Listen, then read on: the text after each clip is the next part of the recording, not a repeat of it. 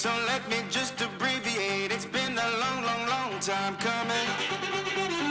Climbing up and down the walls. I took a tumble, took a fall. It's been a long, long, long time coming. And it just got better. It just got better. It just got better. Hey, hey. And it just got better. It just got better. It just got better. And it's a damn fine day.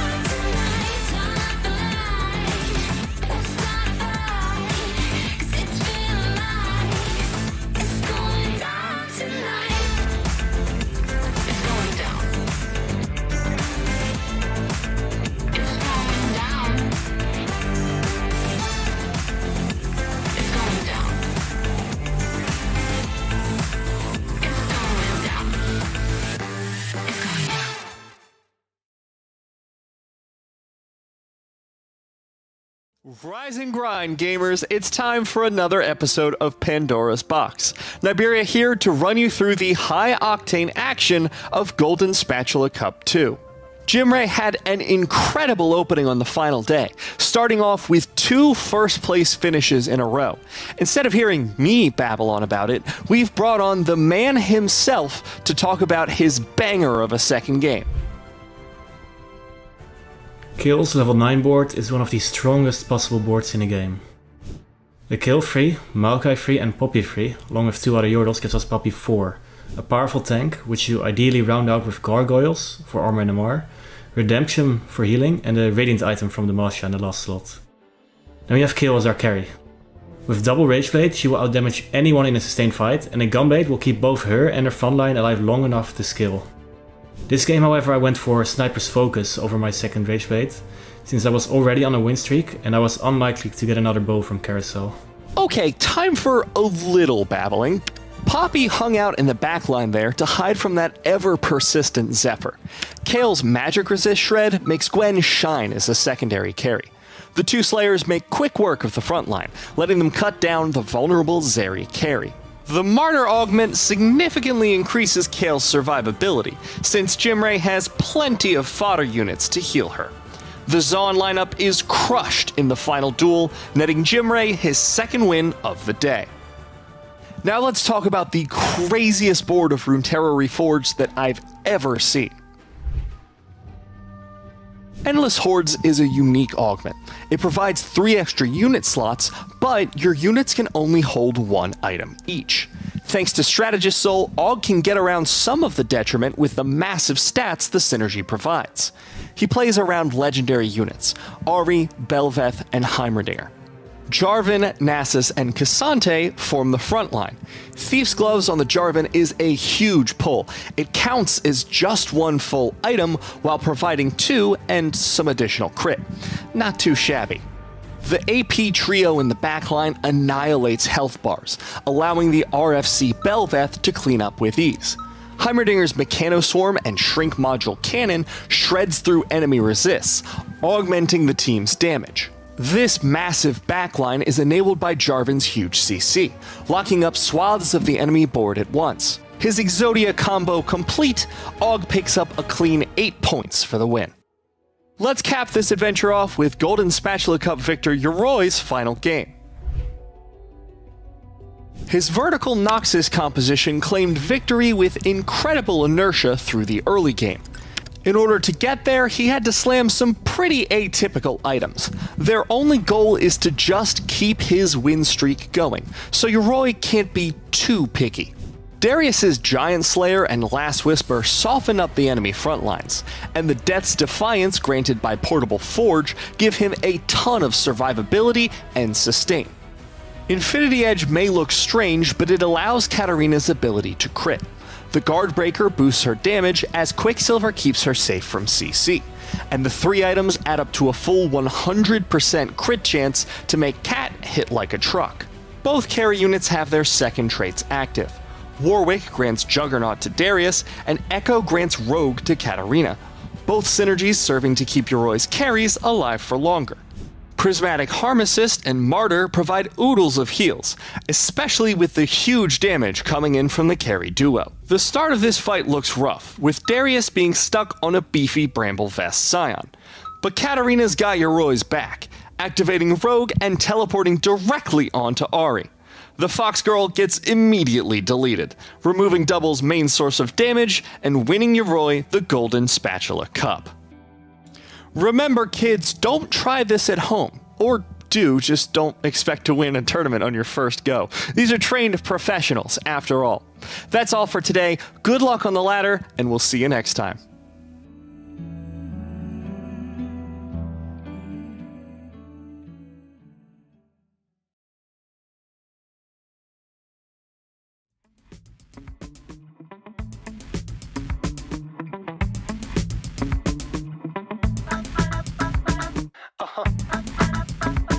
Come on. Yo. Here we go. You got a marvelous vibe, and I know it starts from inside. So fill your heart with pride and let your light shine bright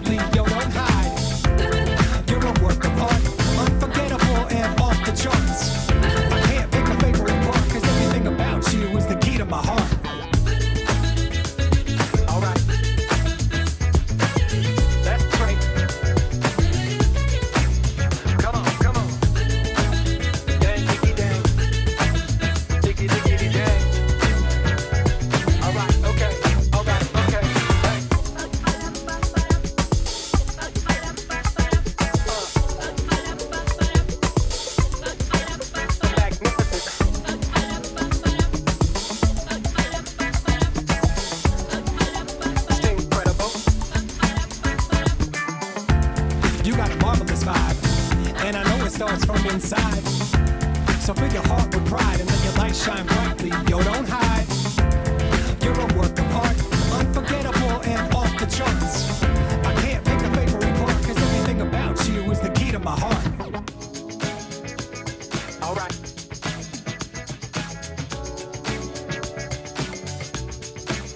Come on, come on. Dang, dicky, dang.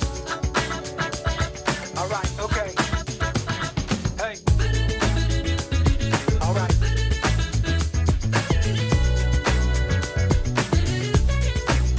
Come on, come on. Dang, dicky, dang. Alright, okay. Alright, okay. Hey.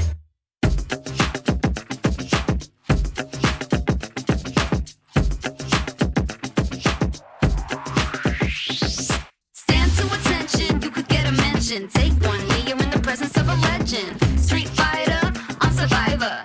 Hit the grind cause we keep getting higher. Don't miss this, you wanna witness. My star rise like a beast, no weakness. No weakness, no weakness. Only know how to go undefeated.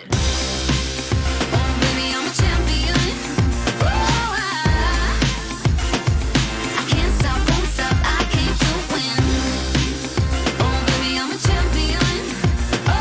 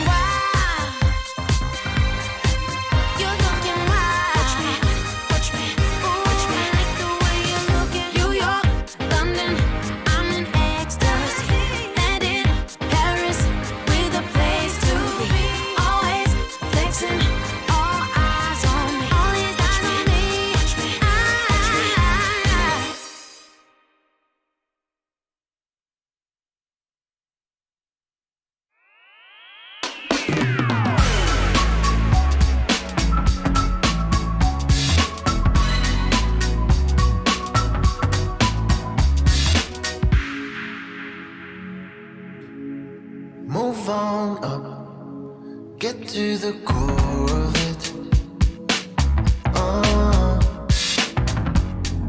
It's your time to remember the dreams.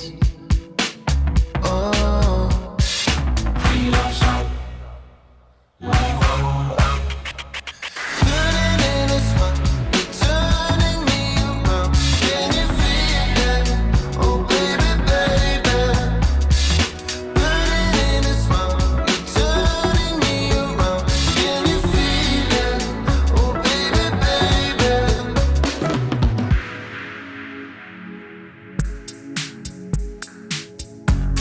Set me free, you make me come alive. Oh, tomorrow comes and I will follow you. Oh,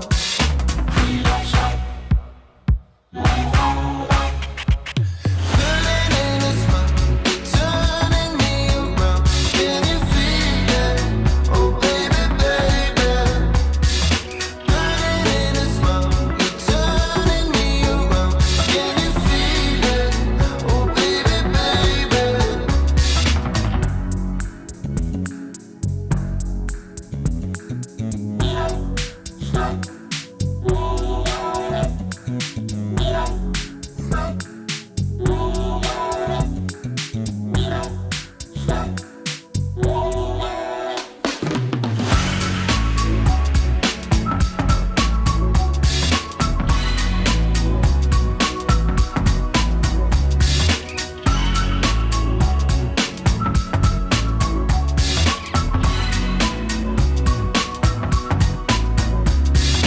Turning in a smile, you're turning me around.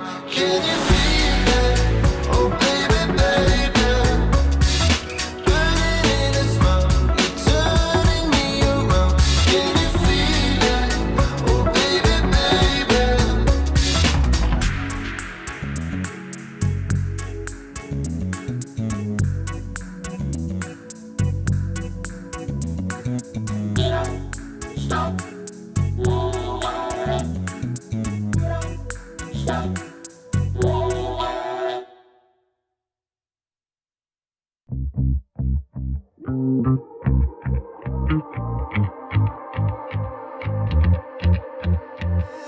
I stay breaking my own limits, and I won't say I'm not gonna win it, 'cause this crown's made for me. You just wait and see.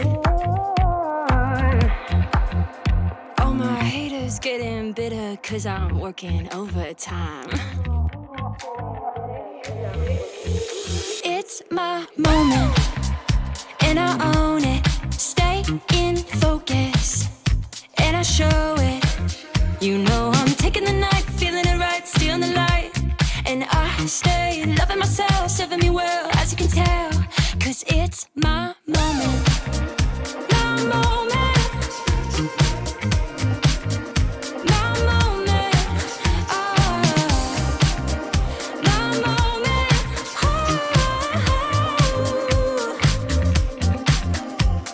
My energy's contagious, I'm the master of my fate. Conquering my fears, I'm in control and taking names. I just speak my truth, babe, you should follow suit. It's my moment, and I own it. Stay in focus, and I show it. You know I'm taking the night, feeling it right, stealing the light.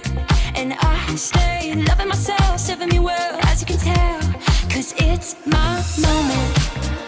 My moment. My moment. Oh, my moment. Oh,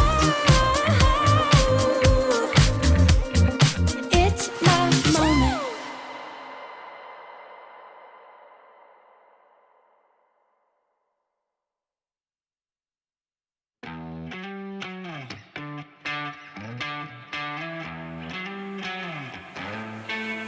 Don't need no thing. Ain't into bling. Just use enough.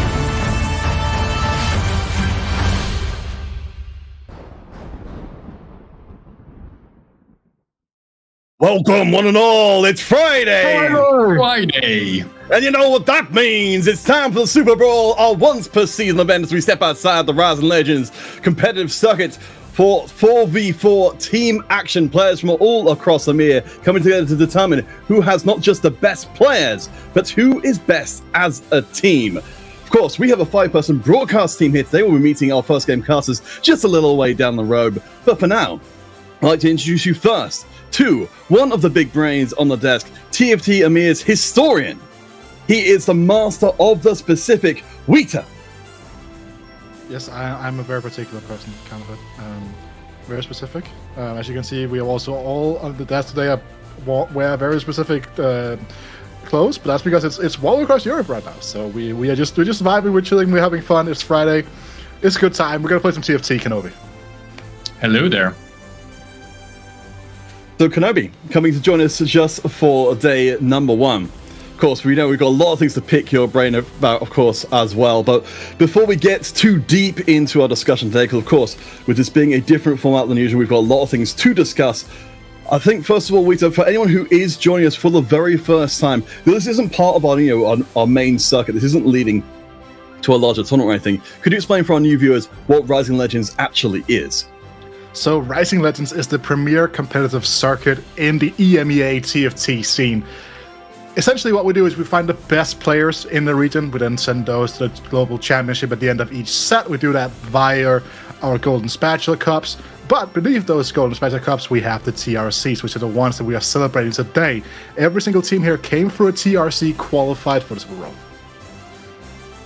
And speaking of Super Brawls, of course, we've had a few different Super Brawls in the past, but we've kind of settled on this most recent iteration, this team-based version, in this and the previous Super Brawl. So Kenobi, for anyone who didn't get to see the last Super Brawl, in brief, what happened there? Well, much to my happiness, the Hex League, which is the French TRC, won it all, and beating the rest of the EMEA in the finals, which had themselves upset the Dark team in the semi-finals. And that was the most important point, really. The rivalry between the ESL and the Hex League was set up to be, the big finals, but the rest of the EMEA went down and just completely turned the tables. And today I'm certain that they are looking to take everyone by storm and do it again, except this time winning it all. So as we get closer, of course, to that first game starting, we'll be playing 5 today. We have got a special video put together by our friend Morgan, who will be meeting a little bit later on to explain all the details of how today will play out. So we'll catch you in a couple of minutes once he's done. Hello there, tacticians. It's your boy Morgan, and this time I have very good news. Super Brawl is finally back. For the first time, we only have very few updates from the previous one, so don't blink or you'll miss out. But first, Super Brawl is a standalone team-based tournament with the best TRC players from the EMEA region. 4 players from the 10 currently TRCs will team up to fight for the glory of becoming the best region in EMEA with a very unique competitive format. Super Brawl will be split into 2 stages. Before the group stage, the teams will be sorted into 5 pools of 2, and the teams will be as follows.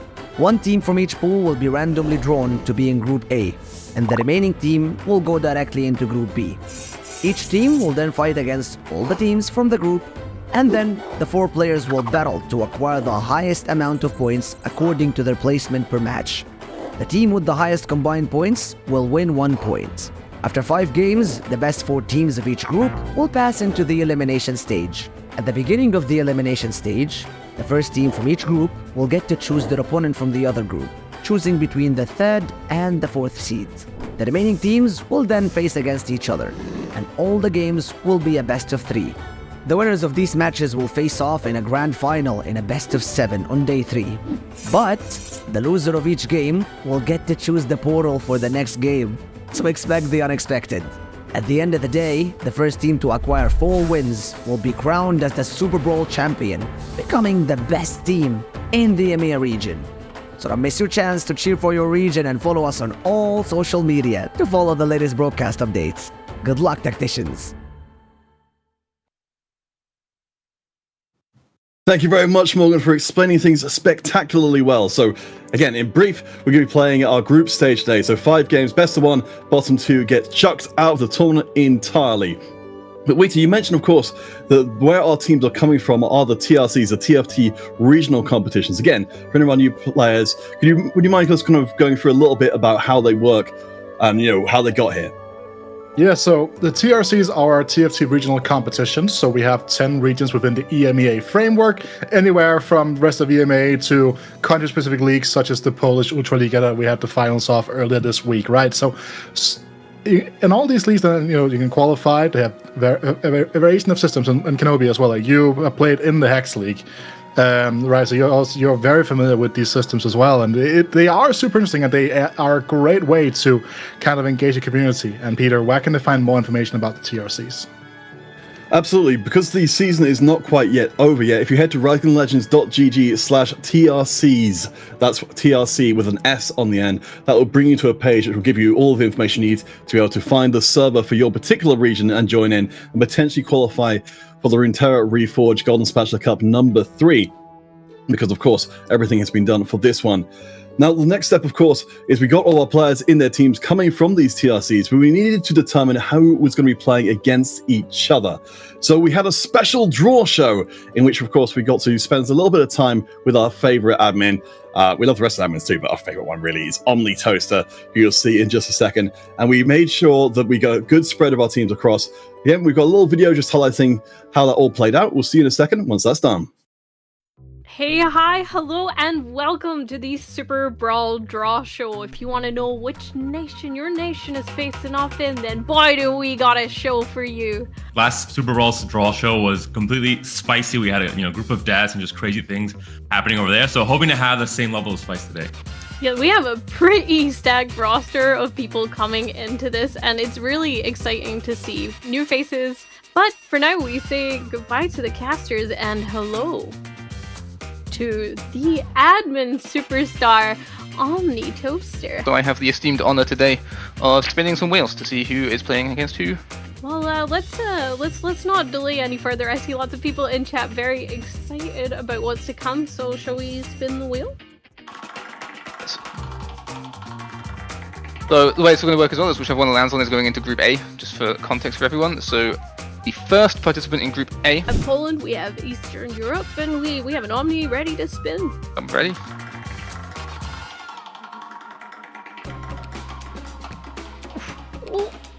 Just about landing on Poland there, going in to be the first contestants against Dak in that Group A.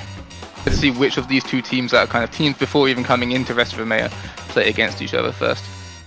Rest of EMEA go into Group A. Up and spin it. Oh, that's it's just Northern Europe.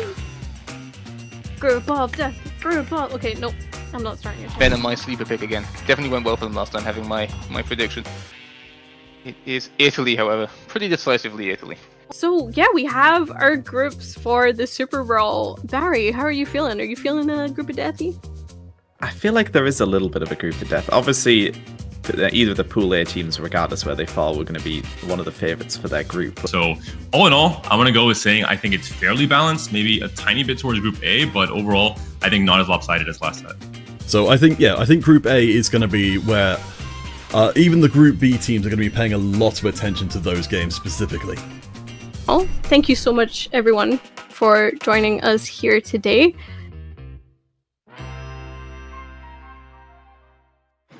Thank you, everyone, especially Maisie and Omni on that draw show. So I believe we're going to have a little sort of graphic of how that all played out in the end in terms of the things. You heard from Barry there, the thinking that we're going to have ourselves a fairly stacked Group A in particular. From where both of you are sitting, between Group A and Group B, are you feeling like either of those are particularly harder? Well, I have a feeling that Group A is indeed slightly harder than Group B. That obviously might be my bias speaking through me, thinking that France is the biggest threat from Group B, whereas Group A has, three very, very teams that I would place the highest in terms of individual strength, at least. But yeah, I think besides that, the groups are fairly balanced.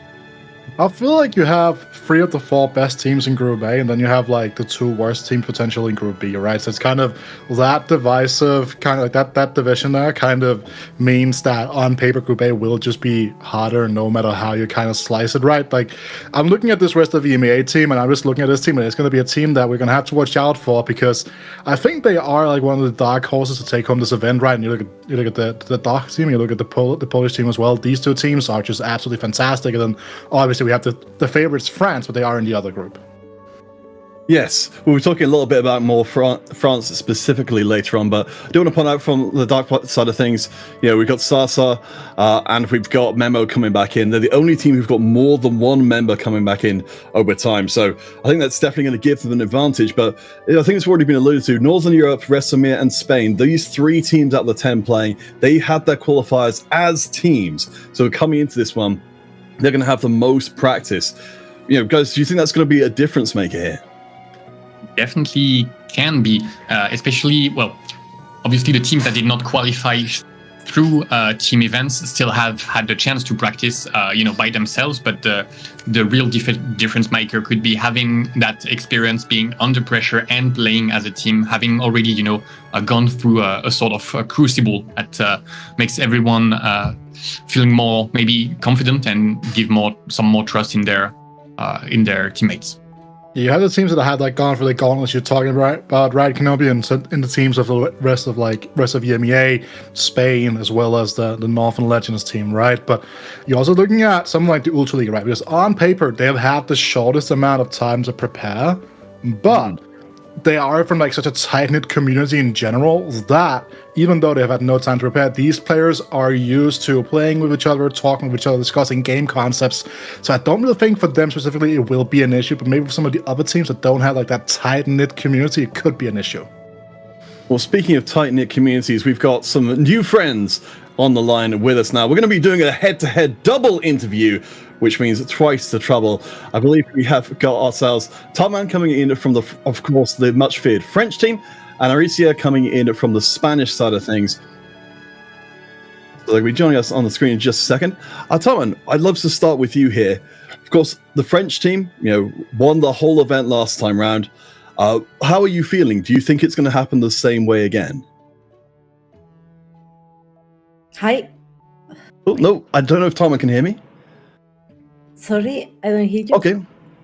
In that case, don't worry about it. Aaricia, you had you obviously in Malaga, you got to play the team event.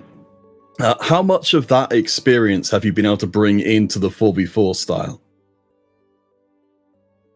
Sorry, I can hear you very well, but I think you're asking me for Malaga event. Yes.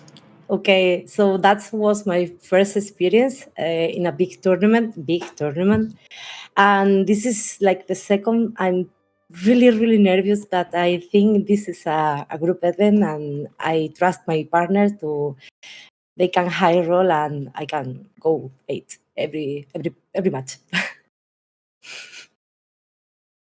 Yeah, so Tarteman, I want to go to you here for a second, right? Because you come in from the you're not a part of the French team last time around, but you have Texida, who was a part of the Hex League team last SuperBrawl. Has he shared any strategy with you guys in terms of like getting you guys up to speed on how to play this format? Not really. I think we have played like 1 game together. But it was a really good game against Daisy and his friends. I think we are ready. We have good strats, but don't worry. Thanks. So, Aaricia, back to you. I have just one question for you. What do you think are the weaknesses, the weak points for the French team? Where are you going to attack them? Okay, I think that's the point the Tarteman just said. We're practicing a lot as a group. We were playing a lot of games, 4 of us, and we have a very solid strategy, I think. And they are very good players, 1 by 1, but I think in 4 versus 4, it's different, and they have to fear us. Excellent. Team strength versus individual power, making Tarteman laugh. That was great. Thank you so much. Now we have a very strong idea of how it's going to go. It's going to be absolutely great. Kind of fate. Oh yeah, well, I suppose for both of you, starting with you, Tarteman, I know that you're going to be playing against each other in the very first game, but aside from this first game, who are who's your main focus as far as your opponents go? Who are you most concerned about, let's say?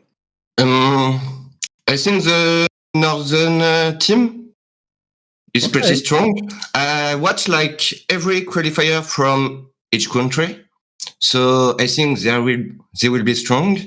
Poland too, because they are ready on the patch. And then there is some team that they're not playing really well, I think. Even if they think they have good strategy in 4v4, I saw some things. I feel confident.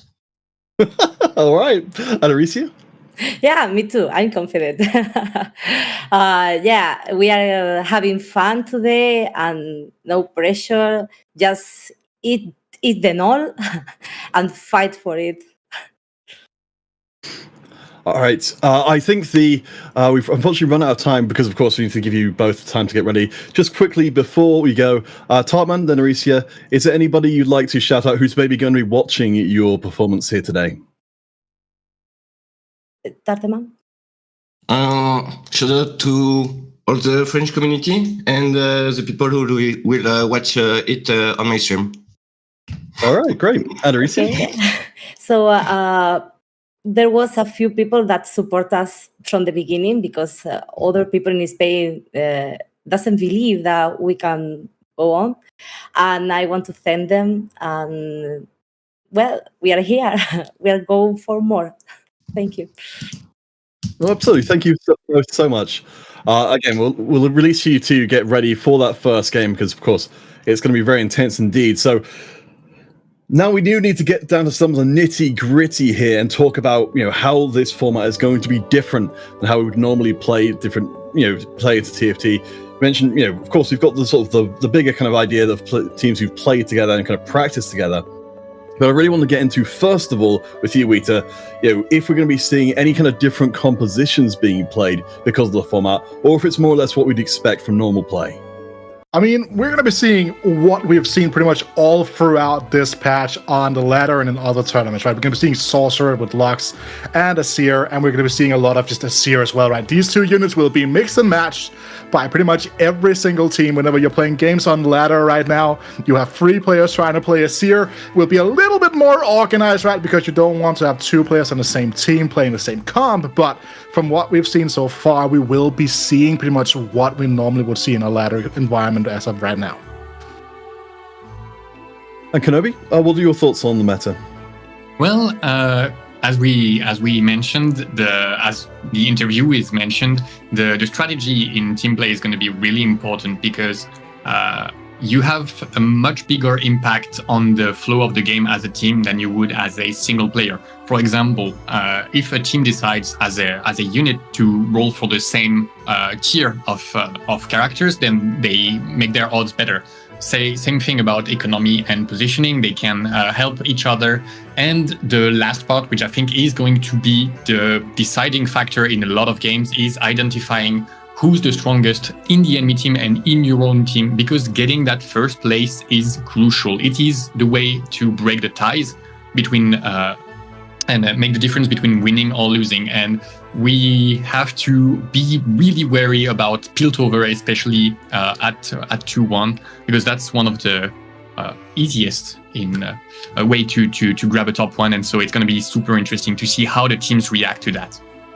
Yeah, another thing is also worth noting, right now we can see the Yasuo on screen here on this graphic, and this is going to be a pretty, not key unit in itself, but identifying who's going to be playing for Sixth is actually going to be pretty important, right? So each team will have players that they're kind of going to identify having to play for 6th place, and a comp like Challengers is a very good comp to kind of have in that mix, right? Like it's a comp that has a pretty low, like pretty high floor, but rather low ceiling most of the time, that you have like ridiculous high rolls. And a comp like that is not necessarily normally fantastic in like an individual tournament, but in a tournament where you need someone that has high tempo early game to knock out some of the more greedy players, for example, from the other team, it is going to be a super powerful strat to work with. So let's, I think, Kenobi, you mentioned the Piltover from before. And of course, France as being the last time SuperBrawl winner.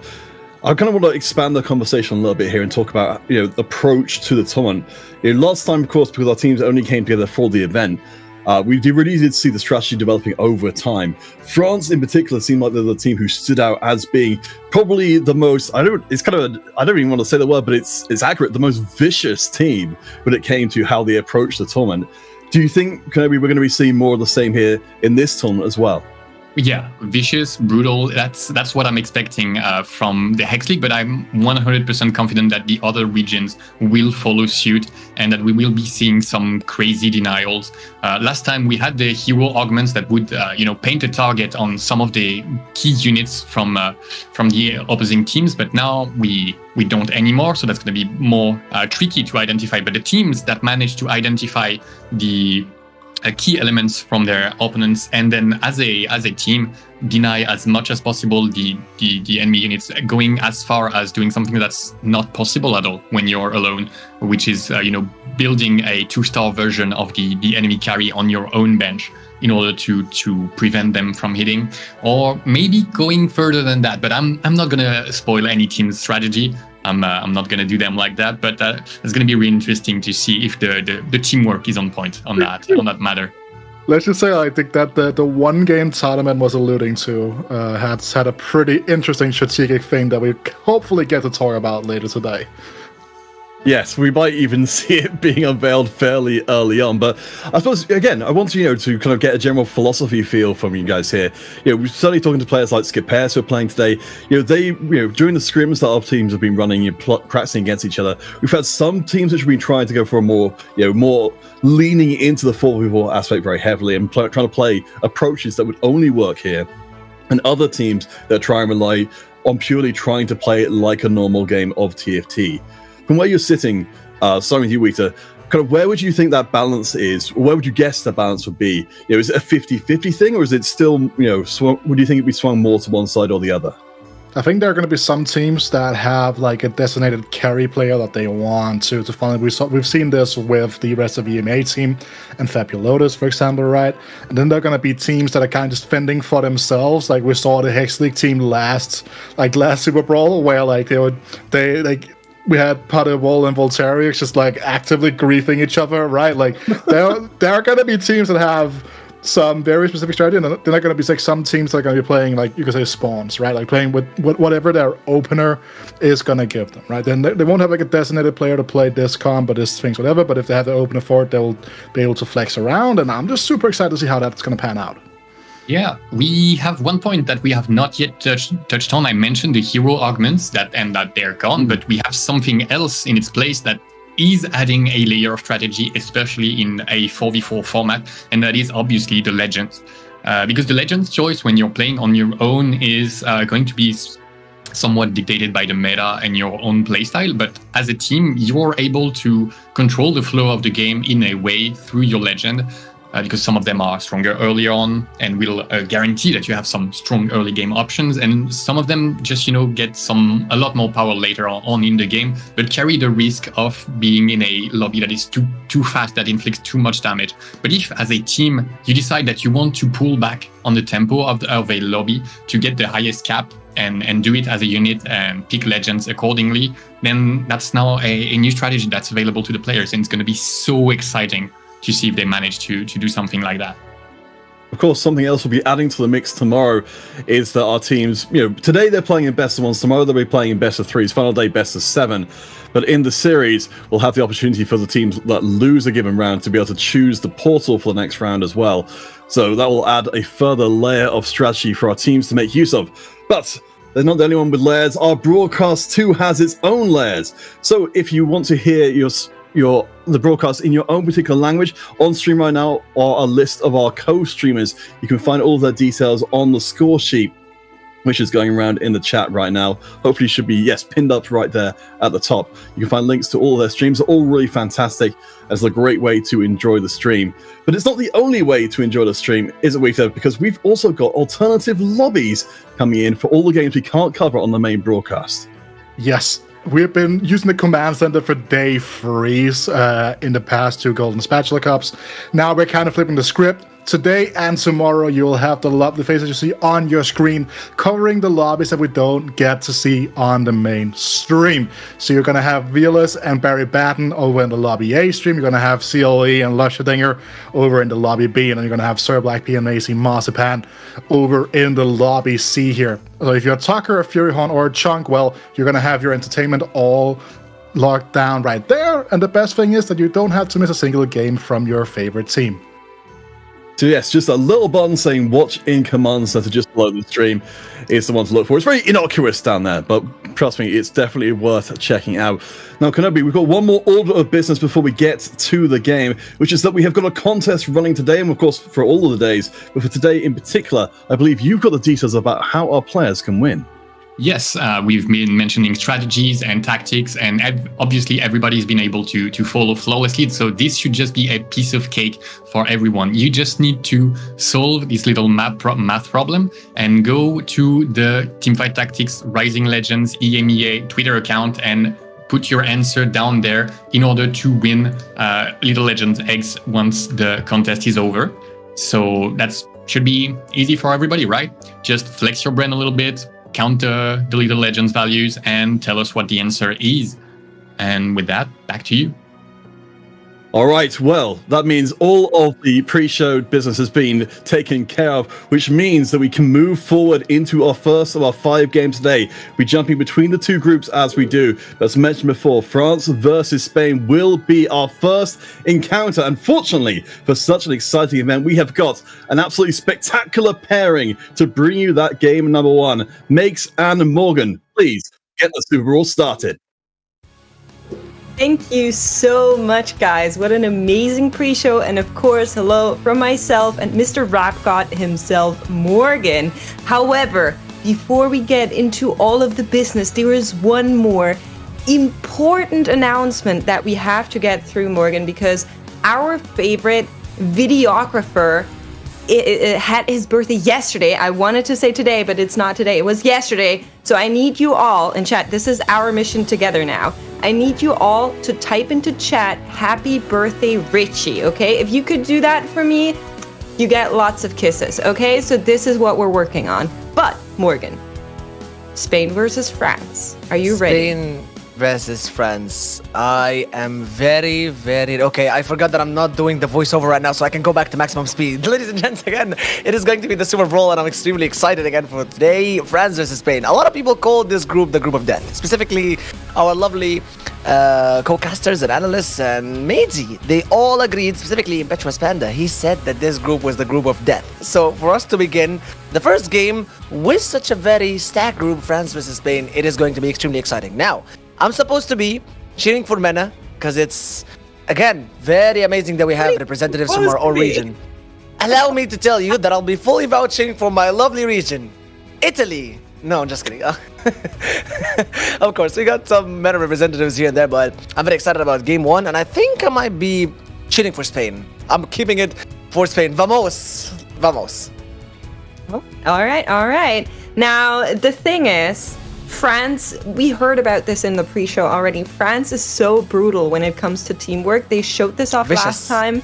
I think it was easier last time because of hero options like Kenobi said, but I still think they might find ways to very early on determine what comms players are on, and because you are in a voice chat with the rest of your team, you can share spectating info, so it's going to be a lot easier to kind of compile what the other 4 players are doing or what the other 7 players are doing, because everybody can kind of figure it out together, and you can make sure that you're not going to run into any knives, at least not from your own teammates, but I'm pretty sure the other team will be waiting. Now, format today, I'm just recapping on this because it's a little complicated. Morgan, we're going to be having a round of robin where each of these 5 teams sits out once. So they'll be all going through. If you want to see a team that's not currently on broadcast with us, you can check out that command center and make sure that one of the other amazing casters is covering it. We're about to launch that first game of the day, and I have to ask my favorite question. What comp do you want to see today? What comp do I want to see? Okay, we did speak about these players in these regions playing very, very aggressively. We did speak about people doing their best in order not to lose that much HP. Of course, not all players from all teams are going to be playing for the first place or playing for the second place or the third or the fourth. Some of them are going to be having some unlucky starts, and this is just TFT in the end. So I'll tell you what to do. Whatever you're in, you just go /defen, and everybody, if someone is playing for that Kai'Sa, if someone is suffering to get that Zeri 2, you just build her 2-star, keep her on the bench, and if they shout rat, you don't know about it, okay? Because you cannot see the chat. So that's rule number 1. Okay. Defen. Now, what comes I want to see? I definitely want to see a lot of Piltover. I love seeing people playing with risky outcome, and I do not want to see Final Reserves. That augment, okay, it's nasty. It's very spicy when you see someone having 100 HP, they get final reserves. Oh, you know what? They just sell their entire board, starting saving up that cash, aiming for the final reroll. Why is it fun? It's fun for 2 reasons, despite the fact that, again, it kind of revolutionizes your gameplay, but it's very fun. When you see someone rolling their entire 100 gold stash in level 9 with just 30 seconds between the rounds. Now, you might think that this is a lot of time, but if you're playing, if you're in that pressure, trust me, 30 seconds seems like nothing in that time makes. Yeah, it absolutely isn't. That's why many players try to proc it right before a PvE round, making sure they have a little bit of extra time to work with. But hopefully we won't see any final reserves. We are going to hop into game 1 today between France and Spain. We have the options of Unstable Rift, Shifting Sands, and Orange Forge, and seems like we're in favor of Orange Forge for this team here. Yeah, it's 100%. We're going to be going into Forging Town. It is going to be Owen's Forge, and with everyone playing mostly when Owen is a little legend, or sometimes Poro, they want to be flexible. You're also going to see a lot of URF, or URF, or as you would like to call it. You can see a lot of emblems Who says URF? Come on. If you are doing this, I'm going to flame you. This is not what we say. I come from League sometimes, so there is a mood that is called Ultra Rapid Fire. URF? Nah. Sometimes they do. Yeah, sometimes they do. Nah. I promise you they do sometimes. You'll be surprised. You'll be surprised. And they call ARAM ARAM. But no one calls it ARAM. Yes. I can get down with Aram and ARAM. I think all of that is fine, but URF, nah. It's ERF.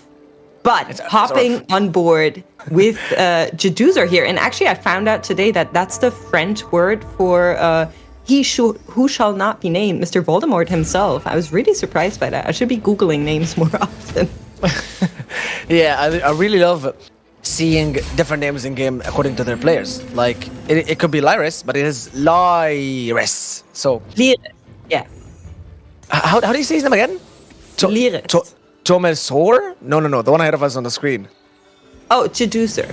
Jaduzer, yeah. Well, now, if you say it French, it's more like Jaduzer, I think, but we're not going to go there. Speaking about legends like yourself, chat, we do have a couple Master Yi's, Ezreal's, Poros, and Earths. Not a single Ornn player. Not a single Ornn player. This is why they all went for the Ornn Forge, maybe.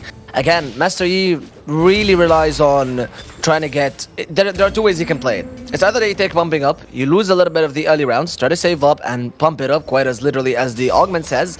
Aim for some battle readies, aim for a late game composition. Dueling Gunners goes up for Judasaur, but he's not gonna be taking it despite Gunners being really strong and dominant at this point in the game. Buried Treasures is an augment that he has now. He has 2 ways to play it. Unburdened, which is very similar in his playstyle according to build, different maybe. It kind of revolutionizes your gameplay. Again, you play without units equipped, you try to get that juicy 5-win streak. But he instead decides to go for Buried Treasures. Yeah, it's going to give you a little bit more options here, but we are seeing other players go for that nice little emblem, and Aaricia is propping it here right away. Does get a Bruiser emblem, which usually you're not so interested in. I believe there was I already forgot it. It was so quick. We're picking up Shurima, of course. Shurima, very, very good and flexible item to kind of just go for it. Doesn't have the Shurima's units just yet, but with Azir, everyone's new favorite being around, I think you're going to be happy about this one. Yeah, it makes a lot of sense. She had Noxus, Bruiser, Freljord, and Shurima, if I'm not mistaken. Now, with that Rage Blade waiting on the corner, or maybe an Ionic Spark, Shurima Emblem does make a lot of sense. She does have a 2-star Adelia, so she's going to be slamming that emblem on her. She has also a Teemo and a Swain, so that does for sure make sense. You have the Strategist, you already have one Shurima unit.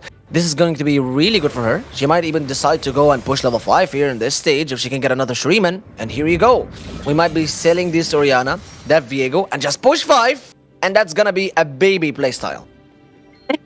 The good thing about the format of SuperBrawl is that not as many players are going to be competing you. So if you are that player out of your team who kind of gets the green flag to go for a Zero Lux later down the line, you're going to be quite happy because there's only going to be one out of each team of 4. But we're getting more statement augments coming through as we are seeing them on the right-hand side.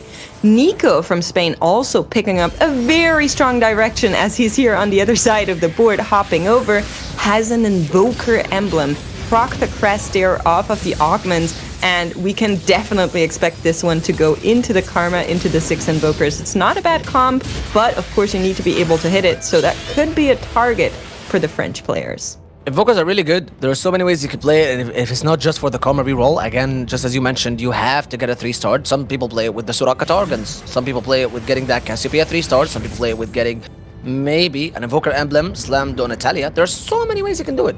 Specifically after the recent Rise buffs. We've seen a lot of people play with 4 Invokers, 6 Invokers, maybe aiming for that level 9 if you can get win streak on it. Specifically if you're contested with the Karma. Already has an Ionic Spark slammed, so it's a perfect start for Invokers. You got a very nice front line. You have a 2-star Malzahar, a 2-star Cho'Gath, and with the Void, the Void Horror Despawns, which is currently the Remora, receives an additional 25% HP and ability power for each additional star level you have on your Void units. So, not just that he has a very good start for Invokers, his front line and his, let's say, traits active right now are absolutely perfect for an Invoker. Yeah, it's a really, really good combination that we got going here. And I wouldn't be surprised if Nico is going to keep on streaking here with the setup that we have going. Of course, the Remora also adds a little bit of CC, which we saw in that Swain there right at the start, which buys even more time for players to actually do their damage or for the units. But we're going to go into the carousel next, and we'll see what is waiting there for us. There's a Karma with a crit glove, and if you're Nico, you probably really want this one. There are so many good things on this carousel, except that Bow Tarek. Now, that unit is one of the strongest units in the game right now. His ability is kind of broken, I'm gonna say, because the fact that you don't just shield yourself, but you also absorb the damage from the units nearby, and the fact that he's a 3-cost unit with 3 traits. He's a Sorcerer, he's a Bastion, he's a Targan. So if you have a Soraka, she's gonna be giving him a lot of increased healing and shielding for both of them, and Invokers. So there are so many good things on this carousel, and just as you said, if you're Nico, that Karma really looks like a good idea. I'm not sure if he took it or not, but we go in and we switch into Judicer's board. Yeah, he has a Guard Breaker slammed already, so many components to think about with these buried treasures. And in lobbies like this, where people are slamming and playing extremely aggressively, we've only seen 2 people play for the Lost Streak right now. It's gonna be Mogambo and Joan Luckin, because he has pumping up. Again, this is not an augment that benefits you in the early game at all, makes. It is definitely not the strongest in the early game. It is going to get better the further we go in. Of course, they picked it off from the Master Legend that both of them are playing. So we'll see where this comp is headed. I think pumping up after recent buffs is much, much more favorable. More players are going for it. And we'll see what the outcome is going to be here for them. But on the other side, we are seeing Tarteman, and Tarteman already with a Callista, and the pumping up has a good chance to go into that kind of challenger line. Yeah, he still loses though. I wouldn't really understand why you push to level 5 if you're playing for pumping up. You would be aiming to lose more with that augment, not essentially try to win. But what's going more right here for Judisaur, he has a 4-win streak. We only got 2 people win streaking in this lobby, him and Nico. And this is extremely good for both regions because you got 1 player from each region that is currently winning. Nico representing Spain, and of course, we have Judisaur representing France. So now one of them is going to be letting the other down if they get to face against each other. If you had 2 people from the same region, both of them win streaking, this would be bad.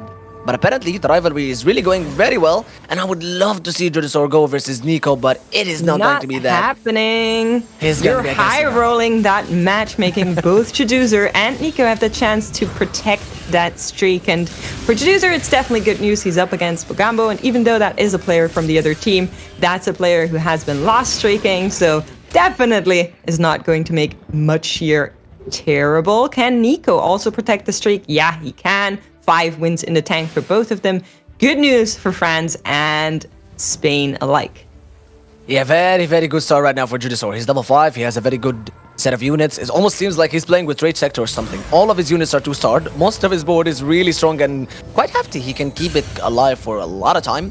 Nico also does manage to have a decent front line. Again, that combo that he has, the 2-star Soraka, all natural. He has not rolled once, and he had 3-star roll. He's 3 2-star units. He also manages to have that Orianna just in for Sorcerer to let that Malzahar do a lot more damage. And he has boosters, all of his units have a lot of HP. And so far this lobby is going extremely well for both regions. Not a single region is stopping the other. France is not heavily dominating. Spain is not heavily dominating. They're both equal. We got people playing for lost streak. And the only one that has been able to keep a very good 5-loss streak is Mogambo. I'd be a little bit worried about him playing with 60 HP going into stage 3. It is too early to be this low. No. We're fine. Pumping up player, full loss streak, lots and lots of money. Mogambo, I would argue, is actually in a great position here. And that could be a factor over France even, because they weren't able to have one player go full loss streak and build out that econ that Mogambo now has. He is rich, I'm telling you. Yeah, he's level 4 with 69 gold. He's not even gonna be aiming to win another round at all. He's just waiting to lose more and more. Say mayhaps he gets a golden ticket here. He gets something that helps them reroll that Garen. And with the recent changes to Demacia, with the units now keeping their items mostly into a very good spot, you could go for a Garen reroll. This is a composition that we've not seen into the light many times recently, but he does slam another BT, and he now has 2 BTs. So this Garen is going to be killing a little bit more units. Even if he loses this fight, which he will, at least it's just a 3-unit loss. It's not so bad. Or so she said. Pretty sure Mogambo is not too worried about keeping on losing here, but a big determining factor came just in because both of the 100 HP players did go up against each other, and Nico was the one that was able to keep the streak going. Juduser lost out on it. It's going to be low impact silver augments coming through here, and you're not happy with that, it seems. Okay, if I was Mogambo, I'd be very happy for 2 reasons. One, when it's a silver augment, just as you said, Makes, thank you because you perfectly explained it. It is going to be a low impact augment, a low impact stage where he doesn't get hit twice, he doesn't get beaten when he's already low on HP, and he also gets the Tiny Titans. This keeps him alive, and because all of the other players above him are also a little bit behind him in HP, he's also in 76, same thing as Texida, he still takes Tiny Titans and he still has the carousel priority. So this augment was perfect for him. The game going into gray augments really is good for him. But the only one we've got win streaking right now is Nico, as France goes down with because Judisaur loses his win streak. Yeah, he did. I'm sorry, I was laughing because you called them gray augments. It's a fair description, you know. I feel like they're gray too sometimes. Just not that gray. Silver augments, gray. It doesn't matter. But what matters is there is a Zeri at level 6 for John. But honestly, are you clicking on Zeri in Dispatch? This is 13-17. The only time you really want to play Zeri is if you're uncontested and you can basically 3-star her, right? She's not the greatest units to have. In terms of floor cost, at least she's a little bit fake. But Nico continuing to streak on the back of that Invoker Crest, able to get everything in there so quickly. And that is going to be pressure on every other player in this lobby. Of course, for the Spanish players, it's now really important that they let him streak, because the more he streaks, the more econ he has. So you want to be positioning in the way where you're not going to be the one that ends your teammate's streak at this point. And for the French players, they're trying their best to make it stop. So we'll see if they can actually do that. But for now, we're going to check out John Luckin play up against Juduser here. He's still very much at the top of the lobby. And if you're looking at those items, you have a good lineup for an AP comp, which is just very good in this patch. Yeah, now he's going to be contesting with Aaricia, and again, both of them are from the same region. It is going to be Spain. And what we can see with his items, with the Jewel Gauntlet slammed, with that early Lux, with that early Zeri, of course, as you said, Zeri is going to be sold. She's just a placeholder unit to try and kill more and more units with the Rage Blade, which will later on for surely be transferred to an Azir. He also does have a Jewel Gauntlet. He has an Ionic Spark. He has a Taric. So his board is really good for that streamer board. My only issue is that we did state before this game started is that you do not want to contest compositions specifically with the same person from your region. Him and Aaricia, which is already very, very early announced it and made it very clear with that Shurima crest she got from Ancient Archives, they're going to be playing Shurima, both of them. So this is quite risky for Spain. One of them is going to have to pivot or they're double downing. I had a similar thought. I was like, oh, that's not going to be good news for Aaricia. But the good thing about Shurima is that it is a little bit flexible. So you can play Azir Shurima, go into Sorks with for John. That's definitely what's happening. He picked up a Lux. He picked up that jeweled gauntlet. He's very much locked into Azir and Lux as a combination. But for Aaricia, there are still more chances to play something else. She could even go for something like an action reroll. I don't think it's going to be the case, but it would be an option here, and she could also be going into strategist rather than going for the full Sork Demacia. So it is a little bit flexible, and I think you can play similar lines without playing the same lines. Somebody that is on a line that is definitely not as competed is Lyris here with Shadow Isles on board. Yeah, and he already has some perfect items for Kalista, but I'm sorry, Makes, that is not going to be the case for Aaricia. She slams that Rage Blade. It's not the best item you would want to look for on Akshan, so we definitely know that she's going to be playing a specifically very, very basic Shurima board with the Guard Breaker and the Rage Blade. It is going to be another Azir. Also, for the fact that she has Unified Resistance, we do know that she's going to be playing with some very good frontline with the Hull Breaker as well, and the Ornn Forge Portal finally giving everyone their Ornn items at stage 3-5. So this is not going to be an Akshan reroll, I'm quite certain, because Rage Blade doesn't go in that unit. It's not good. No, it doesn't. But you could still go for like Azir strategist. So that line is still open for her. You I mean, with that emblem, you're probably going to go into like the 7 Shurima, maybe even. Oh, vertical or Shurima. The 5. I think you can. I think it's an option. So we'll see what she's going to do, because she's definitely not going to go for Azir Lux. I think that is out of conclusion here. If she does, then Team Spain is actively hurting themselves. Somebody that's really good for Team Spain, though, is Mogambo, who's on that spin to win comp, because that is definitely not on anybody else's board. Wait, now one of them is going to be Runeterra for the other again. If I'm not mistaken, Mogambo has been able to keep quite a very good loss streak.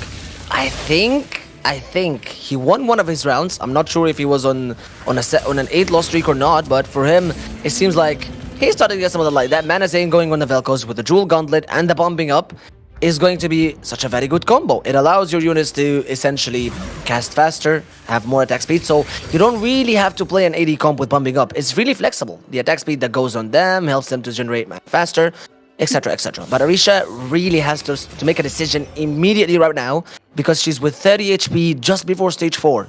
That is very, very early to be this low. But if you're checking out the streaks on the right-hand side, you can see that Mogambo actually won the game before that. So for them, in terms of streaks, it's working out how it should be. Mogambo was able to continue winning. Aaricia was able to keep on losing. So Team Spain, I don't think should be too worried just yet. A little bit unfortunate, Nico has been finding some losses, and for Aaricia, there is an Akshan 2 that could come across, but we don't want it. We want that Azir instead. Is going to be found in the shop here, can immediately slot it back in, and we are going to go for those 5 Shurima eventually. We have good items. That Rage Blade is really, really good for the Azir, and I'm not too worried about her spot just yet.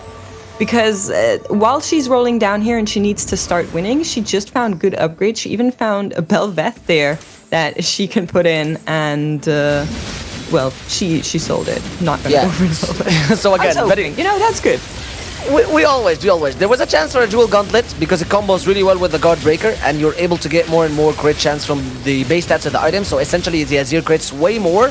That Taric 2 is also with the Hull Breaker going to be giving a lot of frontline with the Gunblade and maybe vertical Shurima being put in. My only issue with Shurima is that if you're going to be playing a vertical Shurima board, you need the emblem for 2 reasons. Because 1, getting Shurima as 5 is not that much of a power spike as it to 7. Them ascending at the start of the combat really does a lot of work. LDP could be good here, but it is not the most optimal for this board unless you're going to be playing with a dual carry or maybe Nasus and this one. Okay, here we go. Tome of Trades and a Component Anvil. If that doesn't give a Shurima, if Aaricia wants to take the risk, Vertical Shurima could be perfect. But Martyr also will streamline, and so does LDP.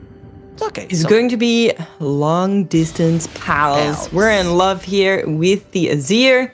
And I believe that we will not be looking at 7 Shurima, but rather 5 later on. Yeah, there we go. Zena getting moved out here because she isn't at level 8 yet. Cannot make 8 rather soon either, but you can see she's holding a lot of forecast on her bench as well. So trying to deny some while also not taking out too much gold. And as I said it, she did sell some of them off. Good news here. Tarteman did find an Azir too, so Team France quite happy about that. Yeah, I just had a very small thing to highlight about Aaricia's board. Long distance spells really ruins it for Azir. You need him to be on the same unit as the Taric for the Ionic Spark to do that shred so he can deal as much damage as he can. And look at Tart, again, playing with almost the same exact units, this time using Swain as the main tank. This is not the best ultimate for them. You could look for, again, Taric's kit makes him way more tankier. 24 might not be the best item on Azir, but again, the amount of stats it gives, the attack speed, the mana, blah, blah, blah. It's an item that gives you everything. But with this board, with pumping up, he's just trying to survive. So Tart and Aaricia are contesting each other, and he already has that Azir too. So when will we see Aaricia hit her 2-star Azir? That is going to be taking a huge while.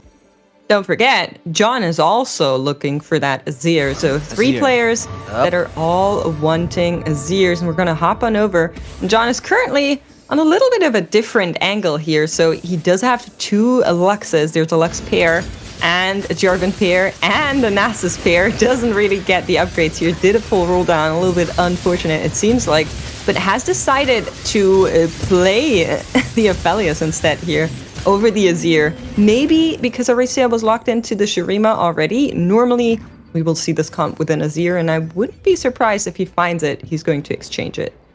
Yeah, exactly, because 3 people from the same team, from the same region, contesting the same composition, is not really looking good for Spain. So him pivoting to that Lux board is at least, let's say, very worth the try. It is extremely smart that he decided to at least pivot or change his comp a little bit. He does have that Aatrox, so he knows maybe Juggernaut's could give him a little bit more time. Now, we see another Belveth. No one is contesting or playing Void units at all. We'll also get to see another Aatrox with a Brawler's Gloves. Aaricia could look at it. That Jewel Gauntlet could maybe be good for another secondary carry unit, or maybe a Thieves Gloves, because if I'm not mistaken, she now has 2 Sparrings. So you could use that on a frontline unit, maybe on the Sejuani, give her a little bit of tankiness, on that Akshan 2-star, which he's just been able to get, and that makes him do a lot of damage. We are going to check in with Nico, because if you're looking at Nico's board, there's something really excited about this one. We did find the Invoker Crest extremely early. Now also found the Targon Heart, and we are on 4 Targons, Golden Soraka in the backline together with that Karma. It is going to eventually be a Karma carry, but on the back of that Invoker Crest already has the 6 Invokers online. This is going to be a board that players will fear, and because of the army building, he also still has 2 Duplicators. Now, the only negative thing I have to say about this board is 1, it lost, 2, it only has 9 gold. So needs to do a little bit more here. And if we're looking on the opposite side, we know exactly what Nico wanted. There's a fully itemized Ahri.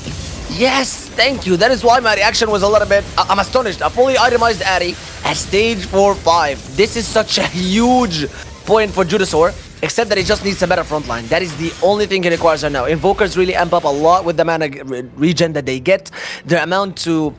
Okay, Aphelios might not be the best unit, but to make use of that Targon Heart, you need to get full shielding and maybe healing from the Gunblade on the Karma and the Soraka and the Invokers to keep your frontline alive. And we've seen it. It worked. It kept Nico's frontline alive despite the fact that it was a fully itemized Ahri. And let me tell you that this Ahri is quite scary as long as she can keep up a front line to maybe cast twice. Because if they live through the first cast, I promise you no board is strong enough to survive against 2 full casts of a fully itemized Ahri makes. I would agree with that, but good news is we already have 1 rod, and if we either get a tier or a crit glove, This is going to be a very well-equipped Karma. And like you said, that Hextech Gunblade is going to help in healing. The way Invokers work is that the Tark and the Shen interact in a way where both of them stay tanky for incredibly long, but it's not going to be the case. Positioning a little bit unfortunate. Both the Lux and the Azir right onto the Tark. It's going to fall immediately, and if that front line on an Invoker board crumbles, so does everything else. They cannot survive without Shen and Taric. Yeah, quite disappointing to see a golden unit completely zero items. Just nothing on the Soraka. She's only relying on the 6 Invokers to give her as much mana as she can. And we get to see now the full Shadow Isles board with Laris. And he does get that early Heimerdinger. The upgrades are not looking good. And the issue with having an early Heimerdinger is that if you don't get your Mechanos and Trinkos and Goldenators ASAP, you're going to be losing a pair or maybe a unit from each shop. He has, or he's sitting on 3 pairs right now. I don't think the Soraka is going to be staying with us, but he needs that Shen. He needs that Gwen. And Heimerdinger is eating up an additional unit slot out of the 5 that you get from your shop each round. So an early Heimerdinger is really good, but I think you would have wanted to unboard him right now to get these upgrades for the Gwen. Oh wait, she's ready to start. So he's only missing the Shen actually. Okay, not so bad.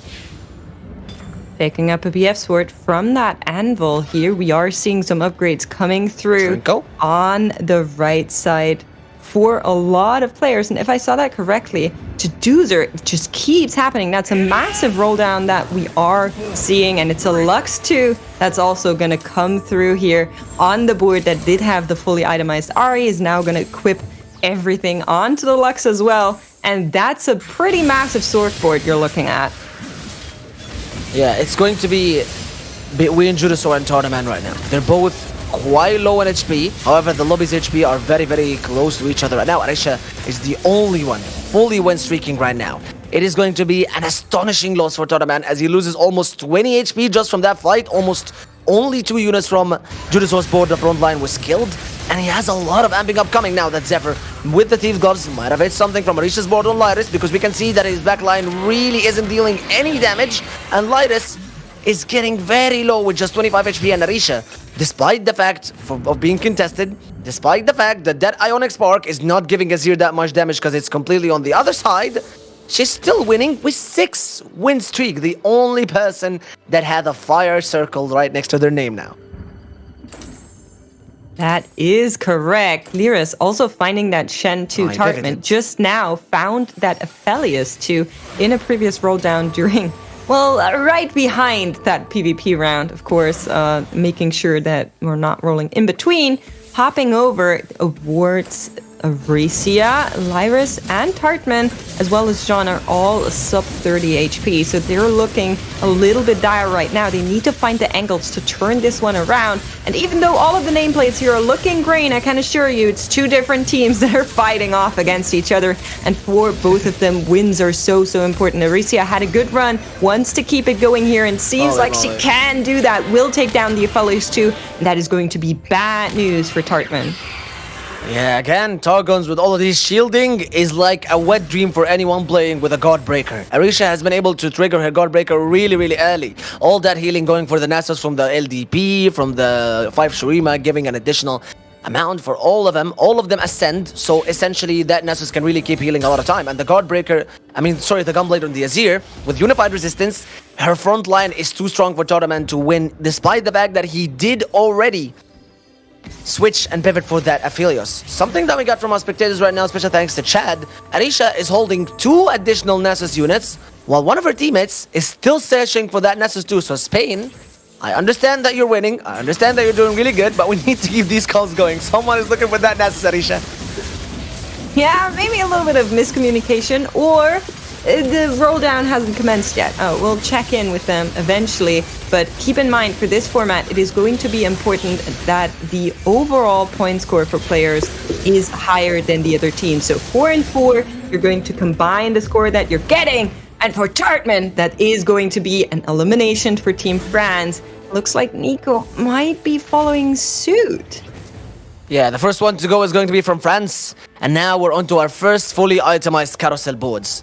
I don't think that Ahri with a Death Blade sounds like a really good idea, but if you already have an Ahri pair, why not? I think it would be very, very strong for, I'm not sure who it was. I think it was Judasaur or Luckin. And I think it's going to be Mojambo taking her for that Deathblade. I'm quite sure that he was not the one playing with that fully itemized Addy. If it's an Addy 2 right now, well, I'd be damned. That's an Addy 2 with fully itemized. Going for Mojambo, but no, it's not going to be. He took her for the Deathblade. And we still have that double Nico, and Nico, pun intended, still cannot find an additional karma on his board to start using these duplicators. That's too many Nikos to say in one sentence. We did see Mogambo just hit another Garen 2, but still not on that Garen 3, which you would have wanted in that roll down. Nico, however, needs to find a win. Is so far away from Karma. 2 duplicators on the bench, despite only having 8 HP. Can he turn it around here? Seems to have phased a ghost copy, which could be good news, but is it going to be enough? These items on the Soraka, she's not Shadow Isles, she's not Callista, she doesn't throw spears. She throws bananas. That Static Shift is going to be getting a lot of shred on that front line. Ionic Spark is also keeping up for that Karma to deal enough damage with the Guardbreaker. The front line will tremble and fall one after another, but is it a Ghost Diff? Or is it that 6 Invokers with 2 items on that Soraka finally enabling her to cast more, shred more, and essentially allow the Karma to deal more damage, giving Nico one additional chance to survive and continue his long journey for that Karma 3.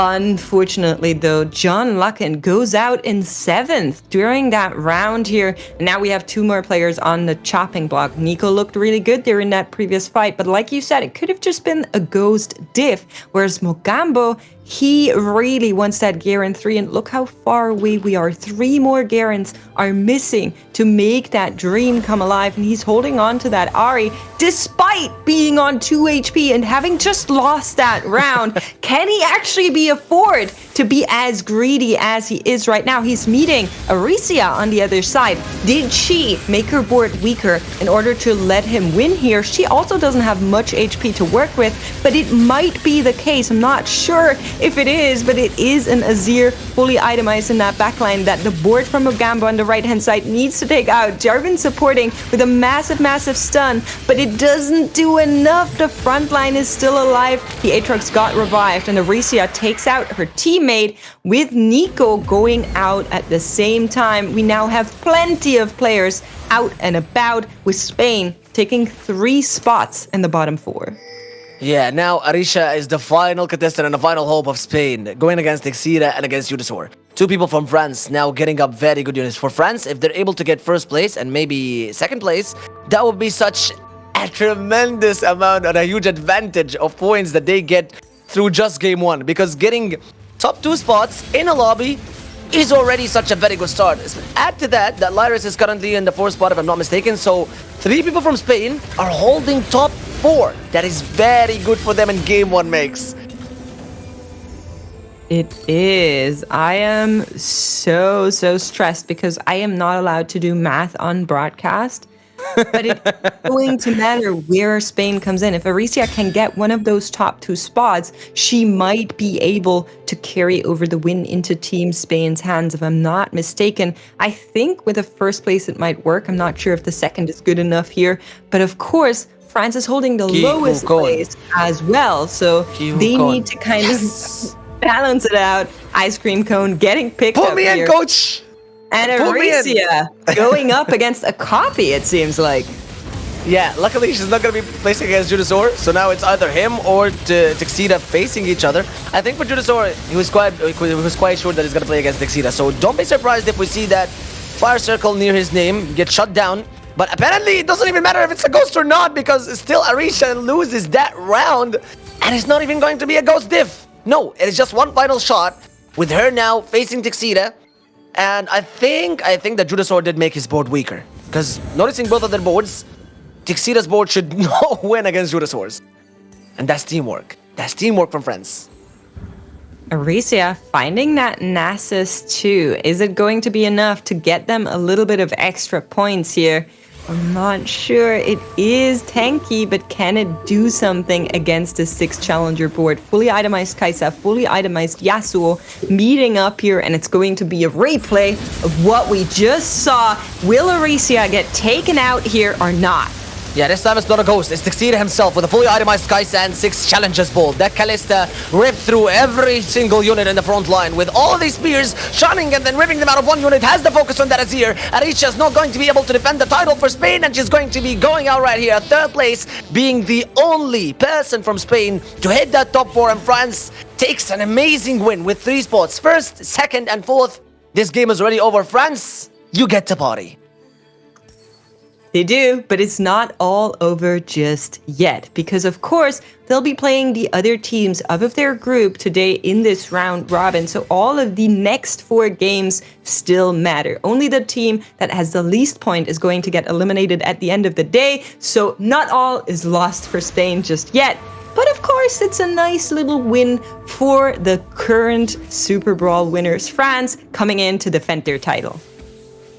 Yeah, there's going to be one final shot, but for what? You already gained a lot of the points, so right now they're just contesting for the glory of it.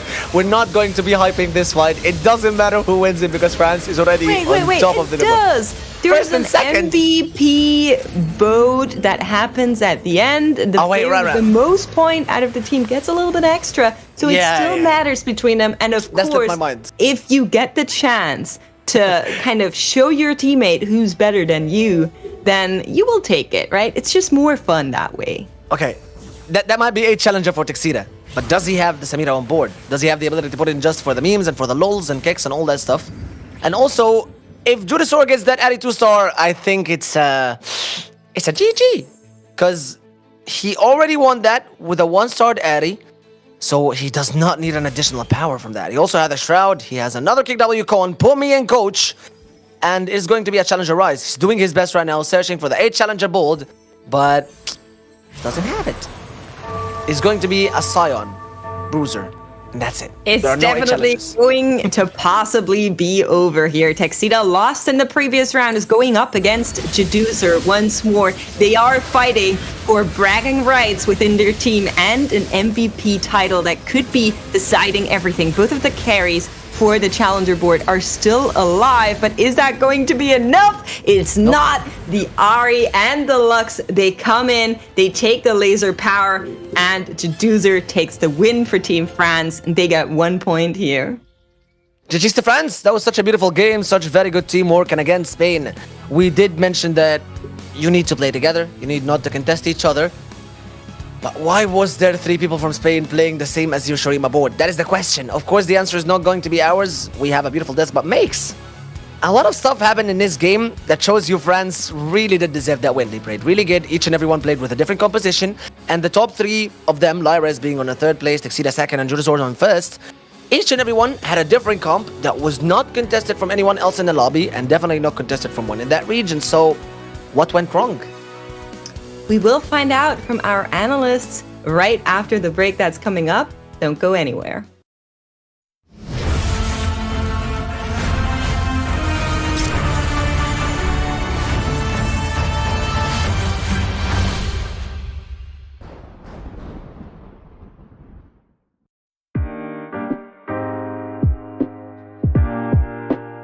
So my name is AKAWonder. I play TFT signed set 1, and I'm from Spain. I didn't qualify though, but I'm playing most of the EMEA circuit. Turkey and France have really strong teams, but I believe the Spanish one should be good enough to reach the finals or the top 4. For now, I would say Turkey and France, they both have strong representatives, strong teams. But my heart is with Spain, so I wish them luck. In the team that goes to represent Spain has 4 different players with different play style. I feel like Nico SM is one of the most underrated players in Spain. He has been playing a lot, consistently playing all the TRCs and performing very well. And I feel he's that kind of guy that plays really, really well, but no one has noticed it yet. So I feel like he's the underrated one. If I have to take one or pick one, I would say Nico. Nico is very underrated. He's playing phenomenal last few sets. Yeah, so shout out to everyone watching this tournament. We are also broadcasting in Spanish, supporting the Spanish players. Good luck to Aaricia, Mogambo, Nico, and John Looking. They deserve. They can do it. They can win definitely. And yeah, thank you for watching this, and thank you for watching competitive TFT. Good luck.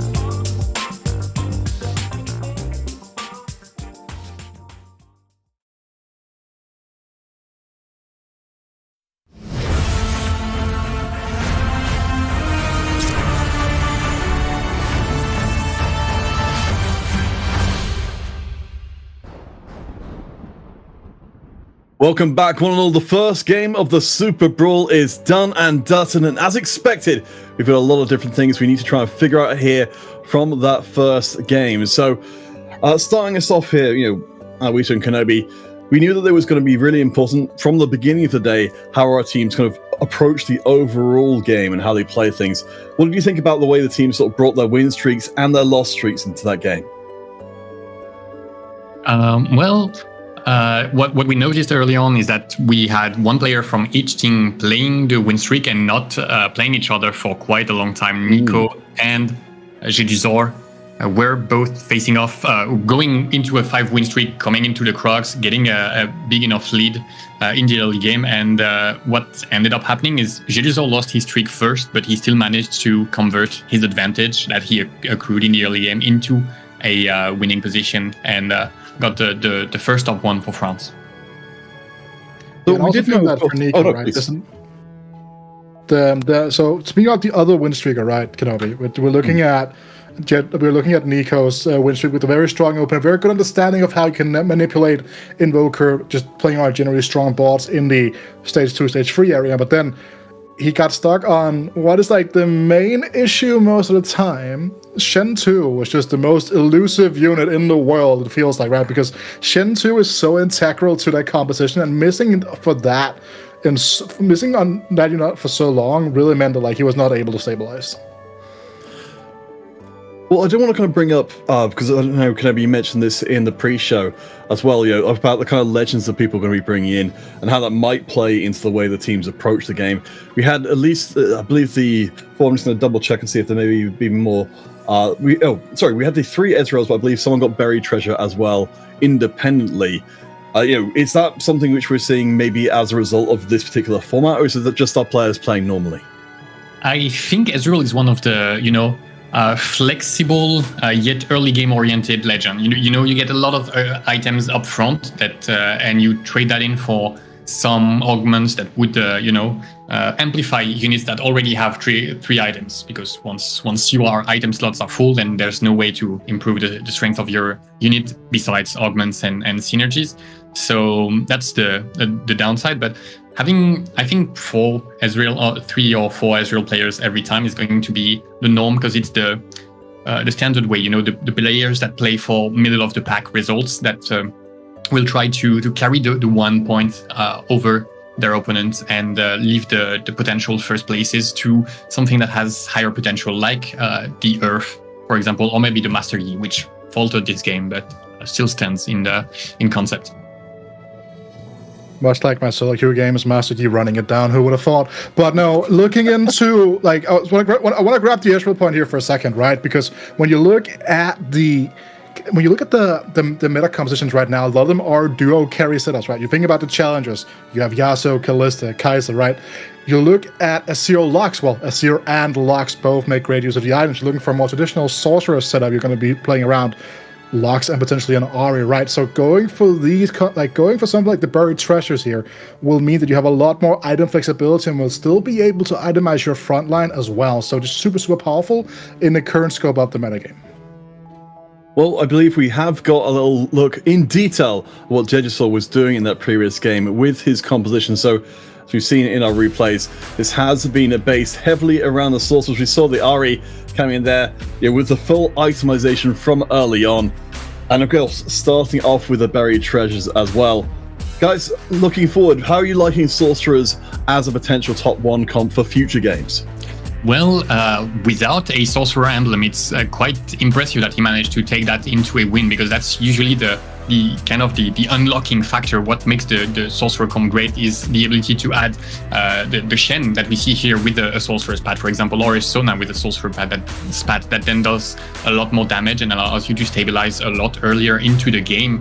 But here he just went all natural, found the Ahri early on in the game and managed to take her into a victory. I believe he had triple item Ahri before he had Lux, if I'm not mistaken, which is quite unusual, but very understandable, because I want to bring up the fact that we mentioned Shen is super hard to find.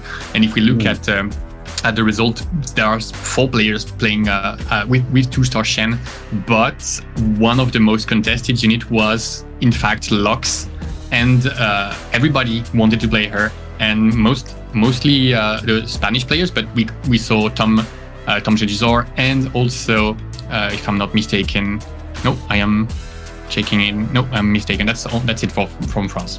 All right, so we've got our results from across the field there. So that's going to mean, of course, we've got a lot of points coming in. So we've had our full results in as well. We mentioned briefly the MVP points coming in for our players, which will, of course, for our top 1 each day, award them an individual prize, as well as, of course, the team prize they're looking for long term.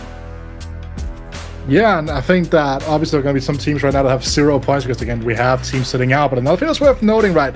We saw Italy, we saw Northern Legends and the Dark team play against each other, right? They tied. So in the case of a tie, the way it gets broken is by the player with the highest individual placement, right? That means the person that wins the lobbies, which is a little bit of an interesting one there. So Sante's win over right there is like kind of what got them there, right? Looking at this last Cardex with a strong showing, right? We saw him have a pretty decent showcasing one of our earlier TSCs to set as well. So some interesting names kind of popping off here that we may or may not expect in the long term of the tournament.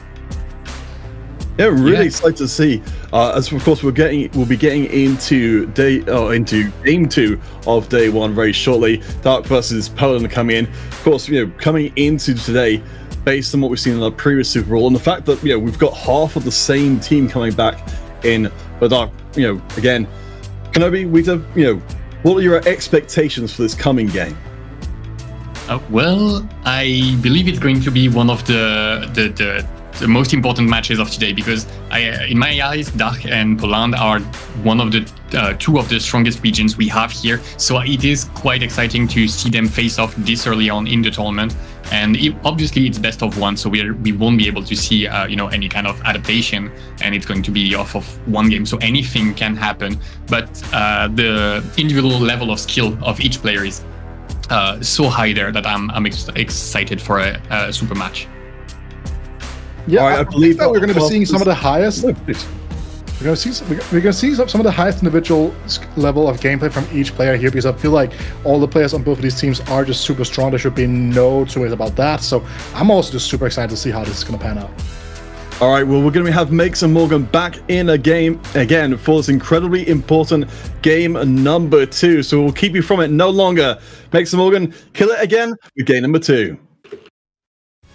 Thank you so much, guys. Just a quick kind of addendum to what my co-casters just said there. It's against popular belief, not the duck team, but the Dach team. So we're not going to be having a bunch of small little duckies running around, but it's actually the German-speaking team against the Polish team. And I had the pleasure of watching both of those finals, one of them very close, the other one very close to my heart, as I was in Warsaw just on Wednesday casting those Ultraliga finals. And I believe both of the teams here really are sending some incredible heavy hitters into the competition. Question is, how well can they play with each other, knowing that both of these finals aren't too long ago, so they didn't have too much time to prep. Okay, wait. Before I speak about anything, rate my pronunciation to that. Dach. Did I get That it was right? good. I will give you a 9 out of 10. 9 out of 10. All right, good morning to all the German contestants in this beautiful tournament, and good morning to you, Mix. And we are going to go into our second game right now with Dach contesting again. We saw the standings with the lovely analyst desk, Guida, Kenobi, and Peter.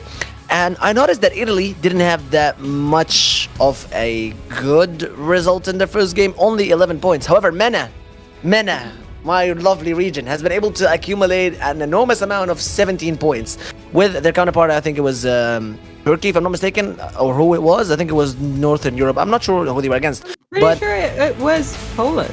It was Poland. Italy Okay, thank you so lost much. to Poland, and here are the teams. And here are the Speaking teams. of them, Poland, Kubikson, Fifek, Travis, Cat Meow Meow, and Shredden are here for Poland, and Assad, Zaza, DarkHydra, and Memo for Germany. You can see their current points after game 1 on the lineup here. Memo in the previous game being the dedicated griefer, but Poland coming in with heavy amounts of points.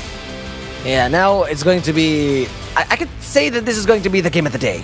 These are so far the top performing regions. They are doing really good. And this game is not going to be easy for neither of them. We have the Summit, Yorik's Graveyard, and Noxtica. And all of them love Yorik's Graveyard. I do not like Yorik's Graveyard. The moment one person decides to build a Zephyr or a Shroud, positioning just becomes way hard. It's like, it's one of these people who just goes like, when Timo dies, it's like, I'm taking everyone with me. This is them. When someone knows that he's gonna go out first, he just builds in that Zephyr, and everyone starts passing these items to each other. So you end up in a final battle with a tremendous amount of 4 Zephyrs, 4 Shrouds on each side of the battle. You don't like it.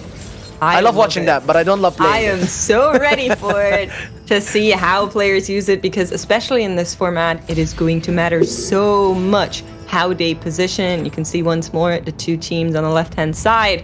We will be watching over them, hopping on board with Polish player Fifek here right from the get-go. Has some nice 3 costs that we could build on.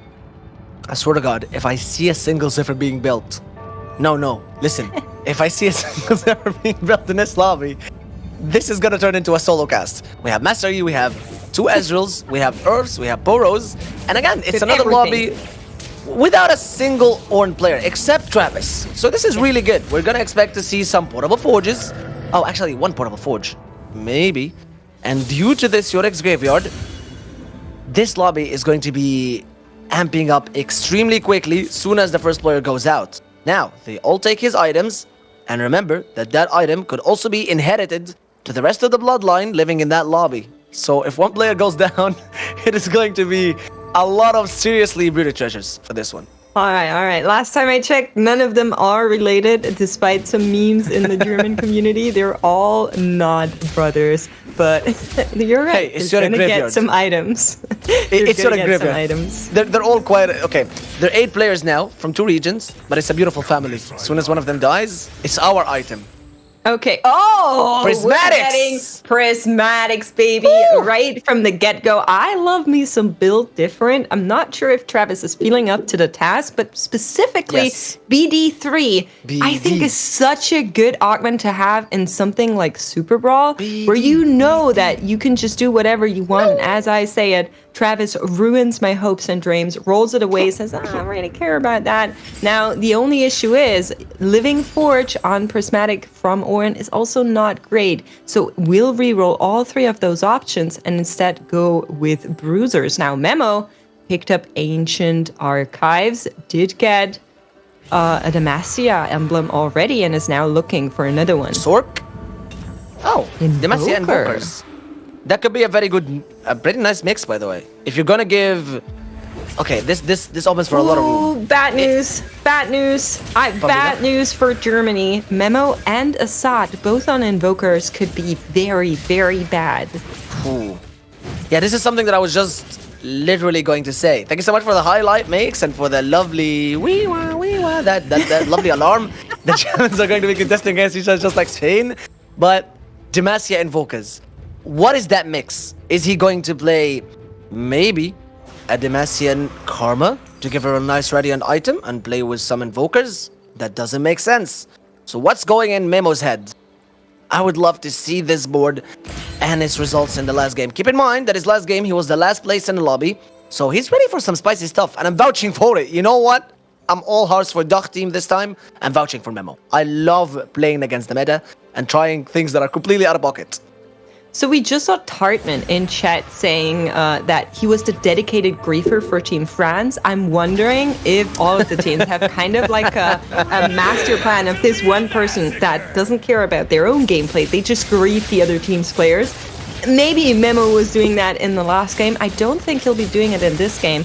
I'm a little bit surprised, to be honest with you, and I might ask him about this later, that he didn't pick up the Bastion emblem, because to me, Demacia Bastion feels so much more harmonic, I want to say, and instead going with Invokers. Now, he might not have known that the Invoker crown was picked up by Assad, although they should be talking to each other. Yeah, well, he's not supposed to grieve his own team, Morgan. That's not how it works. Hey! Duck Team won their first game, right? We're not the ones giving. We're not the ones giving strats here for them. If it works, it works. They lost. They lost in the tiebreaker. It was close, I'll give you that, but they lost the tiebreaker, and Kubikson actually is selling off some of the board here, getting that Ionia in, and will slam the Rage Blade. You're supposed to be more biased than that. If I say they won, you should be like, oh yeah, they won. Who cares about giving the correct info here? Okay, that is going to be... Can't do that.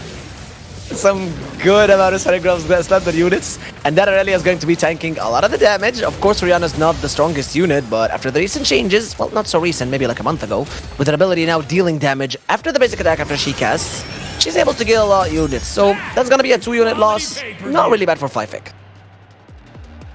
Alright, lobby is separating up. Right now, there's only one player that is on 100 HP, and it's going to be Assad for Germany going up there in that 100 HP. Isn't streaking? Not yet, but will hopefully get to do it. I'm not sure if Shredden is on a full loss streak, but I would think he is. I think he has not won a single round, specifically for the fact that he's playing bumping up. And there are two things everyone needs to know about Prismatic Lobby. One, they're really high in tempo. If you're losing against boards that are so stacked with a lot of muscles and protein and some heavy blows that will get you knocked out if you're not able to keep up extremely quickly with everyone else in the lobby. Two, if you're not able to keep up with the tempo and the second augment is also a prismatic, you're getting wrecked. Because you're not going to be able to recover unless you get something that keeps you alive, maybe like Final Reserves or something like Tiniest Titan, so that you're able to keep up and heal HP and get more gold. So playing for lost streak in prismatic lobbies is very risky. It's very risky, but I love it, because if that second augment is something that favors you into literally, and pun intended, same as the augment says, pump it up, and you can stay a little bit alive with some HP, you're gonna get back to game quickly. But if Shredden ends this stage with 60 HP, he'll meet the same fate as Mugamba. He might not be able to get back into the tempo, and as you see, he's not killed a single unit in this fight. That's okay, we'll take those, because Shredden is a player that is absolutely not unfamiliar with this kind of playstyle. Being able to kind of open for it a little bit, build out that econ, make sure he gets that lost streak, and he needs to actually be as weak as possible to not win against Germany's lost streaker. So that is kind of the fine line that you're working here. So if you have Memo in your pool on Shredden's side, you are going to have that very weak board where, you know, if you meet anyone else, you're going to get hurt. But that's okay, because you want the lost streak to keep on going. And we saw he has a lot of KOs already, so probably lining up for that big roll down before he hits level 5. We'll see if that is the case, if he's looking for a Kayle reroll. I'd be down for it, and you need a lot of gold for it, so... I don't know about good you guys. start, I think, for Shredden. Yeah, but that get hurt sounded a little bit personal from... It sounded a little bit personal from Make's side. You're gonna get a lot of damage. I got scared a little bit here. DarkHydra even able to keep in just a 2-loss streak, and it is one of the worst things that can happen to you, by the way, when you lose 2, win 1, and then lose 2. You're not winning, you're not losing, you're not making economy. So DarkHydra's spot is not the best, specifically for the fact that he started with the Noxus board. He also has that lovely Jeweled Lotus, so that is going to be him, even if he went for Noxus, even if he went for a full Noxus board, you need to be conquering people to make sure it works. That DB slammed might be for an Aphelios. That DB slammed might be for a Darius in the front line that used it to deal a lot of damage, but he's not getting a Rage Blade. He's not getting anything that helps with that, and no, it's a Titan's Resolve. I think this could be Darius items if he's able to keep it alive for quite a few times. Or maybe switch into Ionia with Yasuo. DB on Yasuo is not that bad, and his ability deals a tremendous amount of damage if he's able to stay alive. I'm not sure if Ionia is going to be something you want to go for with 2 Invoker players already in the lobby, but for Shredden, now has the time come to roll down. He needs 2 more Kales, and then he needs a lot more of everything else to actually get this comp online. You do want the 3 stars, you do want the 4 stars, make sure everything is coming together, and the question is, how much are you willing to sacrifice for it, right? You do get that Kayle free come through here, but you also want to make sure you're not investing too much gold. So him parking on 30, I think, is a good decision here, because in the end, with Kayle, you need to get to level 9. That's going to be your win con. Yeah, that's a very early Kayle, by the way. Him able to get it and still remain, and as you said, park with 30 gold. It's really good. You don't need all of your units to be 3-starred. Of course, you need the front line, at least the Maokai, blah blah blah, to keep her alive. But with the recent Demacia changes, I think that Kayle will do really good on her own if he's able to get to level 6 and maybe to level 9 to reach her full power. Now, he gets his first win, and if it's another Prismatic Augment, this is going to get way more spicy. No. It's gold. Okay, it's gold. Still, as long as it's not Prismatic in the silver, I'm happy. Because Prismatic in the silver just goes from very strong tempo into several augments. Say that again, into what? Yeah, I know that one. Yeah. Okay. Zaza going for challengers here, as we can tell on the right-hand side. I'm a little bit intrigued on what Memo's on, because he has a massive... Ooh, look at that. Know your enemy. Being picked up by everybody in the bottom row. And Memo is the player that we watched earlier on that was on that kind of Invoker Demacia angle, is still on it, and hasn't found any karmas just yet, it seems like. Fully itemized Cassio, but also no Cassio around to replace her. Yeah, these people really did their homework and their studies. They all know their enemies, pun intended. With Shredden, Hydra, and Memo all having the same exact augment. Now he's still looking for just one karma. To pass that immense amount of item. By the way, this is one of the most, if it's not the most highest damage output you can hope from a karma.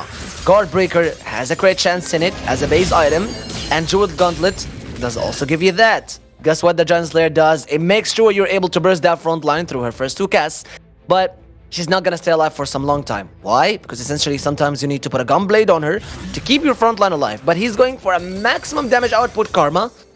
The only thing he's missing is the karma.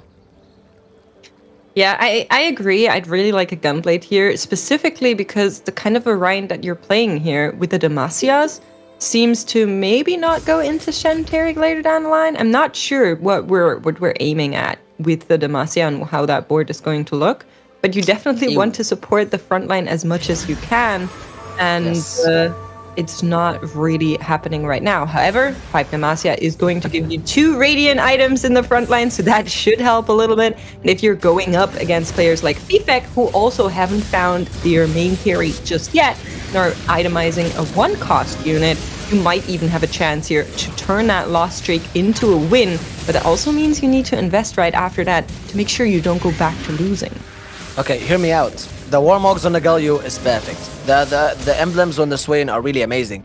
But Tarteman's Swain is kind of sus. He's not able to stay alive. However, it's not that much of a bad loss. 3 units is really recoverable.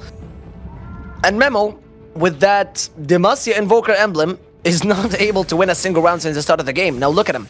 39 HP, if I'm not blind. Yeah, 39 HP. Thank God, my eyesight is still there. I know my enemy, myself. 39 HP right now.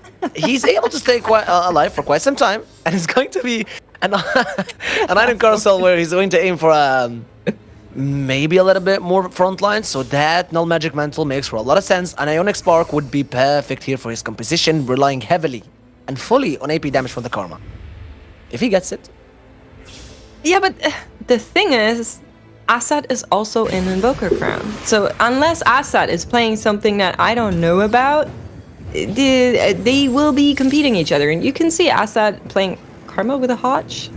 Okay, we'll take it, I guess. We'll take whatever we can get at this point. It seems like Shredden also picking up some Tarics, DarkHydra picking up Tarics. Everybody wants Taric. Targon is glistening upon you, seems like. And yeah, I'm not too happy about all this hand holding. Baby! That's a very nice Javan too. Of course, everyone is contesting and looking for these statics. But you don't have damage. You're a Cassio. It's not even a Cassio 2, it's a Cassio 1. That's your main damage carry. Is that going to be enough? Yes, because Javan 2 is just Giga Chad as hell. He stuns everyone. He's able to stay alive for quite some time, despite the fact that he didn't get that Demacia item. Now this Soraka just needs to get her hands on the Kale, and boom! One shot from her, does one Venom Spit, or Venom Fang, is going to be another kill. One bite. Just one bite. One Venomous Fang going out from that Cassiopeia wins Memo his first round. Now, he finally did get a first win, but economically, it's not looking too good. Yeah, swapping around a little bit. Could sell off the Cassio to free up the items, maybe slam them on a Sona, but they're also not really the bestest Sona items. We'll see whether or not that is going to be the case, and the items do get slammed. Right now, the Invoker Crest just lying on the bench, or Invoker Emblem, will be the Zona Soraka duo here, supported by the Kale. Good news for Shredden, he already found it earlier on, so he is not in the need to find more Kales. And Assad, after a pretty strong start, now taking more and more losses. Come on, man, how was this not an Invoker Kale? You know she does a lot of good stuff with her mana, right? I think maybe he saw Shredden and was like, guess not. She doesn't even have mana. I'm just kidding. And Memo being able to finally go above 30 gold, maybe after this round with the Wolves giving him more and more sustainability. He might be selling that Cassiopeia, but he needs to go level 8 to put in 4 Invokers. He also needs to go level 8 to make sure that he gets that Taric in, Targons and Bastions, and maybe, you know what, it could be Shen, so you can also get Invoker and Bastion and just get away from Targons. Demacia is not a comp that really has that much shielding. They just rely on CC, damage, and bursting out opponents, so Shen would make more sense here into giving him 4 Invokers and Bastions. But he has to go level 8, and now we're looking at DarkHydra's board, who's fully re-rolling, aiming to get another Aphelios, so he can get that 2-star Aphelios pair. But it's not looking good. He's sitting on 2 Urgots, 2 Aphelios, and he's not getting anything. But that Sejuani is really good for the 3 Freljords, the Mana Reeve, the Shred coming in from all of the Freljord, and it could be it, but he's selling the job, and yes, he does do it on time, and that Gargoyle goes on Taric. Yeah, and speaking of Taric, I'm pretty sure nearly every single board has a Taric equipped right now on the board. It's like 6 or 7 players that are using Taric in their front line, which definitely is not the greatest position to be in, but Feedback found an Azir, is going to go for the Azir Lux combination, and DarkHydra on the back of that Aphelios 2 will serve him a massive, massive loss here. And the lobby is separating more and more. Travis still leading. Last time I checked, he was on Bruisers, I believe, going for a little bit of a Rek'Sai reroll, perhaps. We'll need to check in with him in a little bit, but it's going to be Augments for now. I guess on the Fallen sounds like a good idea, so there's tons of stats. It works, both of them work really well for the Aphelios, because mostly he's going to be staying alive in the backline, and he's a unit that scales with both AP and AD. So essentially him getting all of these stats from every unit would be really good. If you're not going for tons of stats, re-roll it. A Targon Heart could help, a Freljord Heart could help for the stun. A lot of the stuff that comes in here would be really useful, but he decides to go for tons of stats. Yeah, and he's not rerolling it. I think it's really good for Aphelios and for all the stats that this Aphelios gets. It's good. And you know this is a Q cone slam. Put me in, coach. You know it.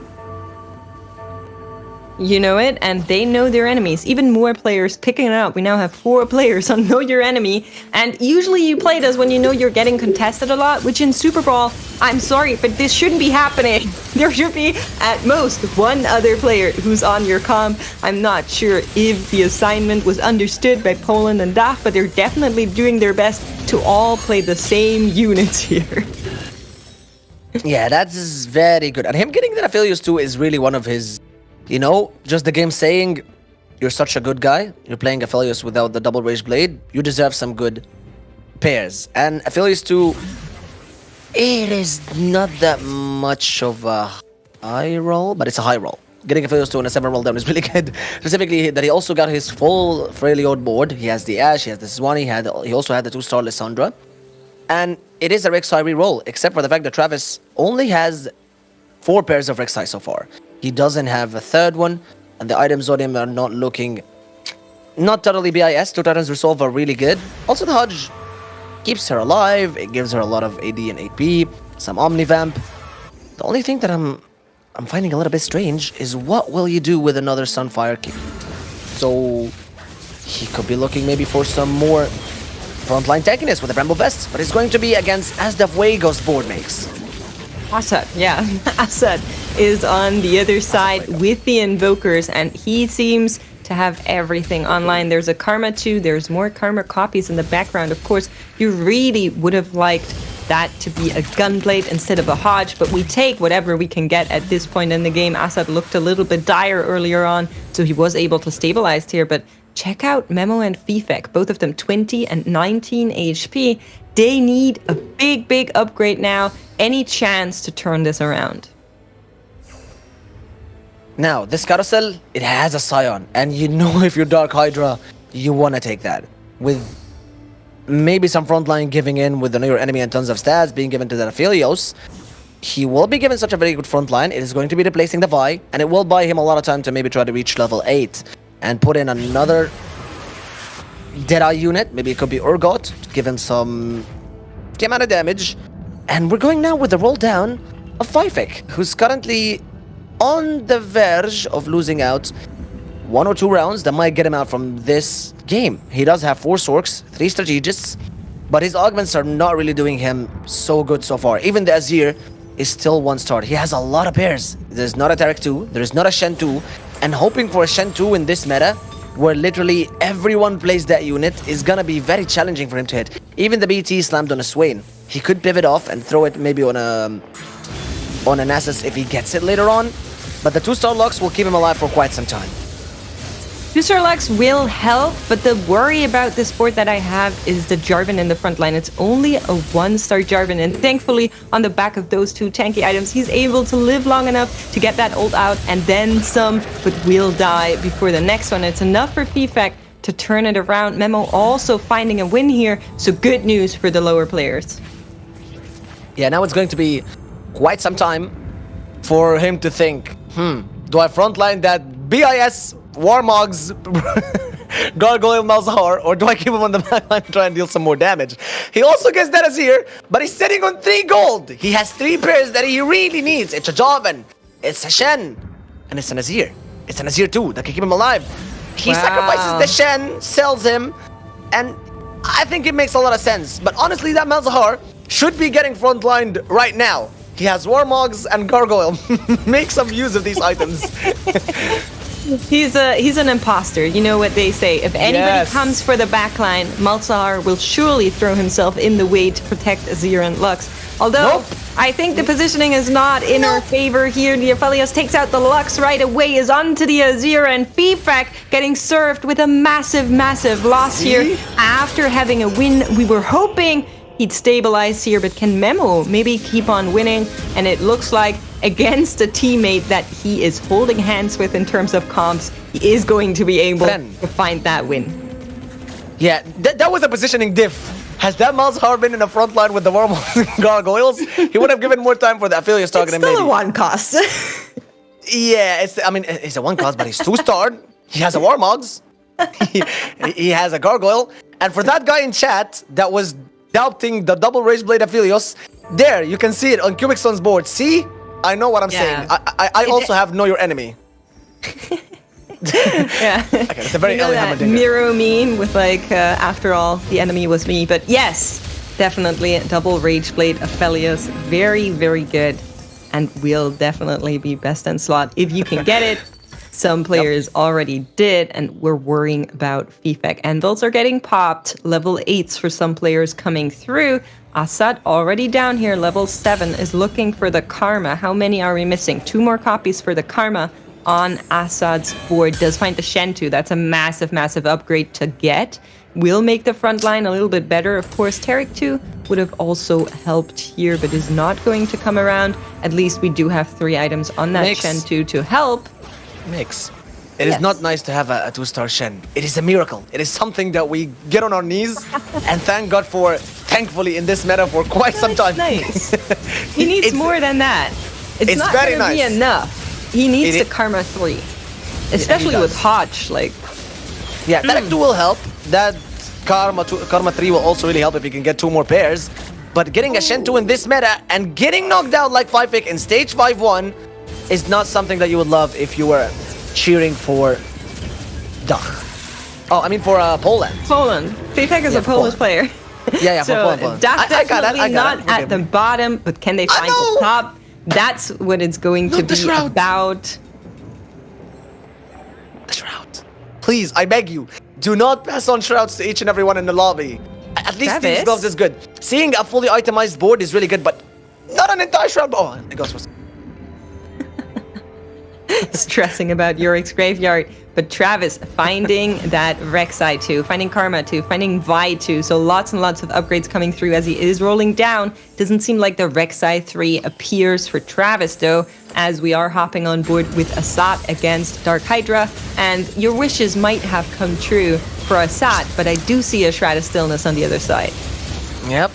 And that is why we all genuinely love Yorick's graveyard, because he doesn't just have Freljord, he also has a Shroud. So against an Invoker board, will they all need to keep casting? That Mana Reave, it really hurts. When the doctor asks, where does it hurt? You tell him right here, in my Meow Meow, because it's 6 Invokers. He's getting Mana Reave twice. He's getting Mana Reave from the Freljords, he's also getting Mana Reave from the Shroud, and Travis also gets another loss, and it's going to be between him and Asad Fuego. Who's gonna be going out next? Look at this! Double Rek'Sais in the shop. We can rejoice, but is it going to be enough? We're still running a Sechuani 1, and we're not going to get a Sechuani 2 with the gold that we have on Travis's side. Really, really good upgrade. But the question is, can the Rek'Sai AI be challenger, or is it going to be bronze? Because sometimes those furious bites be not be biting.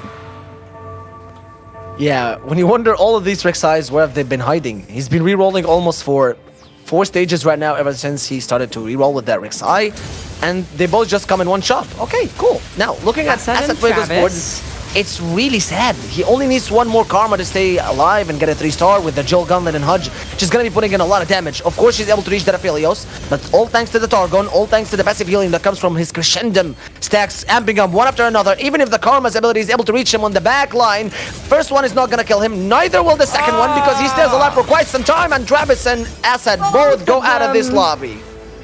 Unfortunate, Rek'Sai got stuck. Everything else got taken out. There's more Shrouds for you, so you can be happy about those, Morgan. But Travis and Assad, unfortunately, taking 7th and 6th place here in the game between Dach and Poland. That's not going to be great news for the Polish players, with 2 of them already in the bottom 4. For Germany, this is the first player in the bottom 4, but of course, with Memo and Shradden both on fire and streaking here, the rest of the lobby quite close in HP. It is not all decided just yet. I swear to God, man. Why would you... Thankfully, he didn't take another More Shroud. Shrouds. I looked at that Poppy, and I was like, oh wait, that's a Shroud. And I saw another one down there, and I was like, oh wait, that's another Shroud. And I looked at the bench, and I was like, oh, that's a 3rd Shroud. Who the hell needs Freljord when you have 3 Shrouds available right at your service? But it's okay. He goes for the Bramble Vest. That's some very good common sense. Yordle's being put in with the strategist from that Teemo. The Heimerdinger turret is going to be nothing. There's going to be Nothing. nothing. We There are don't no, have money. nothing on it. What are we supposed to put on it with one gold? And the tank Memo does not have options here, but he has a win streak and he needs to keep it going. Going up against Kubixon here, does he have the damage to actually take down this massive, massive board? Aphelios in the backline still charging up. The Rage Blades are there. And Memo taking yet another massive hit. Not knocked out just yet. But is it going to be enough? Question is, does Dach actually see the position that Memo is in and whether or not they're going up against him? DarkHydra could be one of the players to face him here. Is he going to make his board weaker in order to help his teammate into the top 4?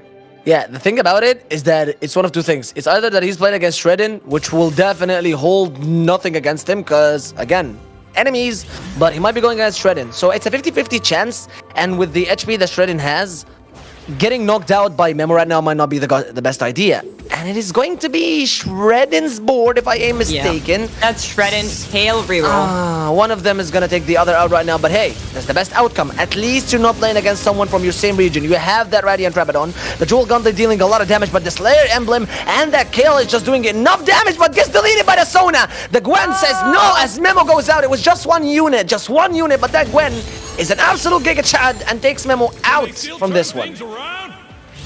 I think if this would have gone the other way around, a 1 unit loss would have been possible for Shredden to survive, but it is Dach and Poland really sharing those top 4 here. If you're looking at the flags, Kubixon and Shredden still fighting it out, and Zaza, I do want to recommend. He has been here on 50 gold, super healthy for the longest time. He was able to stabilize the massive front line that he built quite early on, and the only thing that he really needs here is to get that Chen upgraded. And I think he might be coming back to what you said earlier. For him, this would be a miracle because of how many other Shens were in game before, so now he at least has chances to find it again. Yeah, now, ladies and gents, whether you're cheering for Dach or you're cheering for Poland, it's a 2v2. So the best outcome would probably be that both of the Dach players are first and second, and Polish third and fourth, or vice versa. Or it could be one of them in first, second, maybe in second from Dach or Poland. So it's a 50-50 chance, but this lobby is far closer than the last one. We said that France versus Spain would be the group of death. We said that France versus Spain might be closer than that. But Dach and Poland they're gonna be fighting for their life right now. It's going to be Sasa against Hydra's board. Oh, no, Kubixon's board. That's Kubixon on the other side, and we're seeing a little bit of the Aphelios in the backhand corner, but the Yasuo is onto him, actually loses that focus, is moving away, but the Aphelios is going to die regardless, and you can see Kubixon just grinning. He knows there was nothing he could do here. Getting knocked out, Shredden, however, surviving with 6 HP. If he can claw his way into the top 2, I think the top 1 is what they need. Doing quick maths in my brain, I think they need first place on Shredden to actually take the win here. Otherwise, it's going to go in favor of Dach. Yeah, that was a very strong loss coming in from Dach against Poland. It is now 2v1. Shredden knows that he is going to be facing either Sasa or Hydra now with the Ghosts, but Shredden, if he does win that 2v1 with his current board, which I think could be very hard. Again, now we know Hydra is playing against Sasa for sure. However, he didn't make his board any weaker. He's not going to give his friend any chance, and his Hydra against Sasa, both from the same region, both from Dach. Did he make his board weaker? No. Is he going any easy? No. All of them want to go for that MVP, and Shredden has to survive against that Ghost at least to make sure that he does have a chance to avenge for Poland in the first place. He does win against that Ghost, and DarkHydra now surviving on 11 HP. If he's facing Shredden, this could be the best fight ever, and yes, it is going to be Hydra against Shredden. I don't think it's going to be a Ghost, because Shredden just faced against Sasa's Ghost.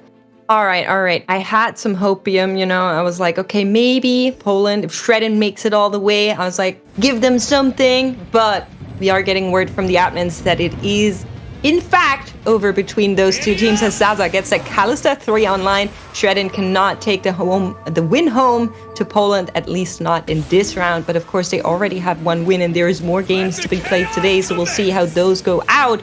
But Zaza still fighting for that MVP title. Gets Zephyr on the Kalista right away. Will he be able to have enough damage? Kaisa under attack, will dodge out, is able to get her ult off one more time, and I think that's really good news, but they need to take out the Kale before she does the same, and that will not be the case. Zaza taking a loss here, and Shredden holding on for his team, at least in bragging rights.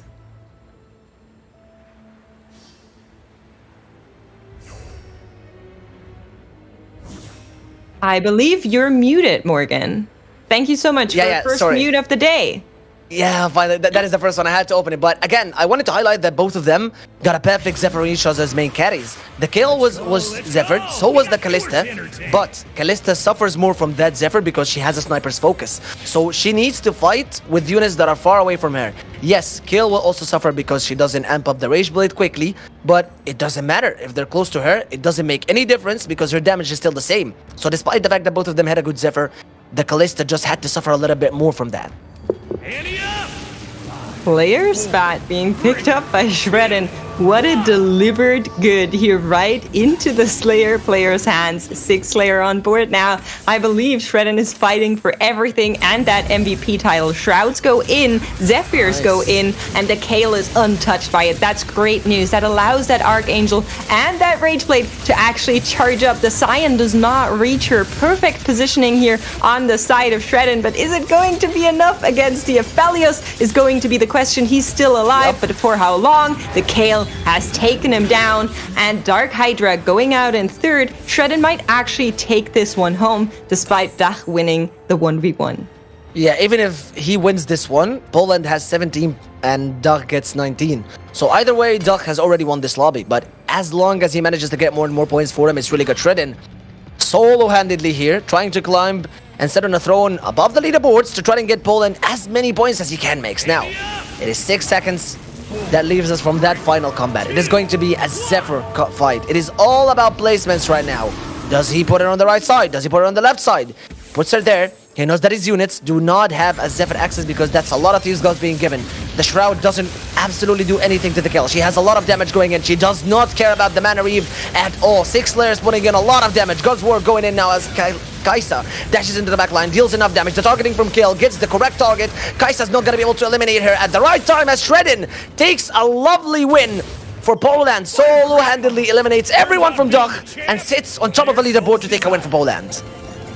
It's not going to be a win for Poland, but it is going to be a win for Shredden. I believe the points on Dach's sides are still higher with Poland taking that 8th place. They do need a little bit more to even it out, and that 4th was just unfortunate for them. If they had 1st and 3rd here, they would have won that tiebreaker. But the way it is, Germany is still going to win this one this time around, and Shredden at least gets a little bit of extra points for the MVP, I believe. We're going to see how that turns out at the end of the day. Of course, there's a round robin, there's more teams coming. We have a break ready, and we're going to hear from our analysts, so don't go anywhere.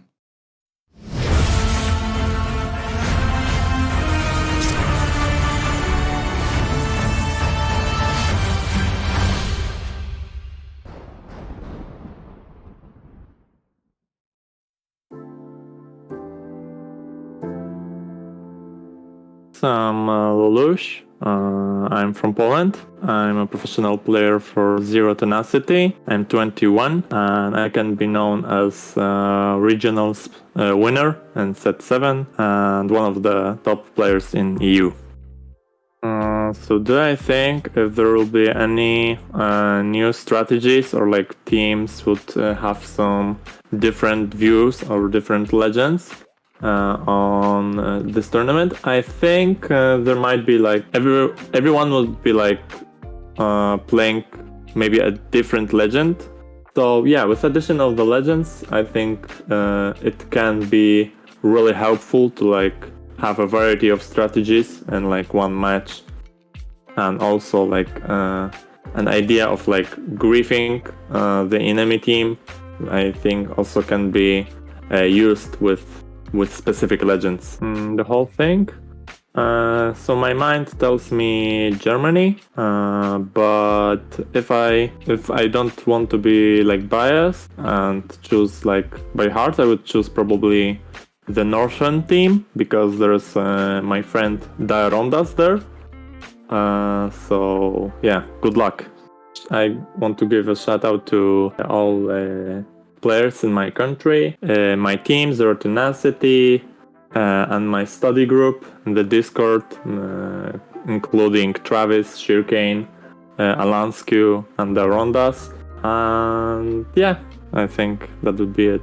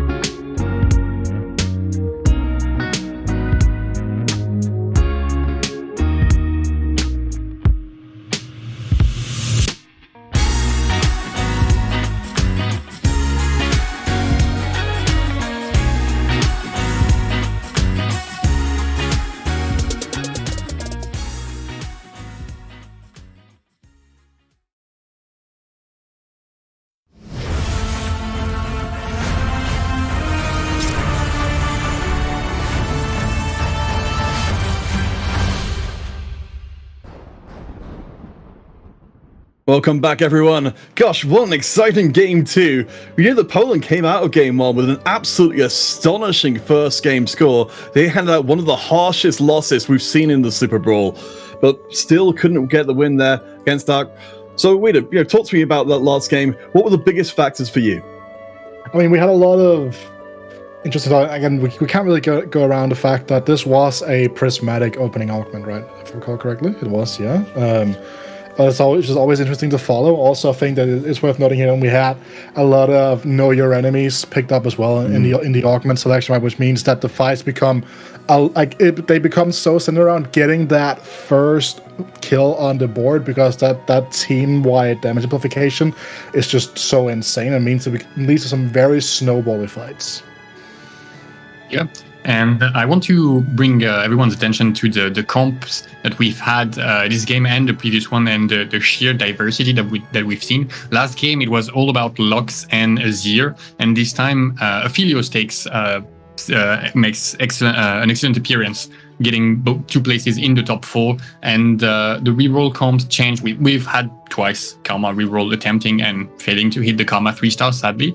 I'd be really excited to see if the players manage to hit the final points of this composition, which is Karma 3 and Ari. But there's someone that's been absent for the first 2 games, right, Peter? Yes, what was you saying? Aphelios definitely getting a lot of time on limelight, but the Zeri and the Gunners, I think it was been mentioned by the cast as well as a potential angle to go for, definitely doesn't seem to be as popular here, even when potentially it's another route to go down the contested. What are your thoughts? I mean, Zeri normally kind of stems from these pilled over lines coming through, right? And we haven't seen a single pilled over line so far today, right? We know that there are players out there, teams out there with very specific counterplay to those pilled over strategies. So maybe rumor has already spread and people are just not going to try to go for these pilled over lines because they know how hard they can end up griefing the other team if they decide to take the bait and go for the pilled over.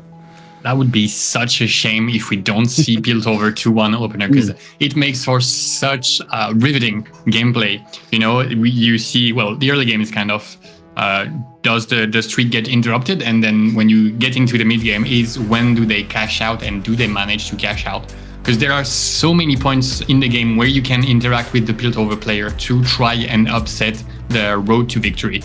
And I would hate it if we did not see, if the teams shied away intentionally from it. But right now it doesn't look like it's just not happened yet.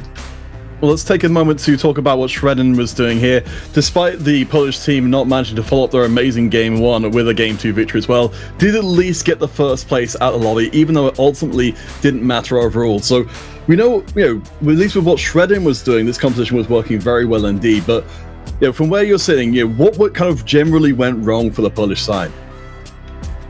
I mean, we had Fifek not really be able to stabilize himself, right? We had Travis who had to had to wait for a very long time to find that Rek'Sai free. Also did not have the Kaiser for that secondary carry option, which generally speaking tends to be a very important part of that composition, right? So some comps that normally would have a pretty high floor kind of just fell through that floor to a certain extent this time around. Also, I want to highlight something here that's very important about something that Shredden did, right, Kenobi, because his way of navigating this KL spot was actually really interesting.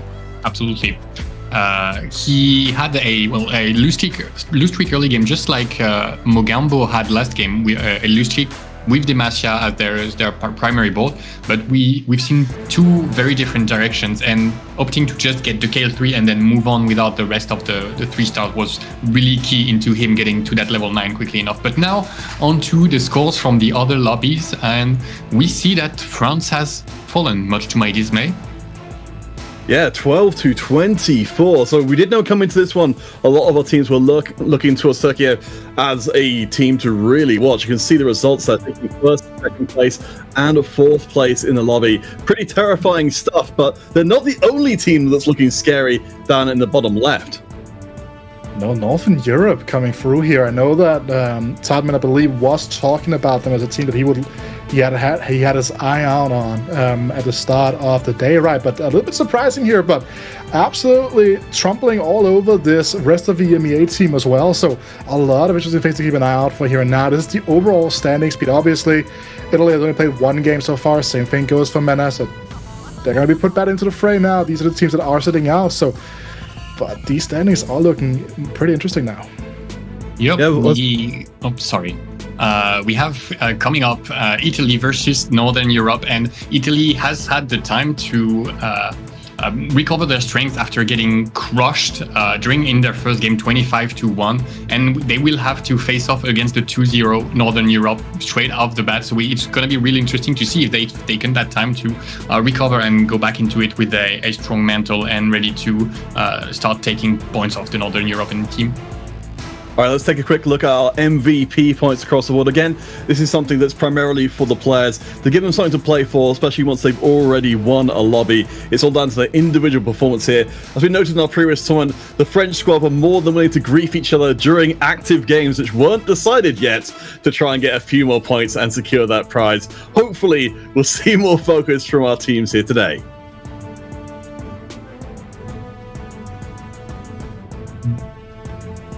Decisive way up just slightly outside the top there. We're seeing that so far, the song we were seeing in the previous SuperBrawl is we'd have some players who are always coming in and grabbing a whole heap of points.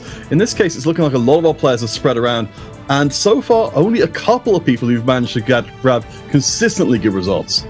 Ineffable HK is actually interesting, right? Because we're talking about this Turkish team and kind of with maybe like Shinar, Ging obviously are the two shining players, and you have Matt Black, who's had a bit more of a stable showcasing throughout the GSCs recently. And Ineffable was kind of the player that we were kind of like not fully sure about how it would fit into the system, how it would really like if they would get their shine, but so far so good. A second in the first place to open up the day. Absolutely massive start here coming through from the Turk. Yeah, we're gonna have to see if they can maintain that momentum in the following games, but for now, Counter Fate, what's next for us? As you said, it's going to be an absolute barn burner of a third game. Again, we're showing you 5 games across the whole of today. Each of our teams will be playing it 4 times total and getting 1 game to sit out. She said, Kenobi, I think having that extra game of reset for Italy is going to be incredibly important, because Northern Legends certainly seem to be on the warpath here, looking to try and run through the group, much as Dark did in our previous competition. But now, though, we'll be headed to a short break while we get set up for that third cast, so stay tuned and we'll be back momentarily.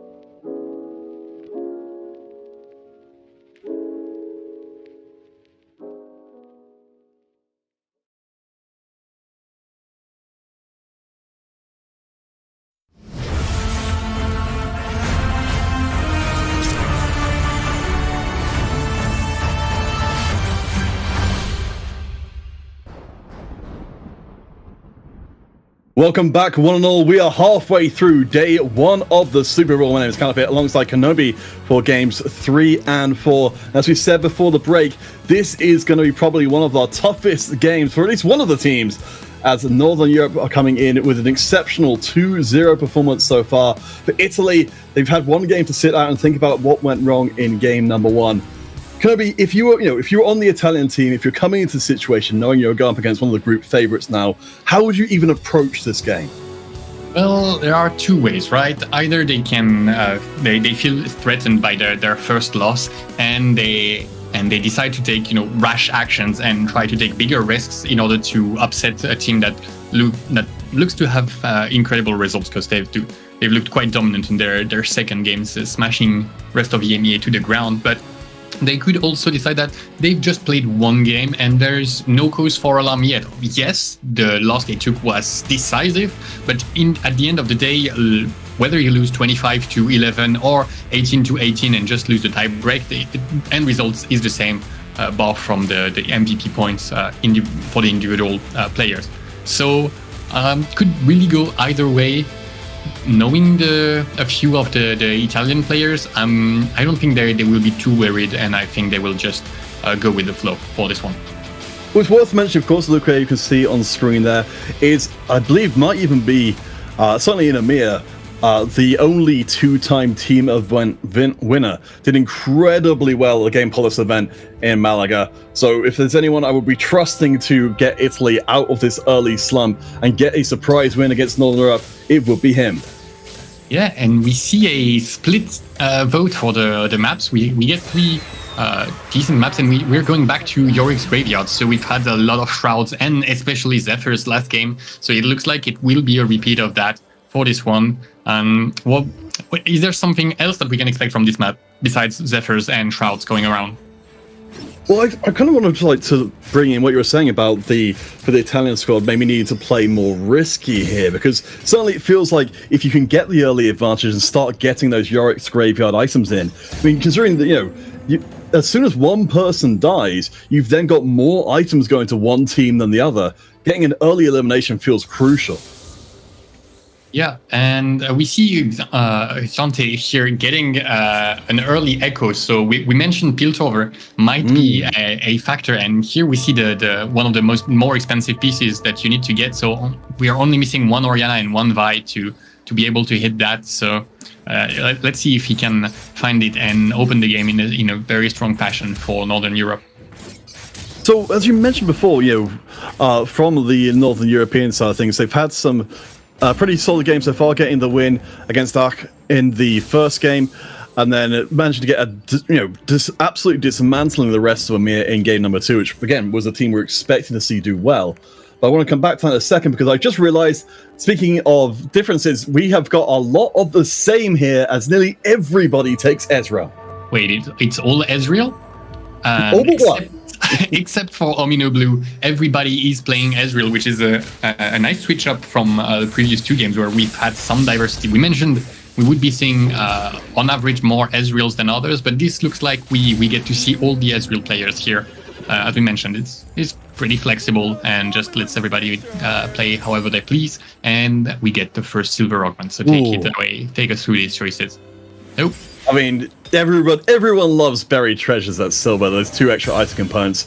So, I mean, what does this tell you about how our teams are approaching this lobby then? That just nearly everybody is going for this early itemization. Well, it's going to depend on who of the players will commit to buried treasures. But one thing that's going to be really interesting is when we reach the late game, the amount of items generated through the Ezreal augments might become, might create a tension with the Yorick's Graveyard map, handing out even more items. We're going to hit the points of diminishing returns rather quickly, and we see 6 out of the 8 players going for the buried treasures. And so right now it's not going to be too much of an issue, but they keep stacking up additional items, then that might become an issue. But we see Omino Blue and Slicks getting some interesting commit options early on. What about them? Yeah, so we've got Slicks and Omino Blue, who both committed into at least part of the composition. You can see here from Slicks in the top left, challenges will be on the menu for the rest of the time, but you have to imagine they're going to have a little bit of a struggle against all these items coming through. And Omino Blue, again, one of our very few, well, one of our only, in fact, non-Ezreal players picking up that Bastion heart. So we'll see how well Amino does breaking away from what everyone else thinks is the right move. Right. We've had two Aphelios get third and fourth place respectively last game, and one composition that does not use an abundance of items too well is in fact Aphelios, right? You want 3 items on Aphelios and then your one major tank with 3 items, and anything beyond that becomes kind of redundant. It's not useless, of course, but it's much less useful as the entire composition revolves around that Aphelios, and it looks like that's what he wants to play. Yeah, Amino Blue, wow. Finding the Bastion Heart and an early Ginsu's as well as a sword. This itemization is looking very, very good indeed. As going to be running up against the early Nox. Well, the Noxus being threatened here for the Challenger board, though not fully online as of yet. I do wonder, given how good this Bastion board is early on, if Amino is going to have a pretty solid push through, even if he can't win streak. Yeah, well, the issue that right now is that, yes, he has the full Bastion, but they are all 1-star. Even though that Orianna is generating a lot of shields, he's taking, quite a long time to get through enemy compositions. But it's enough for now against Lix, and hopefully Omino can find a little bit more damage before running into someone that just has such a big front line that he can't get through it before his Bastions end up faltering. But his game looks really, really good so far. Into the theory should not be too contested on the Aphelios due to the augment choices from the rest of the players. And so second Ionic Spark that we see slammed here.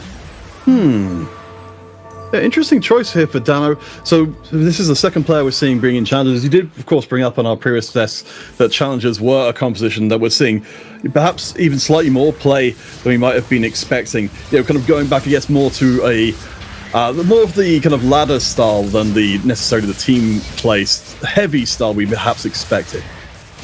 Yeah, and surprising, kind of defying our expectations a little bit. The challengers are more of an early game board with a very, very strong power spike as soon as you get the 6 challengers online, but tends to fall off a little bit later. But for now, it's looking quite good. We get 3 upgraded 1 cost, that 2-star Samira being essential in getting a win streak. And right now we see Omino Blue and Dano for the Italian team still at 100 HP, while everyone from Northern Legends has at least dropped 1 round. So what does that mean for our early game? This is really interesting because this is something we were kind of tracking in our previous game to see how well the teams were able to balance their win streaks and their loss streaks against each other. I mean, presumably, I can certainly understand the idea, particularly from the Italian squad who are already kind of, fighting out of the corner, to not want to lose the HP early and potentially set up for this kind of cascade effect. Oh my god. Getting all these items in.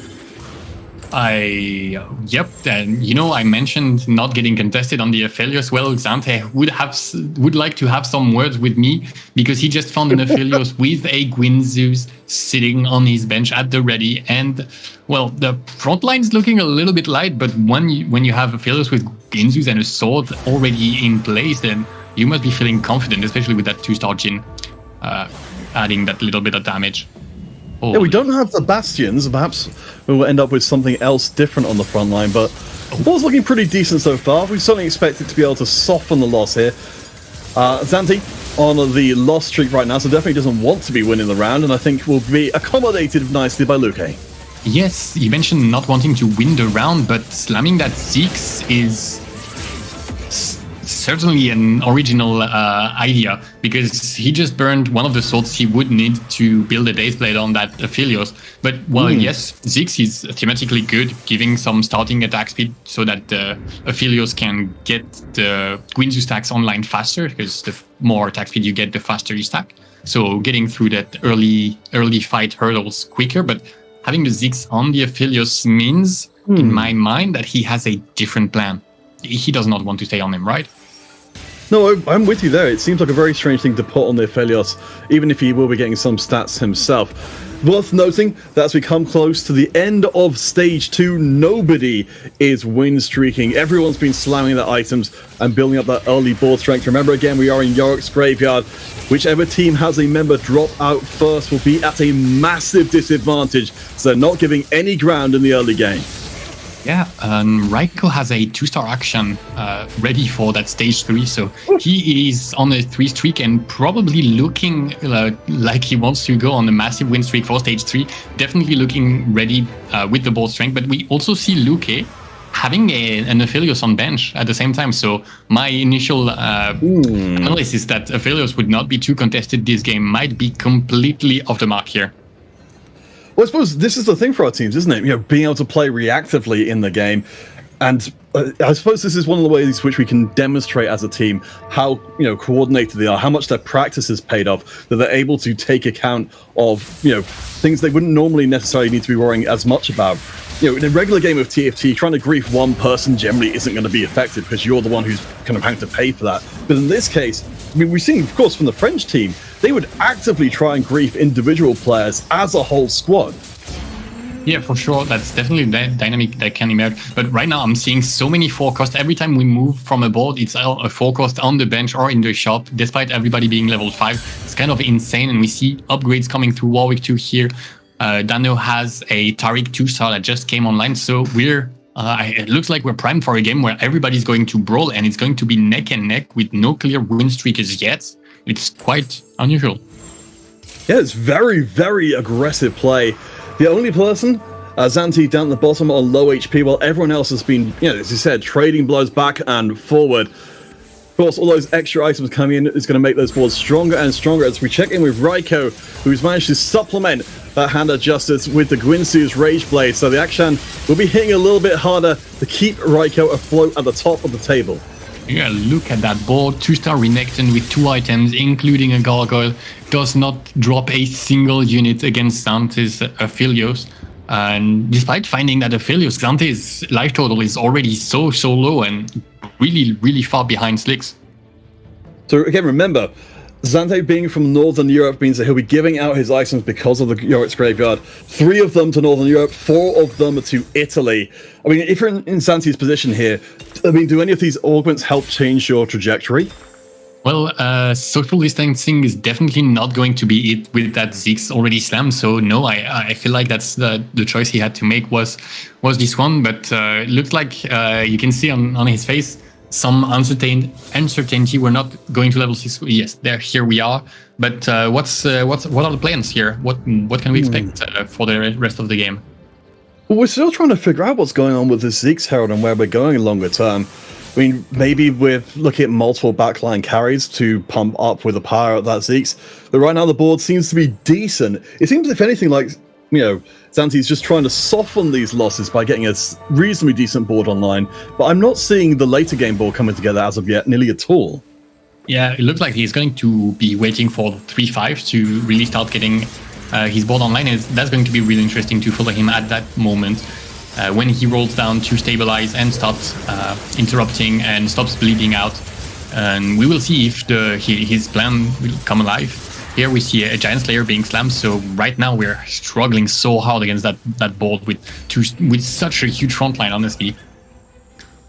Yeah, you talked about it in the green room in the previous game, how you were seeing, you know, teams trying to very carefully modulate their losses against each other. But Xanthe, it definitely does feel that the pressure has started to rise up, but he's not the only one who's in a little bit of trouble as well. Slicks on the same squad from Northern Europe.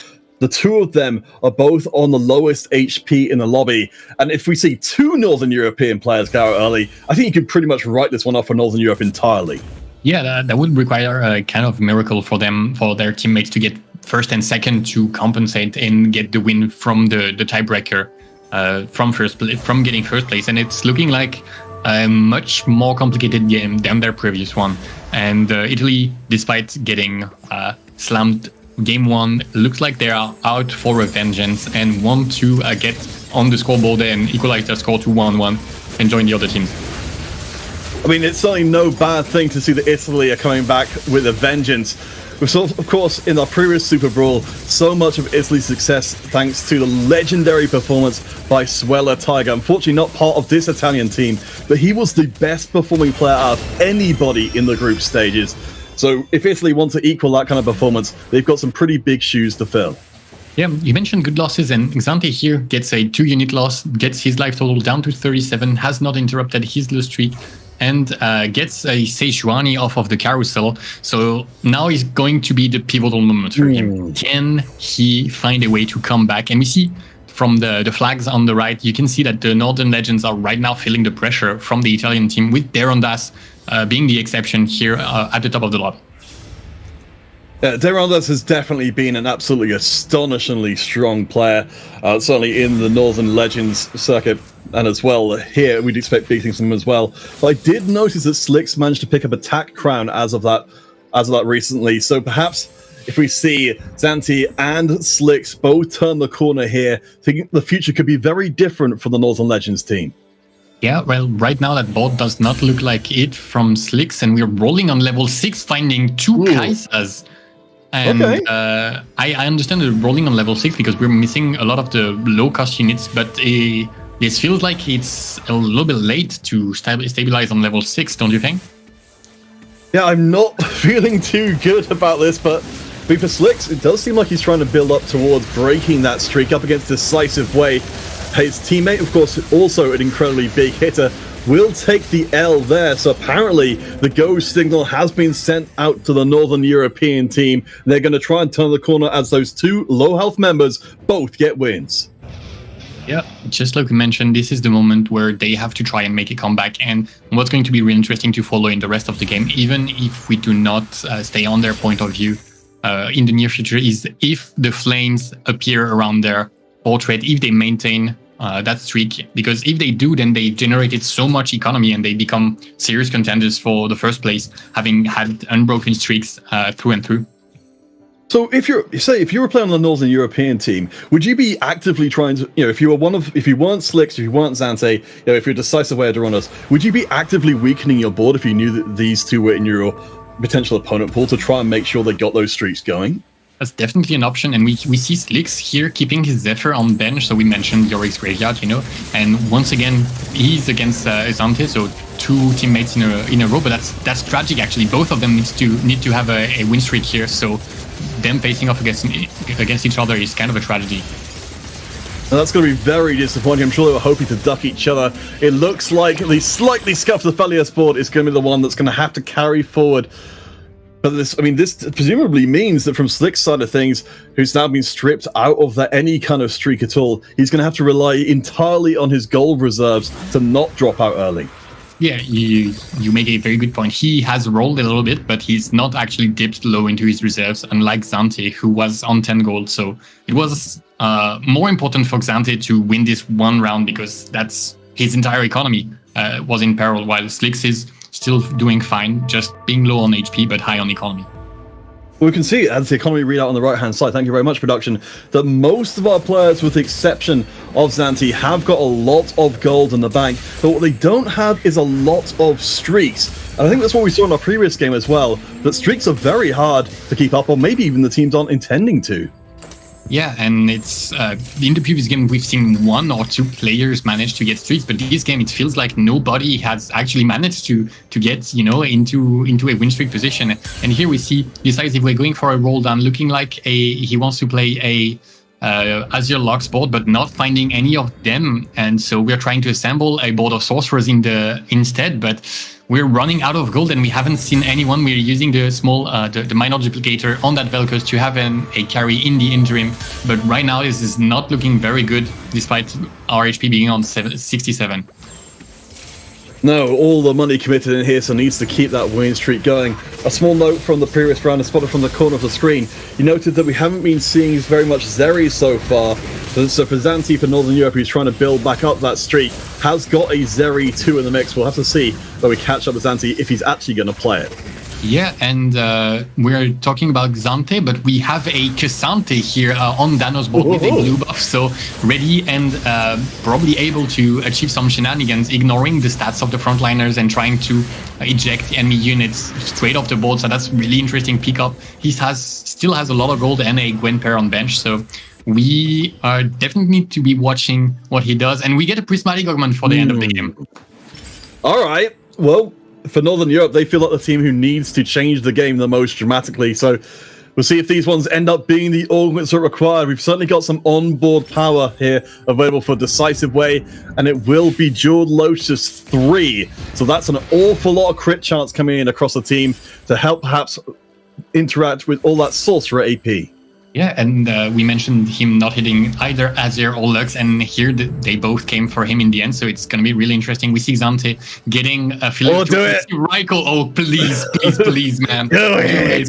Come on, go ahead. Oh, you want he's teasing us! And he fails us in the end. What a troll. What a tragedy. He's on 87 HP. He's top of the table. If there was ever a time. But no. Denied. But not unwilling to tease us. We mentioned the either taking big risks to get that first win for them, or going with the flow and playing the game normally. And we can see here the answer is we're not looking to make any waves, just going off of fundamentals win. But that would have been the height of hype. I suppose to go back to what you said before, it does somewhat make sense if we're in Yorick's graveyard. You pointed out, the one problem we're going to have in this lobby is not, I don't have enough items. So the Golden Egg definitely a little less appealing because you're expecting to get a lot of those extra items through. The only, I suppose, the wrinkle in that is that the players who were on low HP and were, ready to start donating items have started to win a lot more. I'm actually seeing most of the lobby now on around 40 HP. Yeah, everybody's stabilized in the lower part of the lobby, and the people that were on 80 HP are slowly starting to lose out. And here we see, I believe, Lucas board against... wait, no, I'm completely mistaken. Oh, it's just Lucas. Oh, no, it's because they share the same legend. My mistake. Decisive Way against Xante. Facing off, and we see Xante has hit quite the board, actually, and he also has managed to take the Ziggs out of his Aphelios. Crucially, he managed to hit a magnetic remover there, saving him from that awkward situation where Aphelios does not have a third item. So let's take a look at how things are looking overall. You can see our teams on the bottom half of the screen at the moment. So Dano and Luque are currently sharing the bottom two places. Xante, of course, we've been spending a bit of time talking about, is still on his way up, while Slicks lost that streak before and it's been kind of stalled out around the 40 area. Amino Blue, our player, of course, who also broke away from the pack in terms of the Ezreal, has been sitting pretty so far, but up at the very top of the table, Durandus, Ryko, they're both around the 60 HP. We don't have any massively dominant players. Yeah, and we see the Northern Legends player being definitely. We've had an infernal contract from Xante, and he's hit everything on the focus board. So that means that his win condition is going to be around 4 cost 3 stars on level 7. So it's going to be really interesting to track how many copies he has of each unit. Already has 5 Sejuanis and 4 Urgots. So that's. I was about to mention that Northern Legends, they are feeling very confident, 2-0, and not shaking in the face of having 2 players being low on HP. It's making the plays necessary for their comeback, while we see the Italian players start to falter a bit from their strong early game. Yeah, we knew that the early... Well, no, I guess we've kind of accomplished, mission accomplished for the Italian squad. We've gotten past the early game without necessarily taking a huge hit that will put them out of commission. But I'll keep my eye on the right-hand side. See Luque taking the loss there, moves down to 24. We've now got Dano and Luque both in a perilous position. I mean, based on what we've seen so far, it seems like we're going to, with so many players moving down and roughly an even amount of HP with each other, when the Yorick's Graveyard kicks in, we're going to be seeing a lot of items coming in a hurry. Yeah, things are starting to get quite dicey for the Italian team now that we mentioned no real win streakers this game, and Slicks and Xante just went ahead and turned me into a filthy liar once again. There won't be many Aphelios players this game. No win streakers either. And here they go, smashing my expectations out of the house. And here we see Decisive Way has managed to stabilize, and he's facing Luque, and they're both playing the same board. So whoever wins that round will definitely take an edge over their counterpart and will be able to wait. And it looks like the 2-star Lux is able to claw the win from Luque, stabilizing while Xante loses his win streak finally. So tables are kind of reset after that stage 4. Yeah, I imagine that Xante was hoping to hold on for quite a lot longer. Dano going down to bottom spot right now. So we've, at least for the majority lobby, we've got a few losses in place, or a few lives in place before we start to really need to worry about them. But for Dano, maybe only 2 away. We've also got a couple of win streaks brewing, and they're towards the top of the table rather than the bottom. Yeah, and it's, 2 players from the Northern Legends, so it means that Derondas probably stole Zante's win streak away from him, but that shows how strong the Northern Legends players are right now. They are the only ones that had a proper win streak the entire game. We see the Italian players are all on 1 or 2 streaks, whether it be losing or winning, but we see Dano being quite close to having a powerful board, just lacking in that frontline department a little bit. Yeah, I mean, we've seen how strong the Shadow Isles Challenger board can be. The 2-star coming in for the Kaiser, that's certainly worth something. We've got a chance to maybe build a 3rd item here. Not any direct punching power. We've already got the Ionic Spark, which is a little bit of a bummer. So instead, it's going to be the Ginsu's Rage Blade. Dano hasn't got a streak, hasn't got any money either. Needs to start getting wins, or his items will be available to everybody. Yeah, and that round is going to be a heartbreaker between the Italian team. We see Dano's Kaisai starting to stack up, but Aphelios, on the other hand, has 2 Ginzus and he's starting to stack up. We also have Rise of Shadow Isles and a Heimerdinger for Omino Blue, so definitely an advantage for him. But both carries are a little bit weak, but it looks like the Heimerdinger and the Shen will take it out, summoning that frontline back for Omino Blue and allowing him to stay alive. Either way, 1 player from Italy would be disappointed here. Dano dropping to 6 HP with Zante on 19. So 1 player from each team in places 7 and 8. So it's definitely a tense moment. Oh boy, but as you said, with the 2 win streaky Northern European players, they're in the best position to not only get all these extra items that will be coming their way, but add in those extra units that can take advantage of them. Of course, we followed Zante closely through this lobby, making his way up for a while, but is now spending aggressively. That contract has been fulfilled, but it hasn't resulted in the world-endingly strong boards that we sometimes see. Yeah, the strength of Infernal Contract is usually in being able to hit, 3-cost 3-star units very early in the game, and sometimes you manage to get a 4-cost 3-star much later in the game, right before you die, to try and stabilize, but here it hasn't happened, and Dano is going to be taken out. And Luque also taking a loss, meaning that Italy is on the verge of taking a very, very bad position for their 2nd game of the day.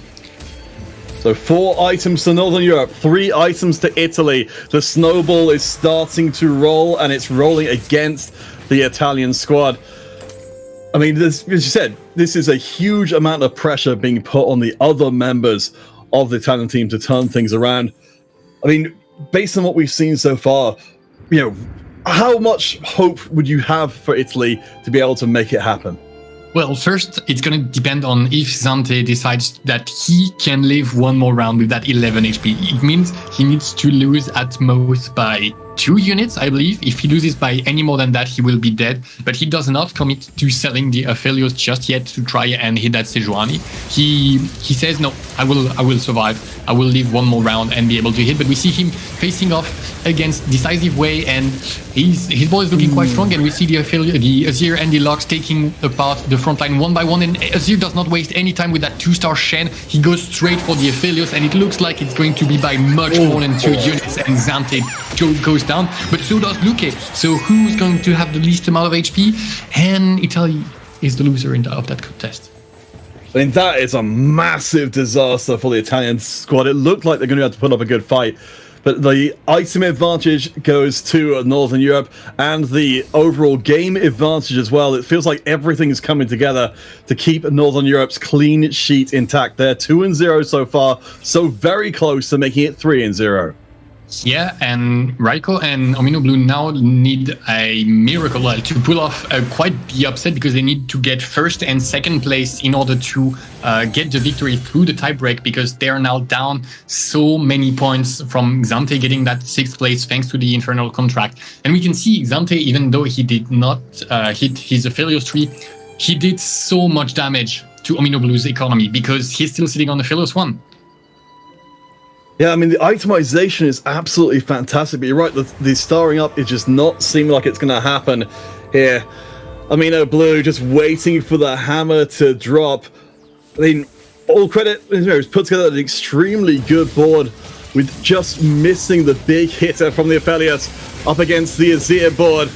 Keeping an eye very closely on where that Azir's damage ends up going. The front line is good, but I don't think it's going to quite be good enough, even with all of the itemization. We have got the resurrected turret coming in to buy a little bit more time, but Aphelios 1, I just don't think has got enough gas in the tank.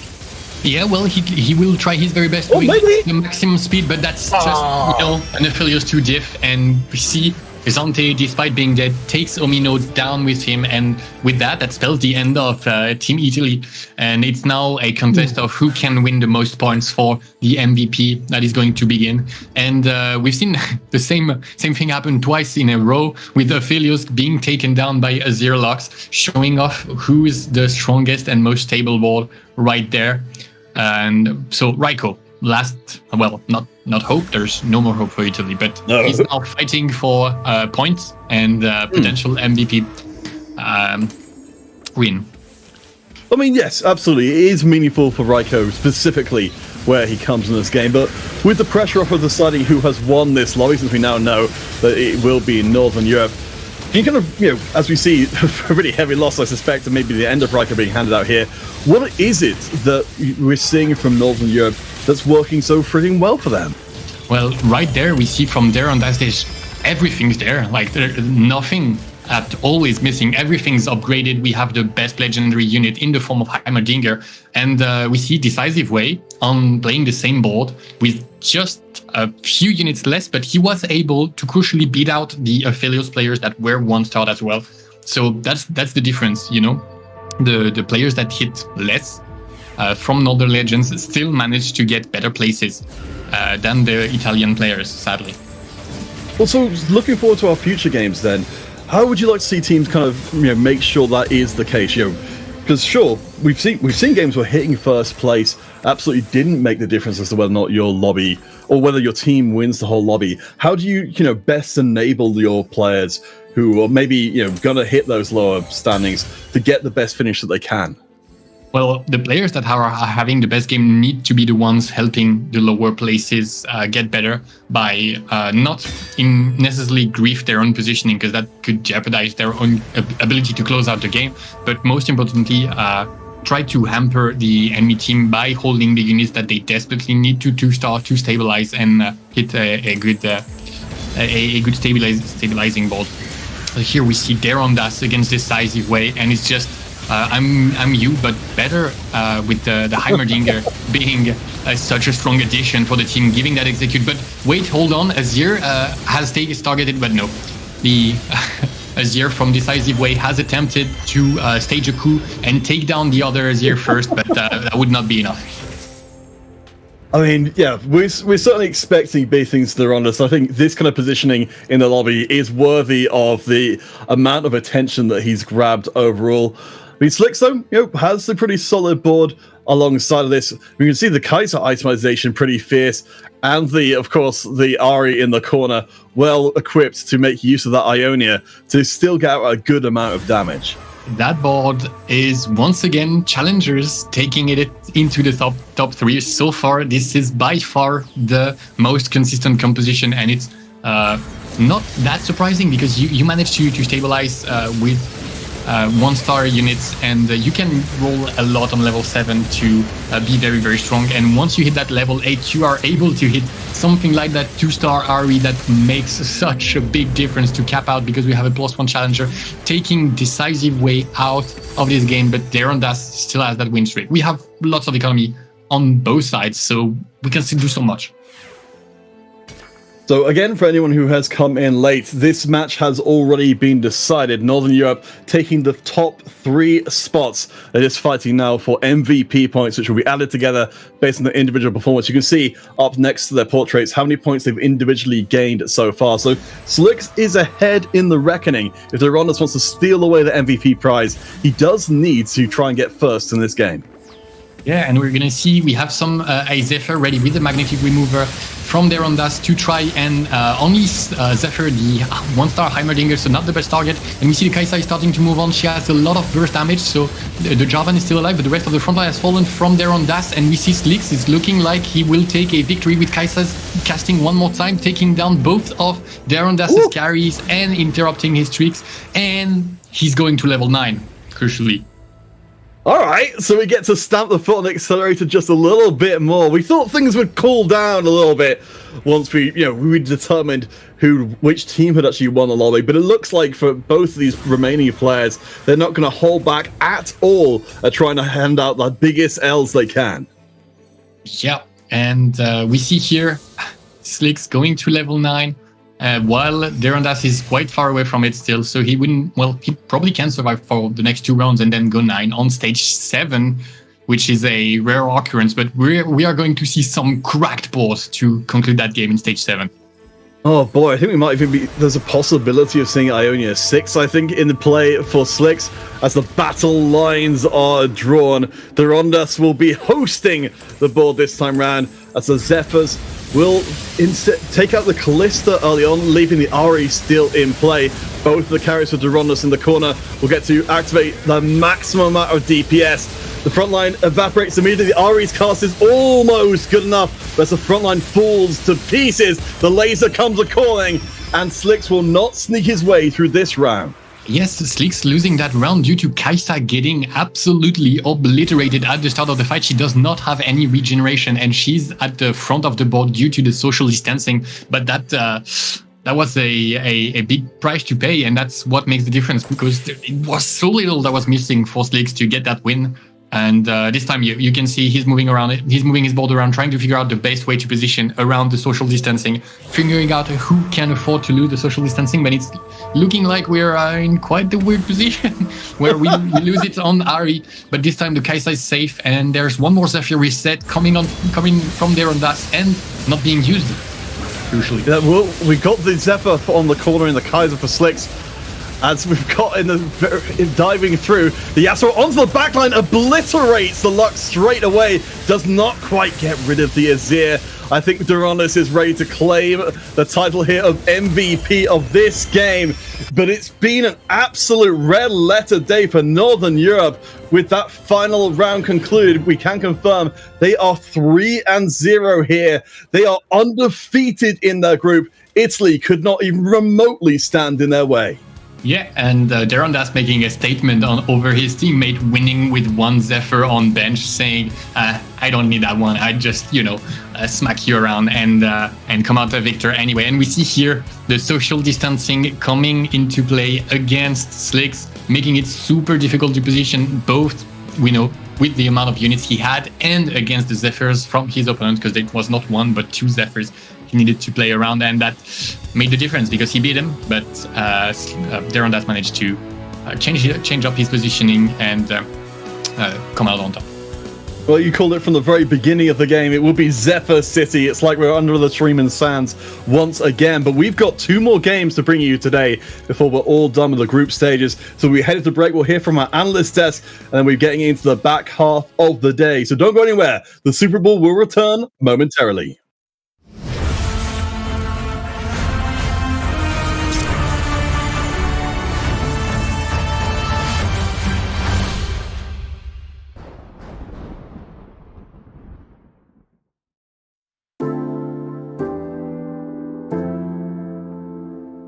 I'm Lorenzo Balotelli 777. I live in Italy, in Florence, and I play TFT since release, and I'm part of Italian community of TFT.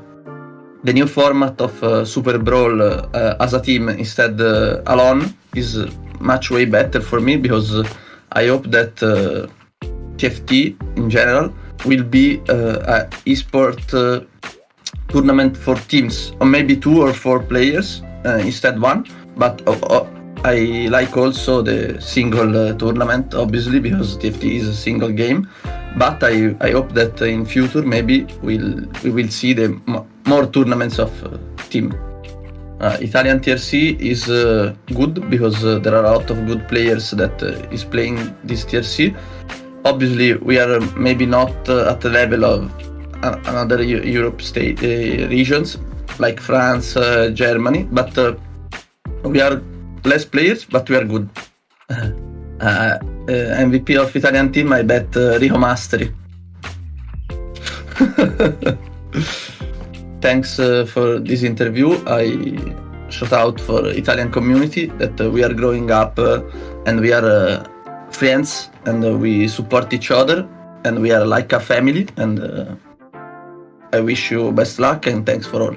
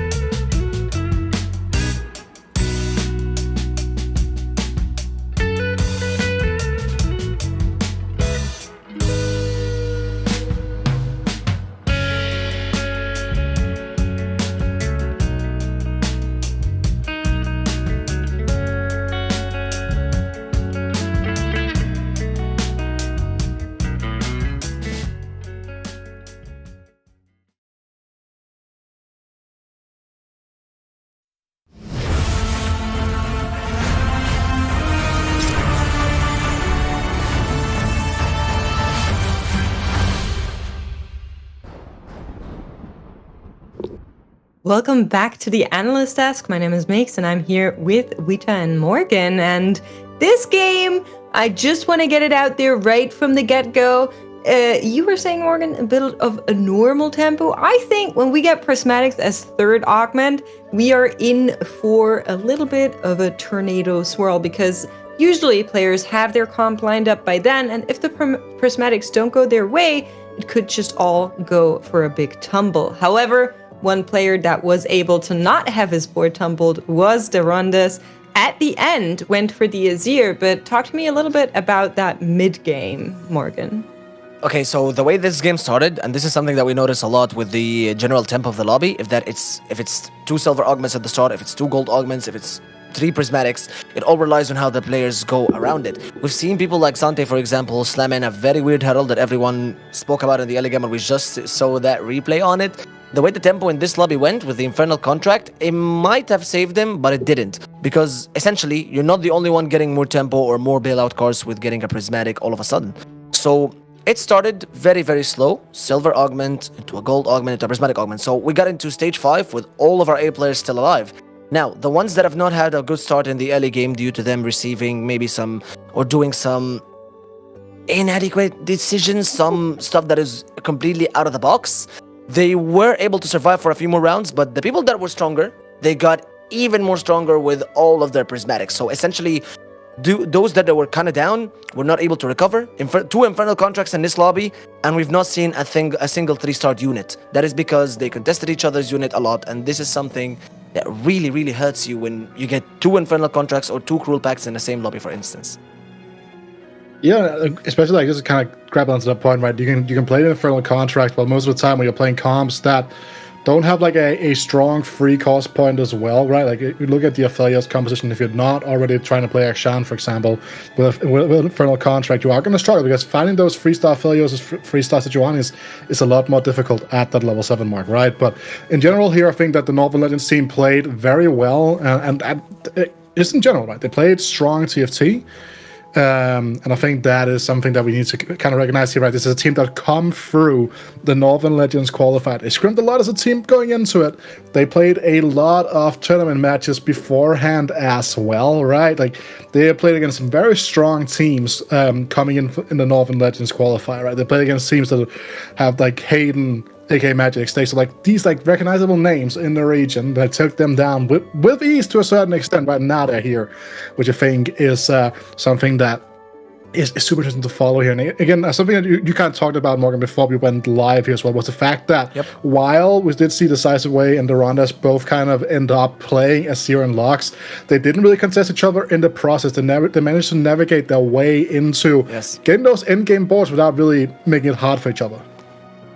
And that was really, really lovely and a good reason why Northern seems to keep coming up on top. We're going to look at the standings in just a little bit. Of course, first we'll have to look at that winning comp, and I mean, it's not too much of a surprise there, right? You have your Azir, you have your Lux, you have really good items on both of them. He was able to craft perfect items, of course. That was also, mostly influenced by being Yorick's Graveyard and then picking up the buried treasures early on. There's just so many items going around. Kenobi hit on that at the beginning of the game. You are going to be able to hit the diminishing returns on some comps later than on others, and the Lux Azir is, I think, one of them where you can make a lot of stuff work. So it was really cool to see that, and I think the Rondas definitely had a really good showing there. Yeah, I like that we all really have the same exact thought process, is because comps like Azir Lux, you essentially have two carries, okay? Now, one of the main issues when having two carries in a composition is that how can you get enough items for both of them? So Lux essentially gets maybe an item from Demacia, if you're able to put that. If you're not, you don't have to worry. It is Yorick's Graveyard. So you're getting a lot of AP items, enough to slam it on both of your backline carries, and you also get to manage to get some frontline on your units. So this comp shines really well in Yorick's Graveyard. If you get a tank item, don't worry, slam it on the front. If you get a carry item, either Azir or Lux, whoever is missing, he gets to put it on Wida. Yeah, it's kind of what we were talking about on the previous desk about these duo carry compositions that are so prevalent right now. Why we saw 7 players in this lobby play Ezreal, by the way. Right, that's a lot of. We could have seen we could have seen 7 buried treasures, right? Mino there. We don't keep it real with the Master here, right? But like, it's one of those things where like items right now are such a premium currency, it's actually insane, right? And that's just something that we gotta get used to over the course of the entire weekend, because the tempo is a lot different. Ezreal is just super powerful overall, right? Even without the gold, when we had the last Ezreal play on the ladder, right? But just like having the ability to guarantee items for Luxus here on the front line is just so strong. Yeah, and let's have a look at our standings next, because of course we want to see how it turned out for the other lobbies. We do know that Northern Europe is 3-0, but it looks like stuff has gone wrong a little bit for other teams as well. Rest of EMEA was one of the teams that we kind of expected to do really well here. Of course, they already set out one of the games, so they only played 2 thus far, but both of them were losses, unfortunately. And the same is true for Eastern Europe. Yeah, I'm a little bit surprised at the results that we can see from Italy. They're one of the teams that are really, really strong. They also had some very good results in last SuperBrawl, as much as I can remember. And them losing both games, Lukway coming out 8th in both games that they played, it seems that some of the teams individually, you have some decent players. But again, I want to throw back to a point that you and Rita mentioned. It is the synergy and communication and the practice we can see in teams in regions like Northern Europe. Them able to win 3 lobbies in a row is not by chance. It's not by luck. They do not contest each other. They play really well according to whichever they're given against other comps in the lobby. So it shows that they did practice and they did their homework a lot. Know your enemy is an augment, but they definitely have it in their minds, and they have it RL as well. Like, you can see regions like Northern Europe winning 3 games, all due to them having perfect comms, each other's comms. And now, I'm quite worried about MENA, which is, again, my region. Won once, we lost 1, but I hope we can have MENA region in day 2 and day 3 so I can find someone to vouch for, because I vouch for Italy, they're losing.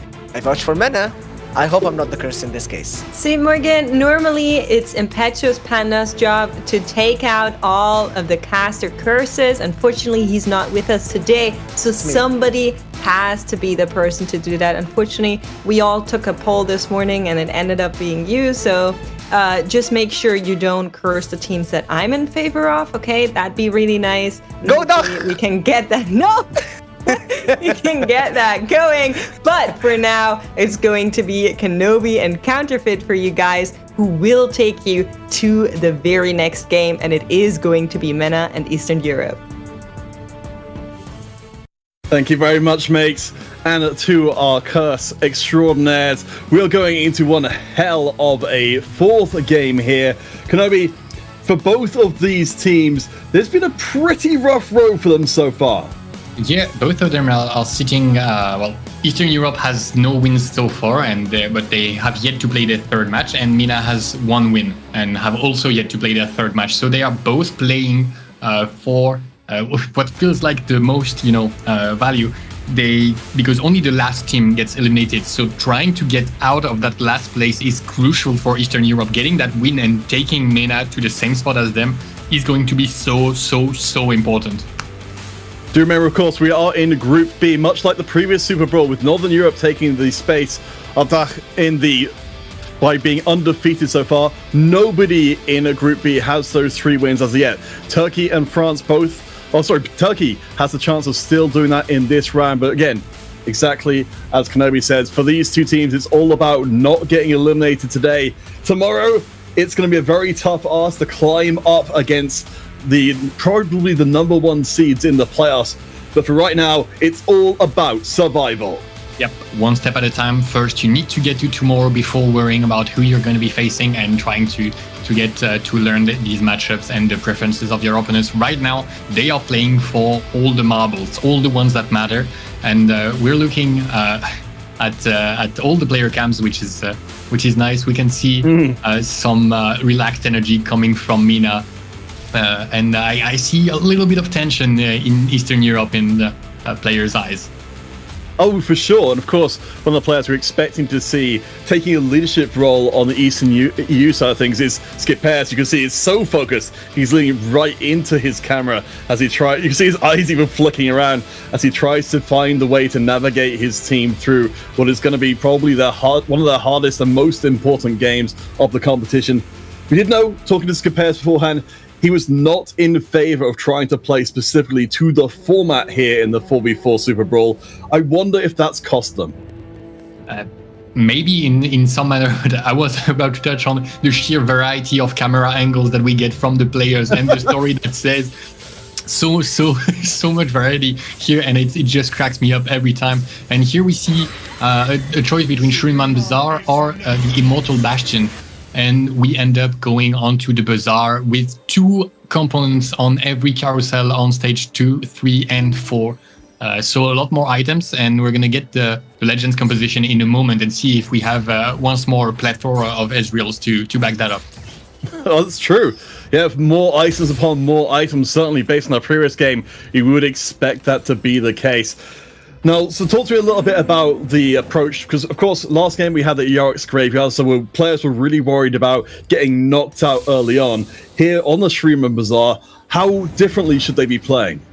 Well, the thing with the Bazaar is that it's a lot easier. Well, you get more components, right? So it means you can be a little bit more wasteful in using your key components, and by that I mean that some units really need one specific item in order to get activated.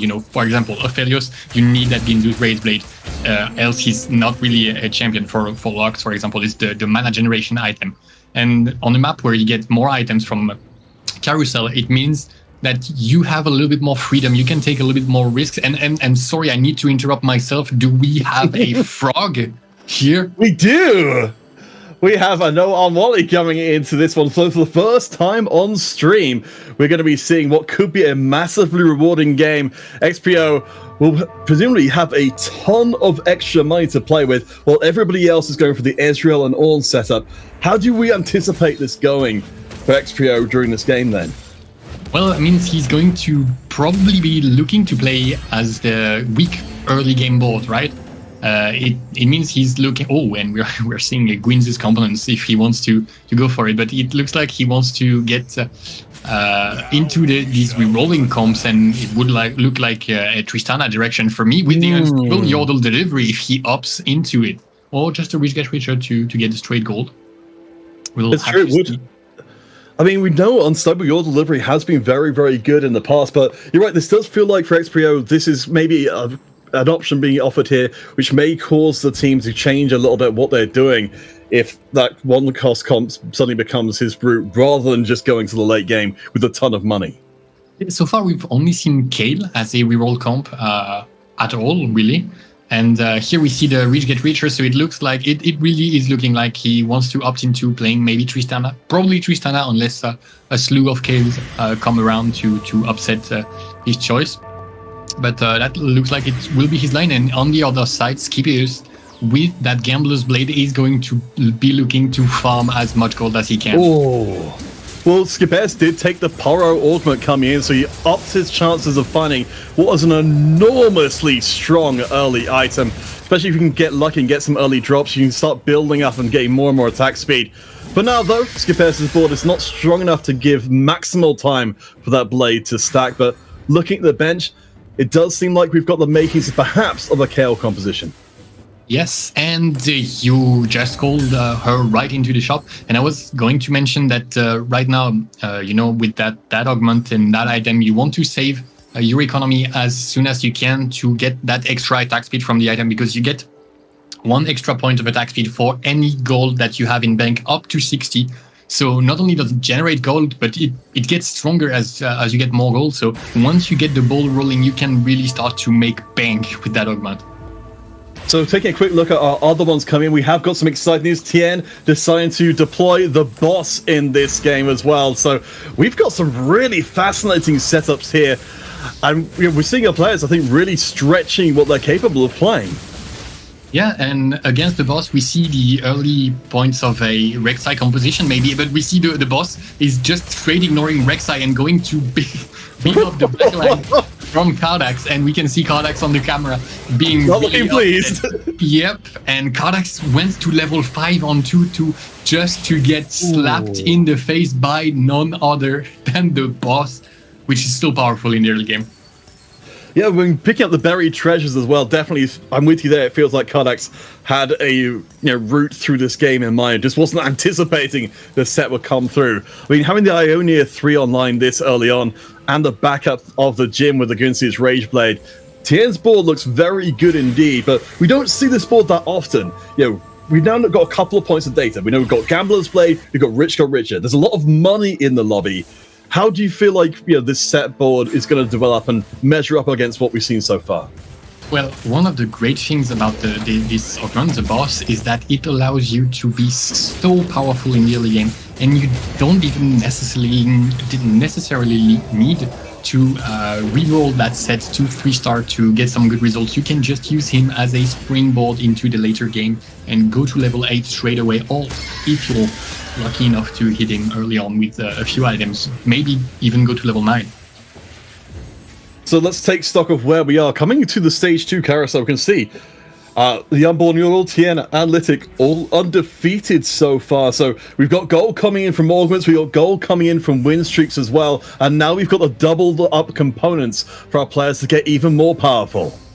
Yep, and we see a little bit of hesitation coming from Talele and Kardax. He's looking like he was denying that the items on that Sona, staying really close to it, pretending that he wanted to take it to discourage anyone from the opposite team. We haven't mentioned that yet as a part of the team play. You can try and play mind games on your opponents that way. Oh yeah, absolutely. I mean, it's something you would see even in the double up mode, just parking those items, because you can guarantee if someone makes a move for them, you can at least take them yourself. Unborn Yodel, though, one of those 3 win streaking players playing from the MENA side of things, of course, who are coming into this one as the favorites, currently 1-on-1 against Eastern EU, who have not managed to get a game. But looking at both of the teams' records, pretty much all of the games so far have been pretty close between each of them. Yeah, very, very, very close for one of them. And we've just, if I'm not switching them up, with Eastern Europe having one more convincing loss, but overall still managing to get 15 points in that second one, so it's no big deal. And here we see Kardax has managed to find a Sejuani, but it's not going to be enough against Unborn Yodel's Jin, who is a standing in unit for both Yasuo and Kaisa at the same time. Fully double right there. Yeah, Kardax getting frustrated a couple of times in this lobby so far, which means Yodel and Tien. One from well, the both of them managing to keep their win streaks going heading into our first PvE round. This will be a lot of money. Of course, that's one from MENA, one from Eastern EU. So it really just feels like the economy has been our main focus this game. How much money is flowing in and how much one team is about to quite likely miss out on due to this round. Yeah, and we're gonna have to see if we get Unborn Yordle facing off against TN, and no, it looks like Unborn Yordle actually faced off against Zulnak, and that the latter player had sold his entire board because Unborn Yordle won instantly. So that means we have two players committing for that lose streak, not facing each other either. So 2 win streak maintained, 2 lose streak maintained, a lot of economy augments all around. So yeah, you are right to point out that everybody's making bank that game. So with that in mind, I mean, my assumption would be that we're headed towards a lobby where we're really looking towards these high-end boards to make use of this money. We don't have that Yorick's Graveyard in place before. We've got the double up components. We could presumably have some incredibly powerful late game boards. Yeah, and see Xprio's goal total. It looks like he is rolling down a little bit. I imagine it is to set up a board that does not lose to Crocs, but he was on 70 gold, which obviously is quite a lot. So it's going to be interesting to see if he manages to hit very early on his favorite composition of a 1-cost reroll and goes back to 60. So he's going to have a lot of gold to work with in that 3-round round. That is so pivotal because it's the last level 4 round. Oh boy, I'm really looking to see if these streaks remain intact. Because the middle of our table, of course, we've got low streaks, but we've got decent amount of gold in the bank, apart from, of course, Last Kadax, who we've been seeing getting trolled by the game multiple times, so hasn't been able to put together the streak we would like to. If we get back and check in with XPO. So this is the Rich Got Richer board, and it looks like we're going to be seeing a little bit of contesting. We saw before Scapeus bringing out the Gambler's Blade, but it looks like this 1-cost line is going to get a little bit more attention. Yeah, and I mentioned that he could opt into playing either Kale or Tristana, and we see here he has components for both Quinzus for Kale already, and he's finding a lot more Kales. So he's going into it, and it looks like Scapeus is not re-rolling that Kale, crucially. Okay. So if you're Scapeus here, and presumably you're well aware of what's going on the other side of the board, are you looking to transfer these items over to, say, maybe a Callista later on and just abandon the whole early game play? Well, it's either Kalista or, in my mind, it could also be Azir, which are both of the attack speed-based AP users. Could be either one, really. Usually the Kalista needs to come online a little bit earlier on into the game for that to be the play. So I'm expecting Azir, but could also be something, a little of a curveball if we find an early Heimerdinger, say. Okay, so we've got a silver augment coming in next, so our players will be able to, in this case for XPO, picking up the very powerful silver Pandora's items. You're paying a very small cost for the ability to get your best in slot items, and for XPO, he's already got extremely good itemization. Yes, but he's also deciding to go quite low in economy. I presume that's because of, wait, no, Zulunak just went to level 6, so Xprio feeling the pressure here and pulling the trigger a little bit early on his roll down. Will he be able to find the 2 remaining Kales and the one puppy he needs? Looks like a no for now. Yeah, it's always painful you're rich got richer and you've got no interest coming in at all. In this case, I think XPO will be relatively happy to continue the loss streak here, but that may not actually be on the cards. The Kale, even at 2-star, is relatively strong. Unborn Yordle is on the win streak, but I think that streak is I was going to say about to end, but I didn't quite notice how powerful that Jim was as an item carrier. Yeah, I mentioned Unborn Yordle, Jin pulling double duty for Kaisa and Yasuo, and there's already a Kaisa and crucially a major champion duplicator, well, just champion duplicator on the bench here, so he's feeling really pleased about himself, but what do I see? That's a lot of flames for that lobby. Oh boy!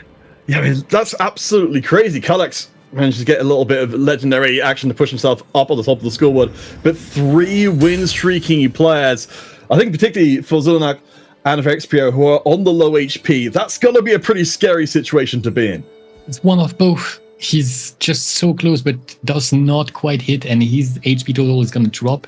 And now, even if he does hit, he does not have the start of a win streak to start regenerating economy, so he's going to be in a really, really rough spot for the rest of the game. It's going to be interesting to see if he manages to claw out some points for himself and, well, for his team mostly, by not going dead last. And we see here the boss is moving forward with double regional item. Yeah, and it's even got the Juggernaut heart coming in. So presumably we're going to be seeing a fairly Juggernaut-centric board. Talking about whether or not how much focus we see on the set. Fortien, who is the current MVP for Eastern Europe, he's accumulated the most points for them overall as a squad. Doing very, very well here, keeping the win streak alive on 100 HP. Yep, we see Unborn Yordle finally losing out here, but with Skippers and Tien both maintaining their streak. We see the Eastern European team will be going up and trying to start clawing up a lead for themselves against the MENA team. Gosh, I'm so impressed that Skipers is able to, particularly to be able to put together a win streak. We saw the Gambler's Blade and the Kale Ball from before, so we've got money coming in from the Gambler's Blade. We've got money coming in for the win streak as well. I guess we can probably over-egg this one a little bit, but there's so much money at play.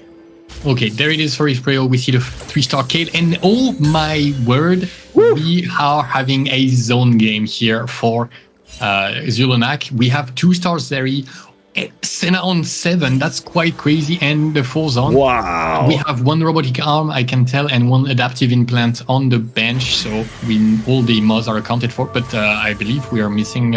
wait, no, we're not missing anyone, right? And we just... Double Chem Tank, the bomb. All right. The party has started for Zulunak, fighting out of currently the lowest place on the HP standings.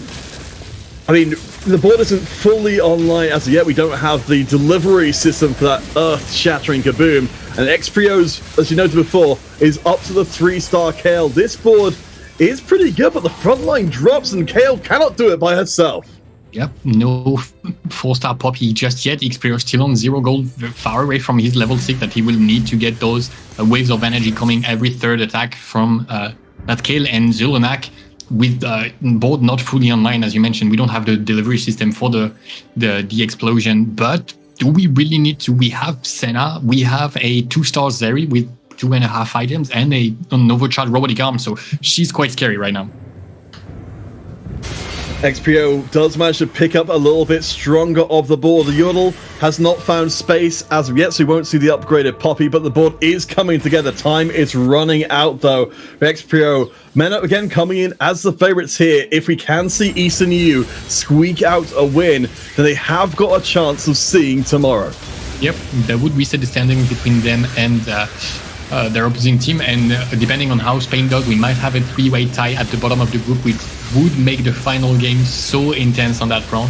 But right there we see Skip having a lot of gold. He had a win streak up until the previous round, which means he has probably farmed quite a lot of gold, and we see the Azir on bench realizing that that prediction that we'll probably be using that instead of with the Gambler's Blade instead of the Green Zeus. It makes a lot of sense. Didn't want to waste any time trying to contest for a composition that just wasn't going to get online soon enough. We check in with Litic and the Sorcerers. We can see the frontline itemization is pretty decent so far. Perhaps looking for some more backline hitters. Yeah, and you can see Skipper's gold total is quite insane. He's level 7 with that 60 gold up, and I have seen him spend quite a little bit, so he probably has invested some of it already. The tough part is just ahead for him, though, because the complicated moment when you have Gambler's Blade is that you need to hit while maintaining so much economy for the item to be good, and Lidik just hit every item except a tier, crucially, which is what he was looking for his Sorcerer comp. Holy, that is very, very unfortunate. We have so many belts, really, but we are not finding any ways for that Lux to cast quicker. No, I do wonder if we might start to see some emergency measures being deployed. I mean, Litic at least has got the HP total to hold on for the next carousel to maybe find that tier, but you're right, the itemization, not quite what Litic would hope for. Still, though, the board is decent, if not amazing, and choosing not to actually make use of those items, doesn't have a big streak to defend, perhaps just looking to ride out this one while the HP is good. Yeah, and on the flip side, you can see Tien sitting pretty with 86 HP with that 2-star set, and Cam not quite sure what his level total is. Wait, he's level 7, so he's not looking to reroll that set to 3-star and just using it 2 level. He has quite a few, well, both of them have a few items on bench, waiting to see who they were facing before deciding to slam one way or the other to save HPs and trying to shake hands on a good loss here. Yeah, a huge amount there, but we got our last augment coming in. So we've got several players who've got very low HP. Litic, of course, is not one of them. But we've got the infusion dropping from Litic. If he was having problems with casting before, that should help alleviate them. Yep, scrap all that, don't need any tears. If we get the infusion in its stead, that's going to solve a lot of his problems, and especially with 6 sorcerers, everyone can be a threat if they get to casting, so that is such good news for him. We can see he's starting to split the items a little bit in preparation for an Ahri. We have a magnetic remover as well, ready for her to come home. Not quite there yet. We're going to have to find a way to get to level 8 if we want to any hope of fighting her, and it's going to might be quite dicey with that 1-star Lux. Yeah, that infusion is going to need to do work to bring the streak online. Lithic, a lot of HP, but not a lot of gold against Xprio, of course, who's got no reason to hold back anything. Picked up Know Your Enemy for a little bit of extra damage. Hextech Gunblade, the double Gwynsu's on the Kale. She should be hitting like a truck. The Poppy needs to hold ground, though, and she's getting chewed away from, while the front line still remains intact for Litic. Oh, and Xprio is going to go down to his last legs with that unfortunate Radiant on Poppy. The Radiant Ionic Spark doing mostly nothing, just a tiny bit of regeneration for her, which is not what he wanted from that. He needed to get something better, like, well, obviously, as best would have been Radiant Declaw for that round, but did not come through, and it looks like Xprio and Talel are on there, both of them on the last leg. Checking through some of the augments, of course, we've got some fairly standard ones sneaking in. But for Tien, we saw, of course, the set ball from before. We'll have an Ionia Heart as well. The Morning Light coming in for Talel to help push up this very good 4 Bastion frontline. I mean, this is an extra boost of healing for the frontline to allow Aphelios more time to bring that single Gwynsu's online. Yeah, and we see the Aphelios crucially has a Hand of Justice and not a second Gwynsu, so he's going to take more time to come online, but thankfully we have a Heimerdinger with 3 upgrades on the turret, which means we have, something that's resembling a Last Whisper and a Worldwide Burn, as well as some gold that can come in, so Talel looks low on HP, but he's not down yet. I mean, that's pretty good news to keep Talel alive. Again, talking about players who've been contributing so far, for Mena, Talel has been one of their bigger hitters, so making sure he's present in the late game is important, as we've got ourselves a pretty spicy carousel, a Heimerdinger and an Ahri for the taking. Yep, we mentioned Litic wanting to find that Ahri, and now that he does not need any tears, he might just go for it, or he has a fully, no fully crafted sorcerer spatula for him, so that would maybe have allowed him to reach an 8 sorcerer on level 8, but that's going to be denied by Tien, his teammate actually, who probably wants to slam a Juggernaut spat. If I'm not mistaken, he had a Juggernaut heart to work with. All right, let's check back in with Xprio. So the Heimerdinger being in the mix certainly will help push things forward, but the money is just not there to go for the 3 upgrades. It's a big decision as to whether or not just to roll now and try and get 1 relevant upgrade to make sure you don't die in the next round. Hold on. Why do we have Teemo here and not Kled? We're missing Slayer for kill right now. So that's that's a fair amount of damage that we're missing. For no real gain. I'm hoping for him that it's not that he found exactly 0 Kleds, because that would be absolutely tragic and heartbreaking. And right now he's facing off against Skipeus, who is level 8 with still 30 gold remaining. We see Diaz here. He's online. We're just missing the locks with that. Also a Teemo where he should not be with that gunblade in the back line, looking quite ridiculous. But that's looks like it's gonna be enough for Skipeus, and he's gonna take Xprio out of the game. That is a very bad piece of news for the Mena squad. I mean, certainly, from what we've seen from Skipeus so far, he seems like the player who's got the most direct path through the game. Known as a player who can pull off strategies that nearly any other player cannot make work. Has been doing exceptionally well. Talel is next up on the chopping block, though, also from the meta squad. We know what happens to a team when they lose members in 7th and 8th place. Yep, that means that they need the 1st and 2nd place to balance it out, and it's going to be quite hard because, as you mentioned, Skipeos had a very good early game, and now he has hit his Azir early enough to start econing back up again, and we see him right again. I'm sorry, I cannot not crack up against that with that Teemo getting a gunblade. He's doing his best. He is. He's just a little yodel who could. But I mean, for Skipeos, he's just going around and running execution duty for the Eastern European squad. It definitely feels like they're not a team who've been at all put off by their early lack of success. We've certainly seen teams do this in the previous Super Brawl, lose the first 2 games, then swing back around and win the next 2 to get themselves a decent spot in the playoffs. Yep, he is both reaping the members of the opposing team as well as reaping some gold for himself to try and get that 1st place as well. Because right now, Unborn Yordle is at the top of the standings and will be looking to try and save his teammates and his team from being taken out. It's definitely one of the most heartbreaking things in this particular format, that if it goes badly enough for your team, goes 7th and 8th, that you're completely reliant on your last Romanian teammate to get 2nd, which just doesn't even matter if you can get 1st by yourself. Yep, and we see Talel really needs that 2-star Aphelios right now. Well, he actually needs him yesterday, but right now we might also do it. And we're slightly out of gold. We're going to sell the Ergot to get a few more rolls worth of money, but nope, we just miss. And Tien, has hit the 3-star set while leveling. Actually. All right. Well, I guess sometimes you just have been good this year. So 6 Juggernaut in place. We know this should be incredibly hard to take down. I was going to ask you earlier, but I suppose we kind of have the answer to what that ball will look like long term. But we need to worry about Talel right now, because if he goes out right here, the chances of Mena winning this lobby become extremely low.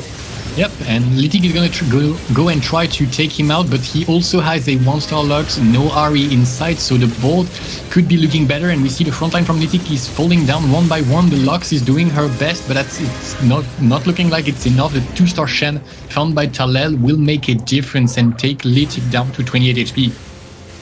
A stay of execution, hoping to find that last Romania Aphelios, but it's not on the cards, it seems. Talel. Oh my gosh! Of course, what makes this even harder, of course, for a team that goes out in 7th and 8th, is talked about the ability to grief players. When you're 4 versus 2, it's almost trivial for the remaining 4 to deny the remaining 2. Yep, they just need to decide which one of the enemy players they want to keep down, and everybody can dedicate resources to keeping that player down until they finally get eliminated and eliminate the last hope for that team. So all the cards are in the Eastern European team's hands. Sorry for that. I was getting distracted, but that Yasuo is now fully stacked, and the Unborn Yordle is looking to take out his teammate with that Challenger board that is doing so well, and so here it is again, 7-8. Oh my gosh. So with that, hope is going to sink down for Mena. At least your Mena's got that 1 win in already, so I mean, it would be a much worse for Eastern European side if it was the other way around. So all of the cards seem to have fallen the right way for Eastern European squads to pick up their first win of the competition. They've only got to put the final touches in place. Tien on low HP, but with a ridiculously good board. I have to think it's a pretty large part of stripping out that early HP from Mena. Yeah, for sure, he's done a lot of work, but right now he's at the end of his fuel. Looks like there's nothing left in the tank for his composition. We are missing a lot of important things for that set to actually be a menace. He does not have a way to get through big tanks. We have no way to reduce the magic resist. Kalista is only 2-star with Winsus and Ionia. She's not gonna do too much damage. That Nasus holding the ice cream cones is trying to get into the backline, but not going to accomplish that much by himself. And Seth comes out of his ab workout and takes down the Yasuo, then moves on. Gets a lot of HP back, but that's a lot of spears that have been embedded into him, and he gets executed and down to 1 HP for Tien. The Litic going out in 6th place means that hope is not completely gone. As much as it seems like it's going to be a huge ask for a Mena comeback here. But I will put it to you, Kenobi, that it feels like there is some value for a team to have a player, like we've got here for Tien, who kind of puts all of their resources into being that kind of eliminator in the early game, doing the damage and then dropping off yourself. As long as you do more damage to the opposing team than you're doing to yourself. Yeah, that's what matters, and that strategy has some merit. And wait, hold on, are we back onto Yorick's graveyard? Why do we have two Zephyrs on Zulunak's bench? He's looking to cause some troubles for the enemy team's positioning, and now that we are in team format, right? So he can tell his teammates what he's planning to let them position properly around it. Because right now there is Tien on his very last HP in his player rotation, so he can tell him what's going to happen. And Tien has found 2-star Ahri. All right, we'll see if those Zephyrs get deployed here. No, they will not. So making sure that Tien stays alive for a little while longer. Oh, the Javan is in the middle of the team, and he has so much HP. He's gonna blow! Is he though? Not yet. We don't have any. Oh wait, no, doesn't need to blow. No, doesn't. No, he doesn't need to. So without having to use either of the Zephyrs, this board's still good enough to get the win. No Zephyr, no Kimtak explosion, still kills Tien. Takes him down to -17 in quite a brutal fashion. Then Mina's hopes are still alive.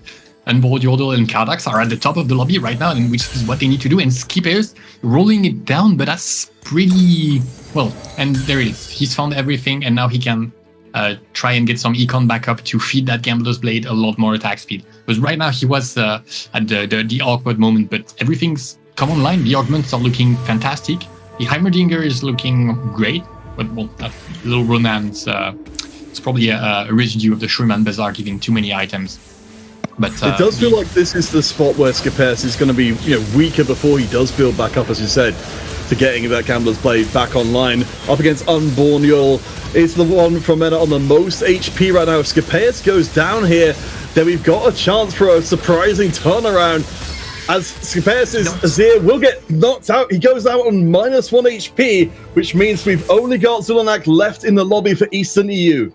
And I know I keep hampering about the challenger composition, but once again, it performs fantastically.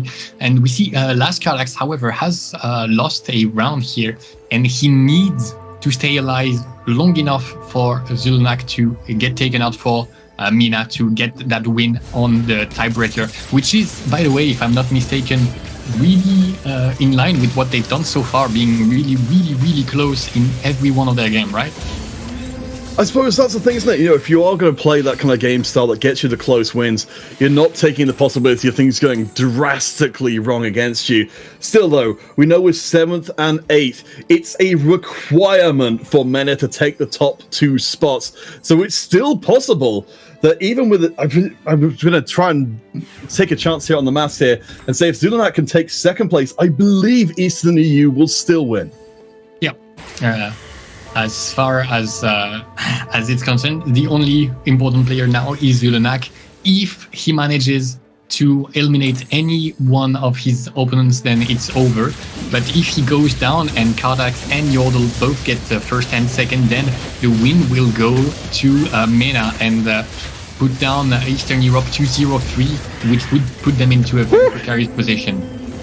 We do see it's a little bit of an ask, though. Zulanak is on a 13-round win streak. You were calling for the return of Zeri to the field, as Zulanak now goes to level 9. What a spectacular way for Zeri to return back to the serious conversation.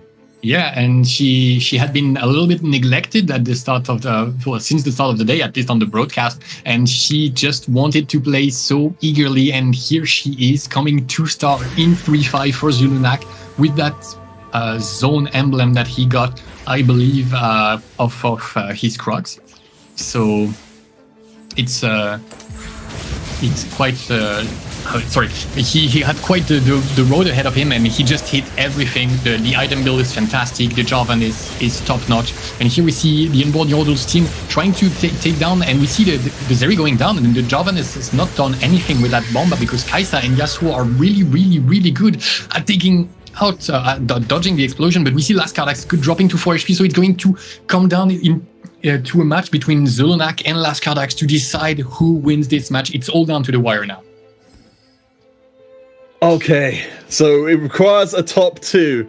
I mean, now we know that Zulunak can be beaten. The stars have all aligned for this board to be absolutely ridiculously online. Zulunak only has 1 more life. What a thing it would be to see Mena make this comeback here. Unborn Yodel has got HP, Laskardax on his final life, but it won't matter. This is the round that determines everything. Zulunak has crucially dodged the Zephyr from Laskardax, but the Aphelios is quite in an unusual spot, which will be, meaning he dodges the explosion from the Javan. It's going to be happening any moment now. But is there enough on Kardax's board to then beat Zulunak and Kalora? The victory, the Urgot does not manage to cast again, and the healing orbs will keep Zulunak Kardax is down! And Zulunak does it for Eastern Europe, bringing his team to the victory, not shaking, not getting caught up by that Zephyr, which was, I believe, very, very crucial. What a game we've seen here in round 4.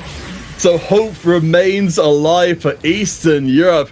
It's going to come down to the wire, of course, when those final results come in as of the next round. But oh my gosh. For Eastern European fans, that's got to be such a sigh of relief. Zulunak can relax a little bit as he tries to fish for a few more MVP points, but that's going to be a bitter pill to swallow for Unborn Yodel and the Meta squad. It looked like they had this game with such a strong comeback. Yeah, it looked like they were, kind of out of the woods with that second. That would have been their second win. They would be fine leaving Eastern Europe into a 0-win position so that they could not come back to them, and I would have secured their place for day 2. But now everyone has to go back to the drawing board, and especially depending on the results of Spain, which is going to be the most interesting, because if we have a 3-way tie for the end of the day, it's going to be so intense to follow. The last few rounds coming in, Zulunak will be able to relax a little bit. I imagine won't be super sweating the positioning at this point, because these are the teams who've got the players down the lower end of things right now. I don't believe either of them are in serious contention for the MVP at the end of the day. We've still got 1 more round to go. Our last game will be Poland versus the rest of EMEA to end out day 1 of the Super Bowl. It's only a 1-day group stage, so we're going to be seeing 2 teams leaving the competition at the end of today. Yep, and depending on how Poland and rest of the EMEA did end their round 4, it might also be a 3-way tie in Group A for the last place, which would make it once again so intense to have both groups have a 3-way tie to end the day. So Eastern European fans, celebrate! You've still got the smallest sliver of hope. Zulunak gets the triumphant win at the end there. We should see the sit back from Unborn Yodel saying, you know what? I knew this one was done. And at least it does mean that going, as exactly said, to the end of the day, every single game is going to matter. Yep, and I want to come back to a point I made about players' cameras, and Zulunak does not disappoint. As the game went on, his camera was darker and darker, him feeding off the power of the dark side, which I am not a big fan of, rather obviously, but pulling ahead for his team and getting the crucial elimination and that first place to get some styles points, pulling out the Zeri, which was the first today on broadcast. Well, gentle friends, we've got 1 more analyst test before our final game comes in. But as you mentioned before, Poland versus the rest of EMEA will end the day today. So we head to break. When we return, our analyst test will break down that previous game and set us up for an absolute barn burner of an end to the day. We'll see you in a few minutes' time.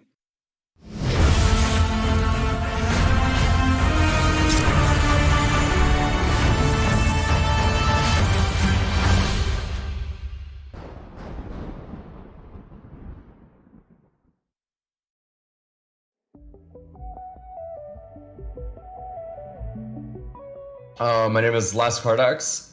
Well, my real name is Faisal, but I just go by Dax online, honestly. I'm from Saudi Arabia. I'm 25 now, I think. I don't remember how old I am, but I think I'm 25. I've been playing TFT since like set 1, and I've only really taken it seriously around set 4. That's when I hit Challenger for the first time. And yeah, ever since then I've been competing on and off. Honestly, SuperBrawl being like a team-based tournament is like interesting. Going into it, I feel I've never like done anything like this before. I've never like played like in a team-based setting in TFT. So it's very different. It feels different. But I think it's an interesting twist on TFT. And I'm excited. I'm excited to play it. I'm excited to see how it goes. Listen, France are really good. They're a great region with great players. They're extremely consistent and they work really well together. If there's anyone that I'm scared of, it's probably France. They've got a lot of beasts in that region. But I think if we practice well and we don't low roll, hopefully, maybe we can beat France. Who do I think is gonna win SuperBrawl? What a great question. Listen, honestly, like I said, I feel like it's anyone's game. Anyone can be the underdog here. Obviously, you can say like France has the upper hand. They've been like doing this time and time again.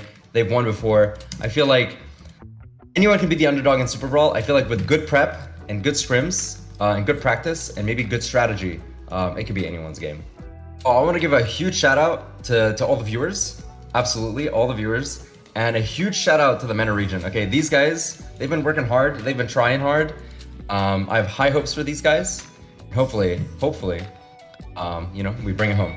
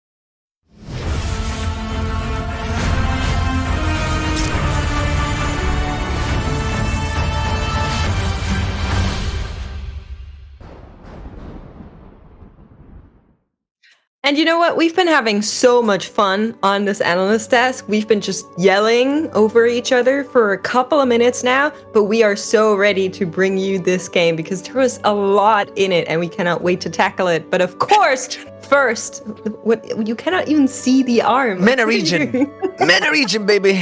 We got two spots in the top 4.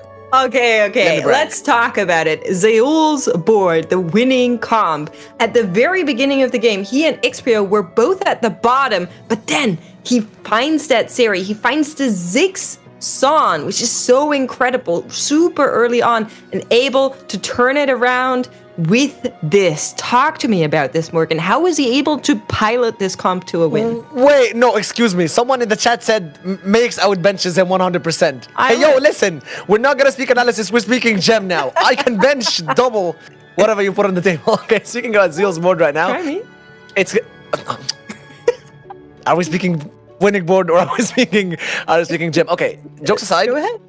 Zeri is such a very high roll composition. In order to be able to get that composition to win with the emblem and also getting the explosive Jarvan going all in, it is kind of perfect for him. Now, you have my bow, and you have my love and support for having such perfect on the Zeri. That Warmog's absolutely astonishing when you put it in the combo with the unstable...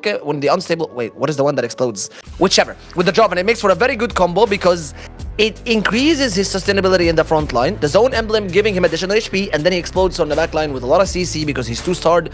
Zeul was able to get a lobby with Zeri, and the entire board was fully 2-starred. He was very, very lucky with the rerolls. He played it absolutely nice. I don't want to make it seem like, oh, he just got lucky. No, he played it really well. The decision to go for Zeri there, you have my bow, giving him the last whisper and the perfect items for Zeri.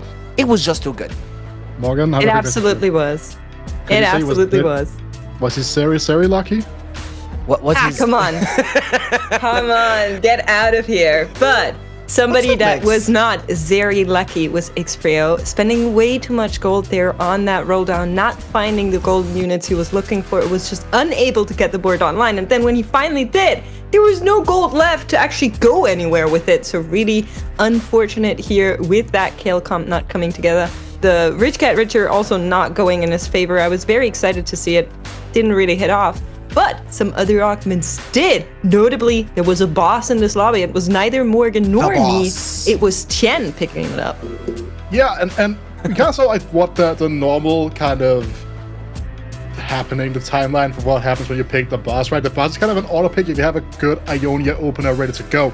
You get a strong setup here, and like even going for the 3-star is actually a bit of a bait here. You just want to have that as your holdover unit when you go from level 6 to level 8, because like you can just kind of get that around, and we can kind of see that he kind of failed to stabilize in with that set 3, because set 3 actually isn't really the focus point of this competition. It's just about getting a strong Ionia board, and you have the set as an extra additional unit. Yeah, and when someone goes for the boss, it is one of these augments where if it comes on screen and you don't pick it, you know that the entire chat is gonna be like, oh my god, veg! Because this also happens when someone misses an egg. I'm looking at you, Raiko. When someone doesn't take that hatching egg, everyone just goes veg in the chat. So huge props to Trent for taking the boss. He got a little bit confused in the middle with not being able to hit 6 Ionia, because that would have been like some good buff for his entire board. They get another Juggernaut emblem from the last carousel, so he was able to put in 6 Juggernauts when he dumped that last unit, and still able to keep Nessus 2-star with the double kick W cone. So it was going really good for him until the late game, and the carousels didn't give him enough sustainability. Now, also according to this, we need to speak about the unborn Yordle board.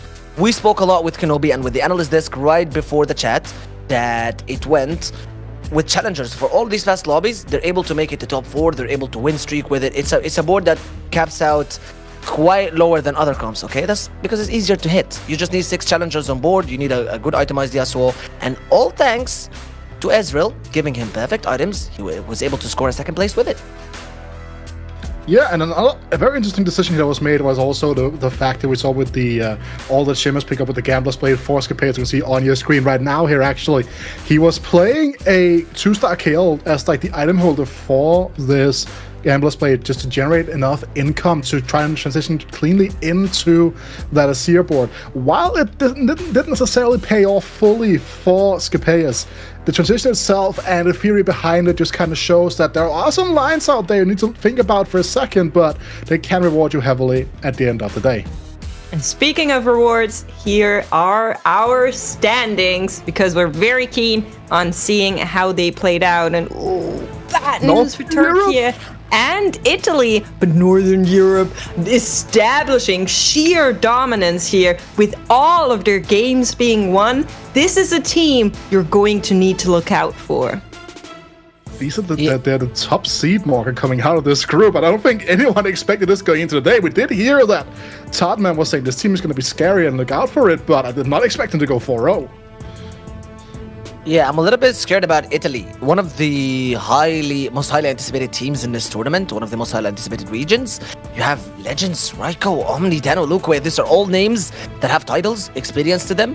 This is a region that definitely has a lot of names that don't need introduction. So I'm kind of keen on how did Italy not win a single game so far. Well, they will have one more game to try and get out of this position, but it could be all fatal. We're going to see how it works out. Just a quick reminder on the format. We do have 2 groups. The team that's at the bottom of the group after the next game is going to get eliminated. They play in teams of 4 against each other, with one of them sitting out. So Italy will get to go again, and Eastern Europe will get to go again, but so do some of the other teams. We're going to see whatever comes out of that after the next game. Tomorrow we're going to go into best of 3s. Here are the player standings, the individual standings is the word that I was looking for. And I'm very sad to see my boy Memo at the very bottom here. I'm just going to go into Copium and say he's the dedicated griefer for Team Dell. I like how we just got that randomly when we said that, oh, maybe each team might actually have a dedicated griefer, and then we just went along with it and made it absolute lore for this tournament, that each team, this is the storyline. If you just came into the chat, I think it was someone who said it, It was Kenobi. He said that he's not going to be revealing too many of the team's secrets, wink wink, and then proceeded in the very next second to say that teams sometimes have a dedicated griever, someone that does their best in order to make his next 3 teammates come out on top. But Shredden, Hydra, Nico, and Sligs have been Living up very to consistent. the name. Yep, he's shredding these through leaderboards. that leaderboard, man. Really, really nice. We said the Now- exact same code at the same time. That's synergy mix. That's synergy. We gotta make It team is. casters sometime. I mean, meanwhile, I'm over here thinking, who would make such bad puns, right? Like I'm. We absolutely would. I never make bad puns, right? Never good ones All either. right. We Never. do have a break ready before we're gonna go into our final game. You're gonna see us again because we'll be casting it, but we're gonna go into a quick break first. We'll see you on the other side.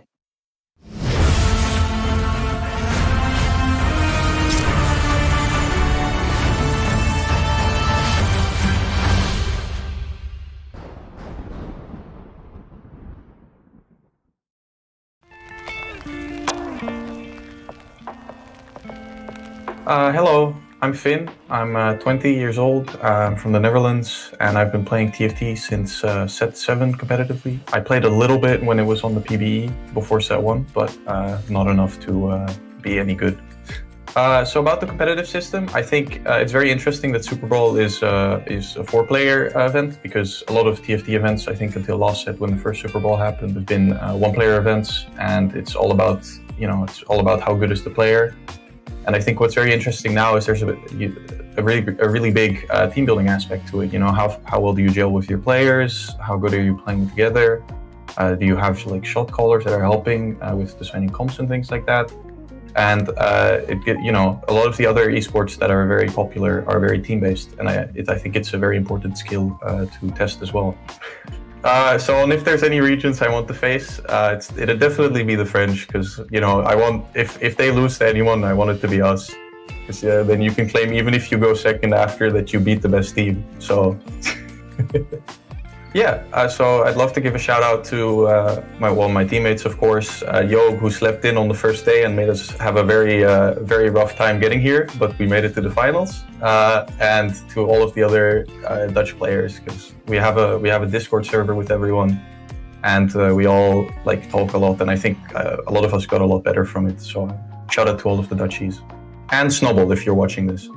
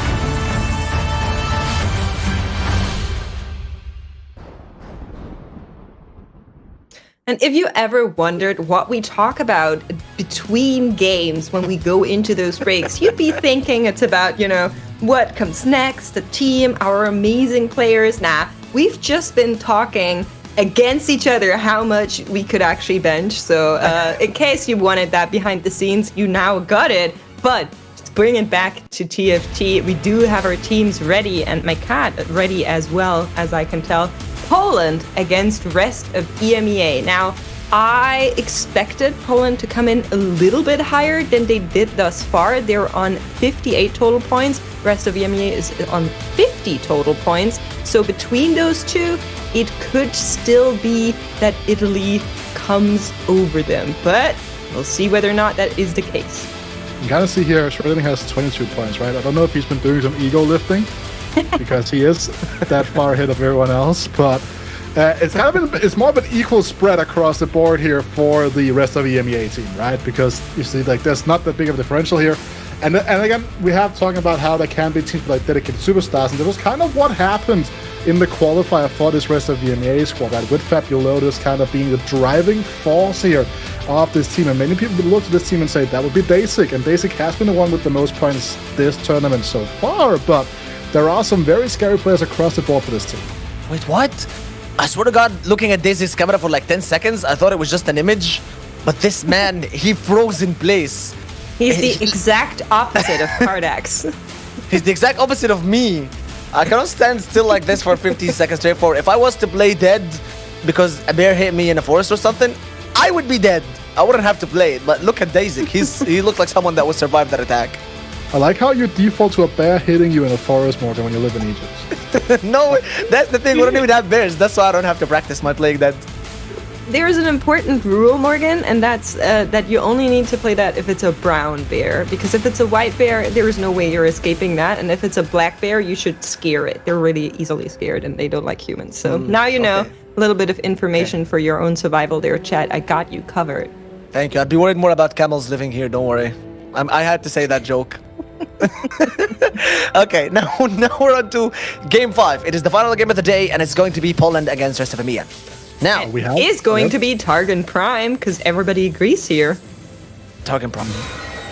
I mean, also another thing here, right? We have some synergy here on the rest of the EMEA squad that we need to talk about. They have all gone for the same little legend, which, I mean, it's team-wide synergy makes, but it's going to make it a lot more difficult for us to kind of distinguish between who's who.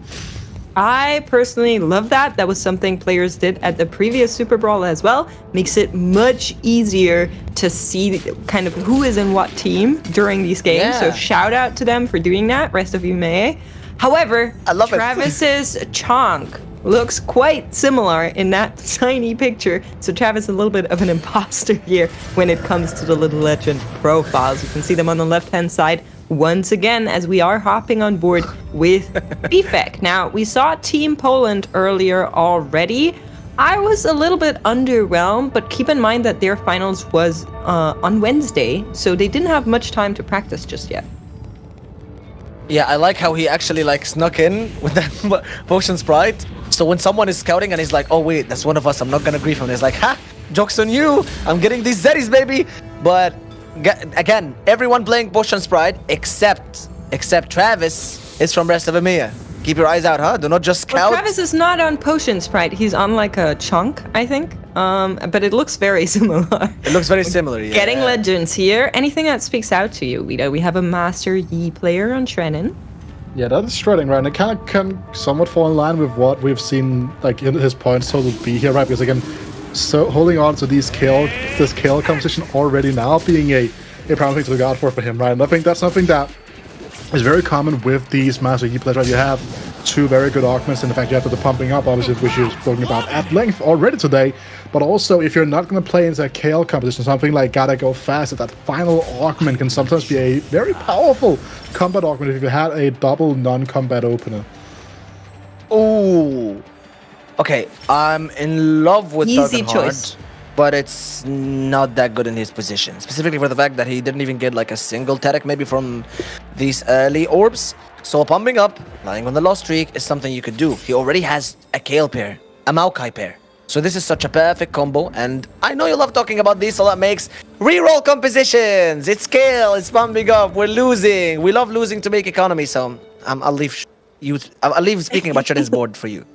Yeah, I think exactly what you're saying is what we're going to see, but seems like another player has a very similar plan and is playing it aggressively. Dasik deciding to open fort here, putting only one unit, trying to make as much gold as possible. And if he saw that Shredden is on a little bit of a kill angle, that makes it so much worse for Shredden. Because if he wins one of the rounds here, then yeah, bad news. Your loss streak is gone. Your economy is out the window. So we'll definitely have to keep tabs on whether or not that happens. Yeah, and this is the difference between both of their boards. The thing about Shredden, he cannot fully sell his board to make sure that he is going for a 5 loss streak because he needs to gather these units like the Kale and the Maokai and everything. Meanwhile, Dasik does not care about that. He's on silver ticket. All he needs to do is to make as much economy so he can sell his board. So if they face each other, it is going to be absolutely horrible for Shredden, who somehow managed to win the first round. We could like Tracer's glove this Swain if we want to. That actually wouldn't be a horrible idea. Just get those double Swains going here with that pickup of the Tarek as well. You're gonna have that Sorcerer active. You're gonna have a very powerful front line. Allow for this Ash and this Jin to somewhat just tickle away at the remaining units on the opposite side of the field. I'm intrigued by that Shredden win. We're going to see it on the other side. And yeah, it seems like we completely aborted the plan. He probably saw Dasik just fully open forting, said, nah, I am not having this. It's not going to be what we're doing. However, he is going to take a loss here against this double Swain board. Swain 2 is such a massive unit in the early, already hinted towards it. It's amazing to have. And with that Tricksters, just going to be even more tanking for you. So good news for Travis, bad news for Shredden, who had to abort the game plan of Kale, but I'm sure he can find something else to play. Yeah, and the way it went is that he had to pivot for 2 reasons. First one was him winning that first round, and the second one, just as you said, he noticed that someone is open footing. So, Wida, I completely agree with Shredden's decision, but what could you play with pumping up if you're not going to be playing a reroll composition? I mean, pumping up is just generally speaking a pretty good argument. Attack speed is one of the strongest stats in the game in general. You're going to be looking into something like Aphelios, maybe a Seer, also a composition that benefits a lot from getting that additional attack speed in here, right? You're looking at Smosh's board now, has a Gargantuan Resolve, could go for another Titans as well, and this could be one of the angles you're looking for to play into this Rek'Sai reroll composition, time will tell. I don't like Rek'Sai reroll. Have it be known, this comp, to me, is always bait. I have yet to see it go well in competitive, and I think specifically in competitive SuperBrawl, I don't think this is it. I see you raising your eyebrows at me, be like, yeah, it did decent before, but it's not a very reliable comp. I will not take this Rek'Sai slander. I will not take it. So another thing that's worth noting about this competition, right, is that it's a comp that very rarely goes 8th, right? And having a player that's like designated as being like on a low risk line to a certain extent can be very powerful in this type of environment, right? And Rek'Sai with the proper support can also just take over games. You get that early Rek'Sai free, you get that Kaiser 2 online as well on top of that, and then all of a sudden you have a strong board that adds a lot of pressure to the rest of the lobby in case things fall in line. So I very much like the competition, but I'm also a massive stand for the comp, right? Like it has kind of been a consistent theme for me all throughout this set. So I will never see the flaws of this composition. Never. That's okay. Yeah, but Treasure's now given of Lelouch. I kind of find it weird that one time in my entire life I have seen makes go against a reroll composition. Today is a historic day. We have found a reroll composition that makes is not going to be supporting. Ladies and gents. I'll give you another one, Garen reroll. I hate both of them. No, that one is just dead. Okay, Rek'Sai genuinely received a lot of nerfs, but Garen reroll, it's one of these comps that I'm glad are dead, because B-Blade should have just been left at our childhood, never to go back again.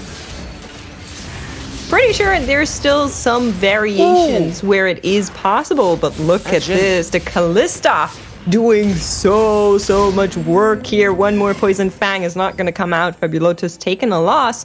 And I'm a little bit surprised that we haven't seen more Noxus comps yet, to be honest. Or at least rogue variants of like Katarina Z. I think they're still pretty good. And especially in a field where you want to have your 4 players to have as much variation as possible, then I think it matters to find these kind of angles. And of course, depends a little bit on your early, but I I would love to see a little bit of Katarina now that the AI on rogues has been fixed. We did see. Yeah. Go ahead, Rita. Okay, so I was about to say, in one of the games previous, the game prior to this one, actually, from Rest of EMA, they did play they did play a rogue composition here. Now, this fight is going to be absolutely insane as the both of them. RNG, baby. RNG. He only loses because he went to his board, by the way. This is how it goes, that if you travel to someone else's board, you take the loss.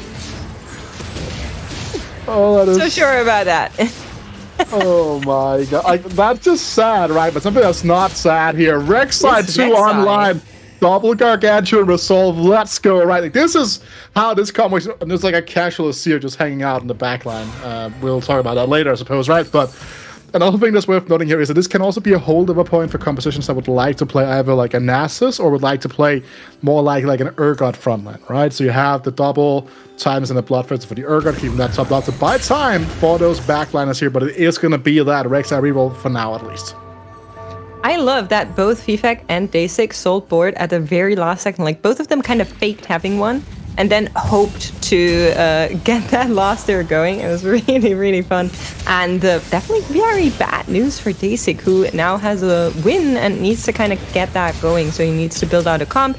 Fifek definitely the winner out of this bottom duet here that we just saw. But yeah, I agree with the Rek'Sai. I think super good to have it this early, especially fully itemized. Double Gargantuan Resolve, very early double Titans Resolve Slam, BT. It is kind of one of the BIS slots that you could have for this Rek'Sai. She scales really well with AD and AP. Also, naturaling a Rek'Sai 2 with such a composition is huge. You need to highlight that this Azir was just absolutely sold because it's fine. You need the Void for the early CC. It takes a little bit of the attention from the Rek'Sai so she can tank more and have some access to the backline. But what happened to Day6? How can you recover from something like that, Wida? That's a big thing right here. Again, his economy is not in a good place, right? That's kind of the mark here that's worth talking about, right? Because you went so much all in, you don't have anything on your board, right? That means that you have a clean slate to work with, right? Which is going to give you a lot of flexibility, a lot of options, but that is just never really going to be super optimal here. I'm actually to see whether or not like Shredding will stay with this Challenger line for now, because most of the time you don't see Hand of Justice as like an item on Kalista here, but has to remove, so could work that into a different carry at some point. Kalista doing a lot of work here, but is going to lose out to the other Kalista. So someone has to win, someone has to lose. And speaking about that, Day6 going back to losing here. Not sure if the plan is now going to be to get another loss streak going, but he already bled a lot, not having any units on board, taking bigger hits as golden augments are coming through. Yeah, getting into double gold augments is really good for the state of Day6 and for the other players right now, because if he just took a loss like this, and this one had been a prismatic, had he not gotten something like Final Reserve, Tiniest Titan, something that keeps him alive and maybe allows him to recover from this, it would have worked out pretty nicely. But this becoming a gold lobby means he's not gonna get hit a lot of the time. So I like the tempo that this is going for the players who are not doing good makes. Yeah. I want to Let me have the point. I'm very unhappy with Day6 spot. Let me just say that. Because I'm actually not. Like, so this is actually what I was going to go with here. Taking it back. Karma 2 So is good. obviously, this spot is not fun. I wouldn't say like it's great, right? But it does have the combination here of Silver Ticket plus Frequent Flyer, right? So you can see right now, Day6 rerolls are going to cost just 1 gold, right? It's half the price, which means doubles the rerolls. We are playing a reroll competition here with an early Karma 2 online as well to top it off. So a lot of value here will come through, and that's something that we need to look out for as well, because I think this could be a very interesting board. Obviously, this Rek'Sai 2 in its current state is not necessarily going to be something you can expect to beat, but for the longevity of this game, actually, this spot for Day6 is not necessarily that bad.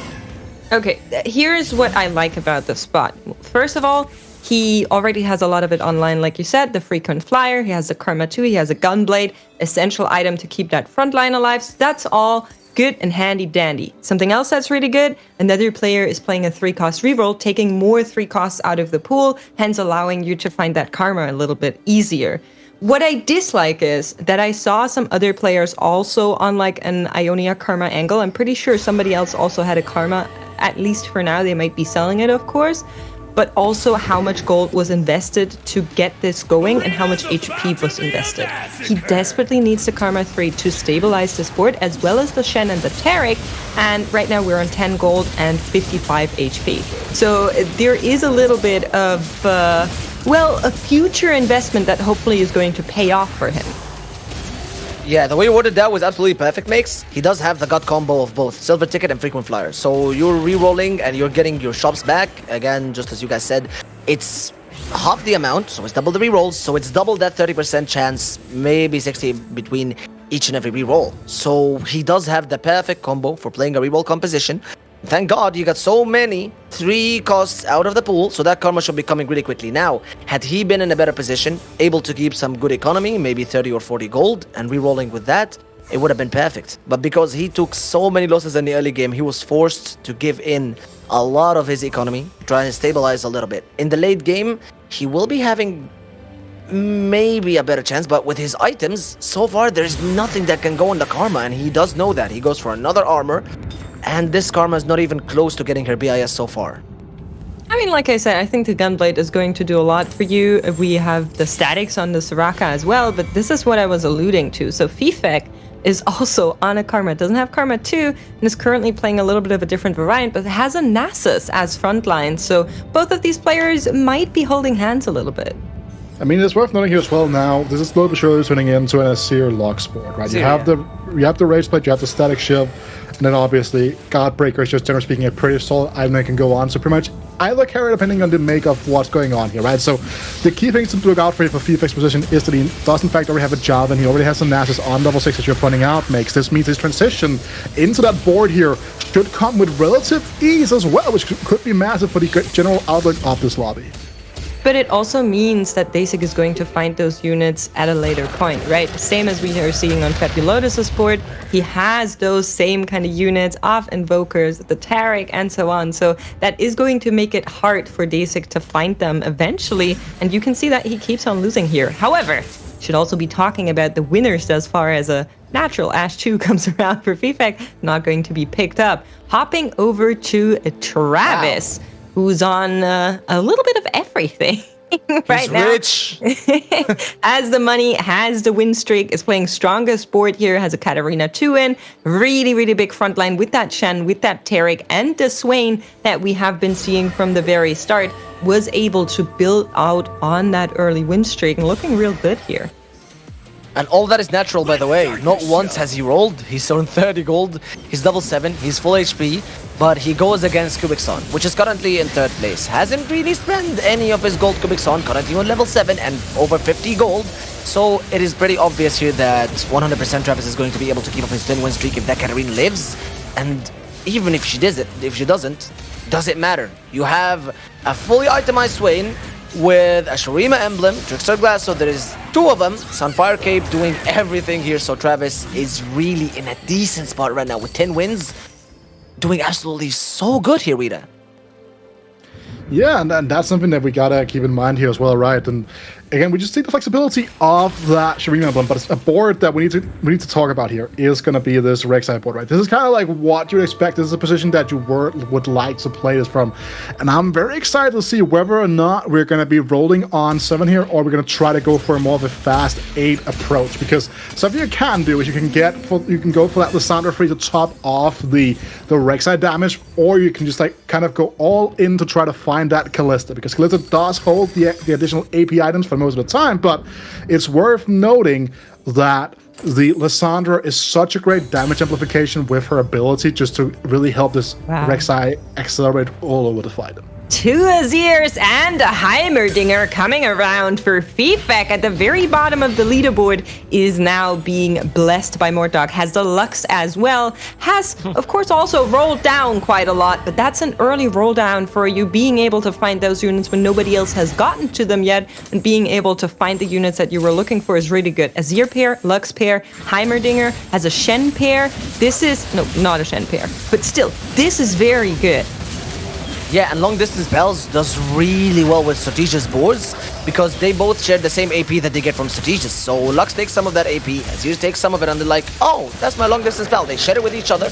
So he has some very good augments items that are perfect for Azir, almost BIS, if not BIS actually, like Rage Blaze, Static Guardbreaker, it is kind of BIS. Now, that Lux rolling the Radiant Rabadon was really good, and the third augment is what decides how the course of the game goes here, Wida. What are we looking at?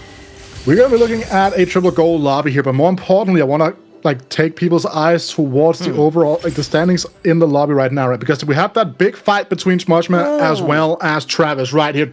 Titanic Strength can be absolutely fantastic depending on the makeup here, because he has the Bruce Emblem as well, right? That's big here, but keep in mind right now, at the bottom of the leaderboard here, you have Ceremonials, Fabulotus, and FIFA kind of all battling it out at that sub 40 HP breakpoint, but the fight between Travis and Smudgman here was also so big in terms of being able to really figure out who's going to go where. And now, will the swap into Kalista happen? That is the big question here, because you could just go level 8 instead and roll there instead.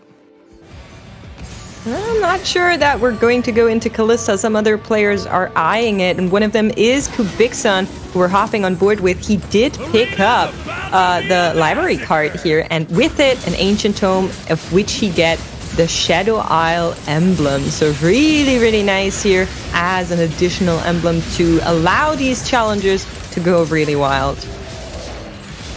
Yeah, and we really see here that most of the augments that these people chose are really good for their current placement. You get a Titanic Strength, that allows you to also reroll a little bit to get Injustice 1. 6 boosters is such a very strong point for him.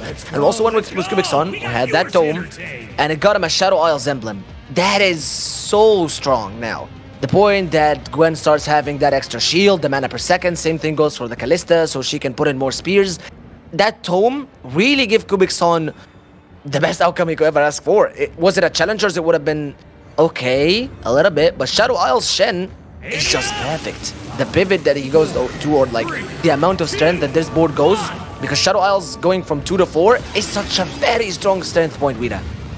It definitely is a strong point to keep in mind here, but there is going to be a little bit of void in power unit-wise until this Viego has been replaced by that center, right? That's something you gotta keep in mind. You gotta have an open mind to, but it is such a strong point here at this point, because you're looking at a 2-star Gwen, you're looking at this Kalista that's fully itemized as well, so a lot of power here, like in this 4 point that you're talking about. And it's one of the most flexible emblems in the game as well, Morgan, as you also pointed out.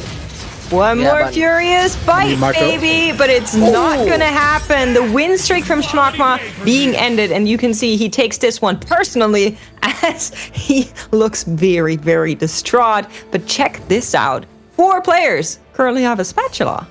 There's no SN on this carousel. It would have been very, very strong for him if he was actually able to get that Senna a little bit early, Kubikson. But you know who's also really happy about this? If we can get to see that Scion going into the hands of Shmoshma, it would be very, very strong, because yes, maybe he doesn't really have a specific use for the item on him, but that Scion would have been really strong for the 6 booster composition.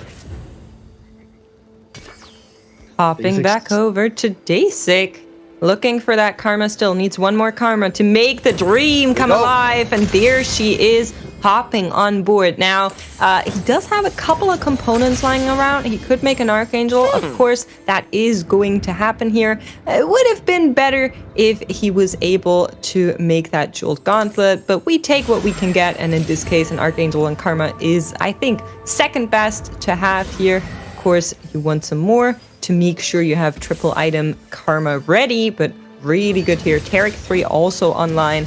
I like this. Yeah, double 3-star unit spike here from Dasik, but also Ceremonials picking up a Vomendeth too. That was something that was quickly shown at the right side of our screens here. So a lot of potential power spikes coming out from the rest of EMEA team right now, and that's something we gotta keep in mind here. And we can kind of see the power slowly but surely coming together as well for Dasik here with the Karma. But again, these Swains are so difficult to get through, and as you were talking about, Makes, no Jewel Gauntlet means that the pop-up potential of this Karma as of right now is a little bit lower than you would like it to be, but all Dasik needs is a singular glove, and this composition is fully online. I just want to highlight one thing. This is the highest roll gold lobby, like full gold augment lobby I've ever seen in my entire life. People getting Titanic Strength and perfect stuff. Someone putting up a Tome and getting 4 Shadow Isles. Karma 3 and Taric 3 at the same exact turn. Someone getting a Vomendeth 2. Like, what the hell is happening? Is this Am I alive? Am I People dreaming? playing for everything. Fabulotus, so we did see him get these units very early on, but he wasn't able to find the Azir 3 just yet. He is going up against, I think, a teammate. We'll have to see. It is Shredden. Actually, not a teammate. This is an enemy team player, and he needs to find a win here on the chopping block with 4 HP. Can the Lux Azir comp do what they need to? Yes, they can. He does stay in for now, but one life is not a lot to work with in 4-6. It definitely isn't here. Dasik also joining him on in that sub 10 HP breakpoint here, but most importantly, they make it out of stage 4. Now they will have the options to kind of just at least get their full items online here, right? Because Lotus is playing a pretty expensive board here, went for that level 8 angle, but he's holding on here, trying to get either Shen or a Taric too, but you look at Dasik here. Dasik is holding on to 9 copies of Taric right now. Shen, as we know, is contested across the lobby. Same thing goes for this Nasus here.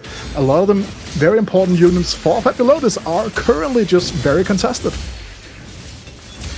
Yeah, the LDP coming in now, putting in work to keep in that Azir, maybe trying to put as much damage as he can. He does have a spat that he can turn into a Shurima spat on the spot.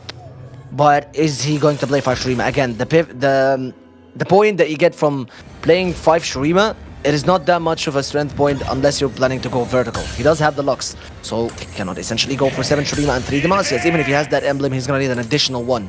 So that's bad for him right now. It's kind of a dead component unless he plans to go 5 Shurima, which also doesn't happen to be the best. Shred in this board right now, able to get that Aphelios with at least 2 of his BIS items. That Hudge is not the best you would be hoping for, but it's also not bad. Some healing, some damage. Works really well with the Deathblade as well. We are seeing a little bit of upgrades come through here, but hopping back over to Fabulotus, both him and Dasik are on the chopping block. Single-digit HP, and it could be the very end here. Fabulotus seeming to have enough strength to take down Travis, but we also need to check out what's going out for everyone else. Shredden able to stabilize, but Dasik, unfortunately, going out in 8th.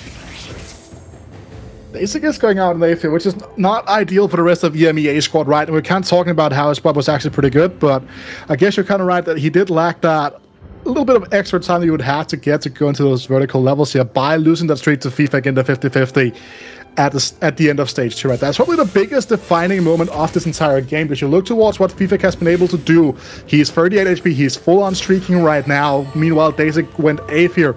And had that gone the other way around, well, all of a sudden, this could have been FIFA on 0 HP. Dasik chilling at like 40 HP, right? This kind of goes to show that there are so many small things that really just change the scales of everything in TFT. And Fabulotus fighting against his teammate here. This is rest of EMEA doing some friendly fire, taking out your teammate. This is where you would have wanted Ceremonials to weaken his board, but he was streaking. So maybe they decided as a team, okay, with one player already out, we can have you go out as well. I don't know. It's not a good game plan, but we do have rest of EMEA taken 8th and 7th here, and that makes it even more likely for Poland to take the win. Looking over to Schmuckma. Where is that? Where is that Rek'Sai? It's just one more. Just one more Rek'Sai, and here it goes. And the Queen is hitting 3 stars. So same goes in for that Lysandra. And that is going to be such a very strong point. A 3-star Rek'Sai with a Gargantuan Resolve, double Titans, Titanic Strength. This Rek'Sai is going to be huge. Or is already huge. Upgrades. I don't like the fact that we were making our Rek'Sai take the initial aggro. It does mean you do need to get more stacks on the Titans due to the Gargantuan Resolve, right? So in that regard, it does make a little bit more sense, I suppose. But normally you would like to second row the Rek'Sai here. But I think that the spike is so big, you can kind of see like why I'm betting for this composition so much. Right? This comp is so powerful. And another thing that's worth noting here, right? We haven't really spoken too much about the Tarkan Prime and the gift coming through, right? And we kind of just saw here how much power there was in getting that duplicator and just like freeing yourself up to guarantee you're gonna get those free stars.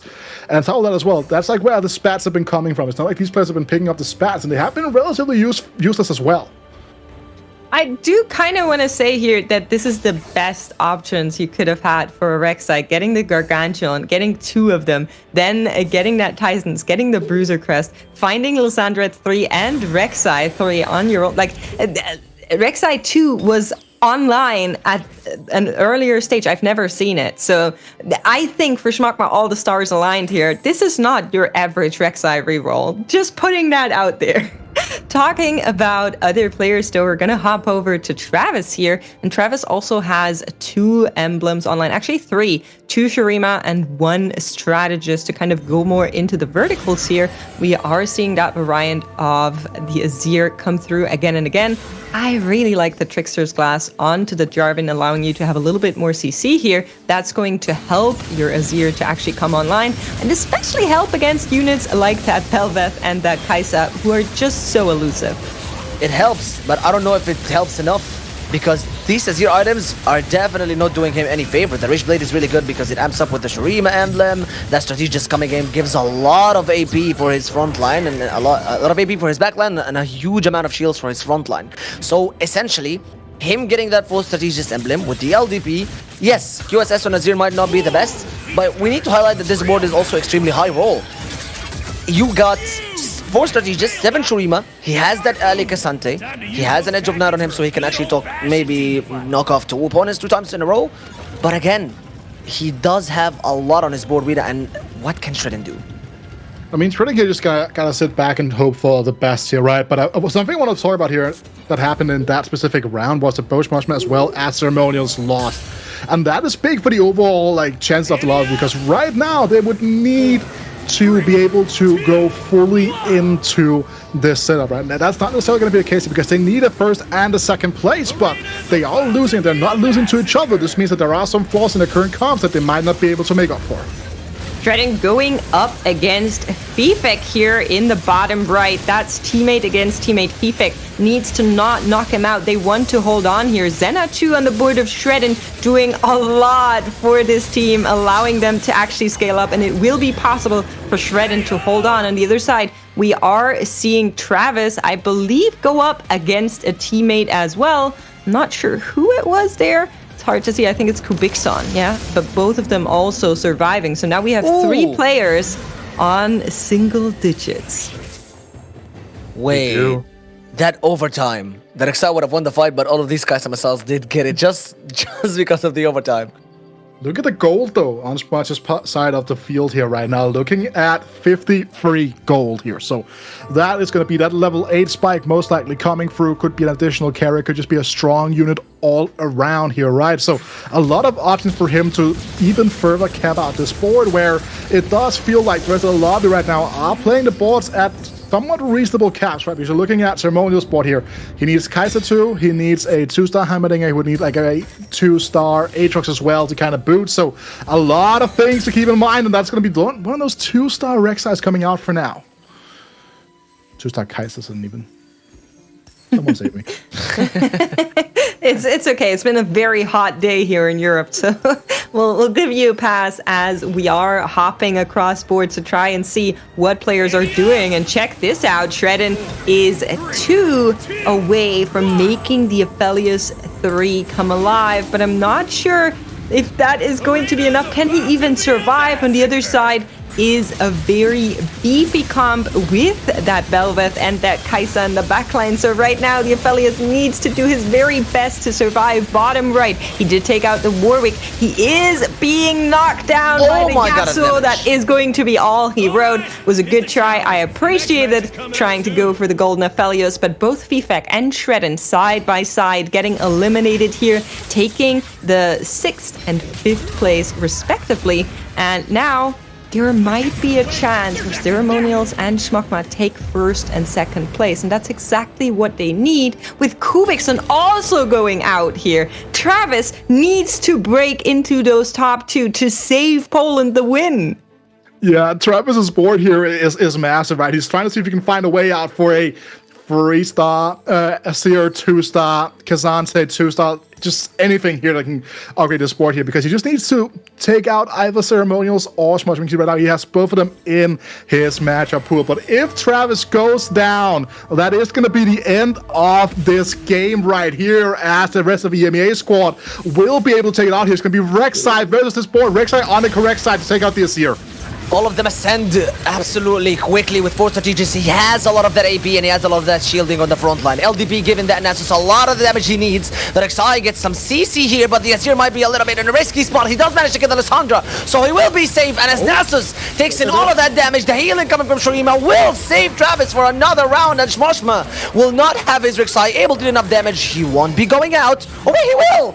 And now it's between both Ceremony and Travis in order to try to save it for the regions. This is it. Poland has taken the win here. They needed first and second because they came 8th and 7th. That is what rest of the EMEA put themselves up to. So with Travis breaking into that 7th spot, it is done for Poland. You can see it on his face. There was like a big wide grin there for just a split second. He knows that they've done it. He knows that this point is going towards Team Poland. Well done. And I am so excited by how many cool boards we've seen thus far, but we'll get one more fight out of this one. There's the Azir 2 against the full challenger combination. Kai'Sa in the background together with that Bel'Veth. Aatrox taken out right at the start. The Azir being able to free cast, not taking any damage here, annihilating anything and everything that comes into his path, and this Professor will not be a challenge for him either. He's taking out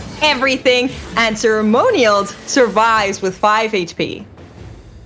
Yeah, and will there be anything on this character? There are no shrouds, no suffers, rights, and none of those items that can sometimes be game-defining off of a carousel here, which is going to be a sigh of relief, I assume, for most players here. But I do think that with this not being the case, not a whole lot will change here. Obviously, Ceremonials will just win this with a singular win, but Heimerdinger 2, nowhere to be found, right? And that's the big kicker here for him. You look at the side of the board here, just kind of realizing how much power there is in having that 7 Shurima, that instant ascension across the board is just so big. And it's now between Bol and the rest of EMEA makes. Who are you vouching for? I mean, Poland has already won the game, but I believe it is going to be Travis with 6 wins. I think he can take it all down. Let's see whether or not the challengers have it in them to do anything here. New positioning from Ceremonials to actually try and challenge them to come out of their corner. You think and I think, but it's only Ceremonials and Travis are the decision makers here. It is now going to be Deyasu going for the backline. He might have enough time to delete that Azir, but no, he heals enough in time, all thanks to the Shurima. And now it's only one person left on board for Ceremonials. Travis takes another win as Poland does come out on top in this lobby, and they will have a chance to survive in day 2 and day 3. That was 100% QSS diff. The fact that this Yasuo did not knuck up the Azir, chef's kiss. Massive. I am so happy how this game played out. Just really, really great boards out of everybody. We saw a huge variety in Legends, in boards, in everything in there. And we did see some great plays throughout the entire day, making sure that teams do their very best together and not just as single players. Now, we do have our break ready, and after that, we're going to check out who gets eliminated. Don't go anywhere.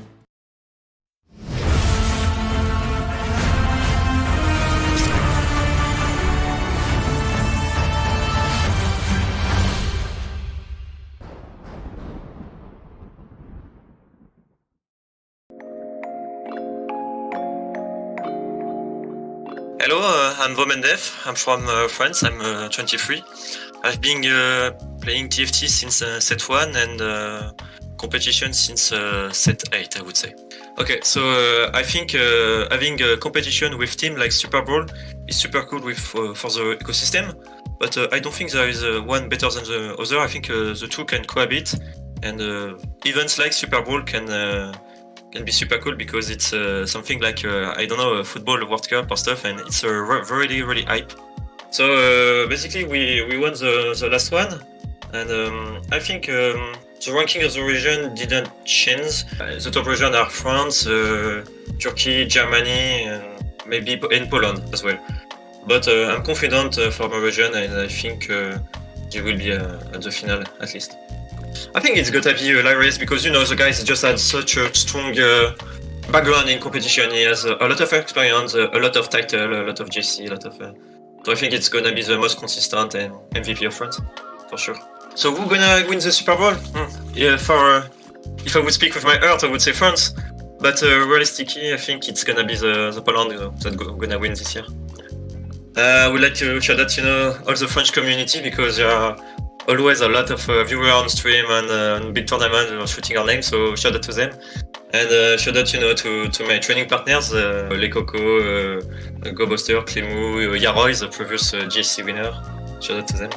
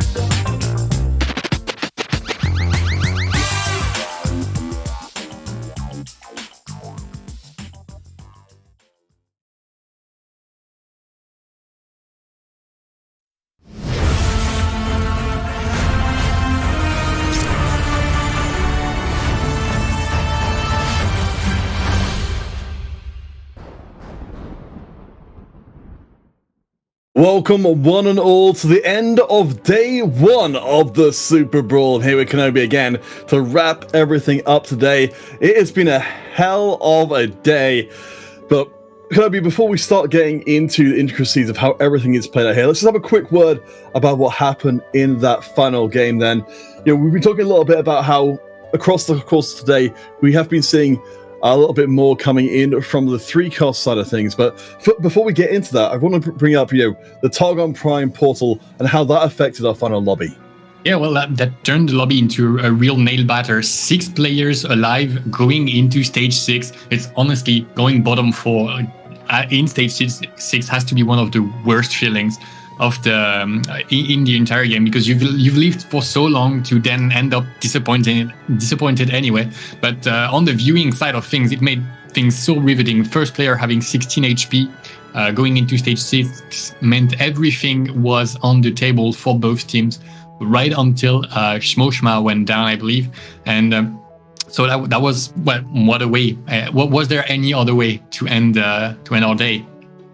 Well, absolutely not. And it's a testament to our teams, how hard they're fighting tooth and nail to try and get through. Of course, one of the things we'll be working out before we present the final results are, all of these kind of tiebreakers and things, because again, it's been so closely contested at the top of the tables, at the bottom of the tables as well. We have to eliminate 2 teams before it's done.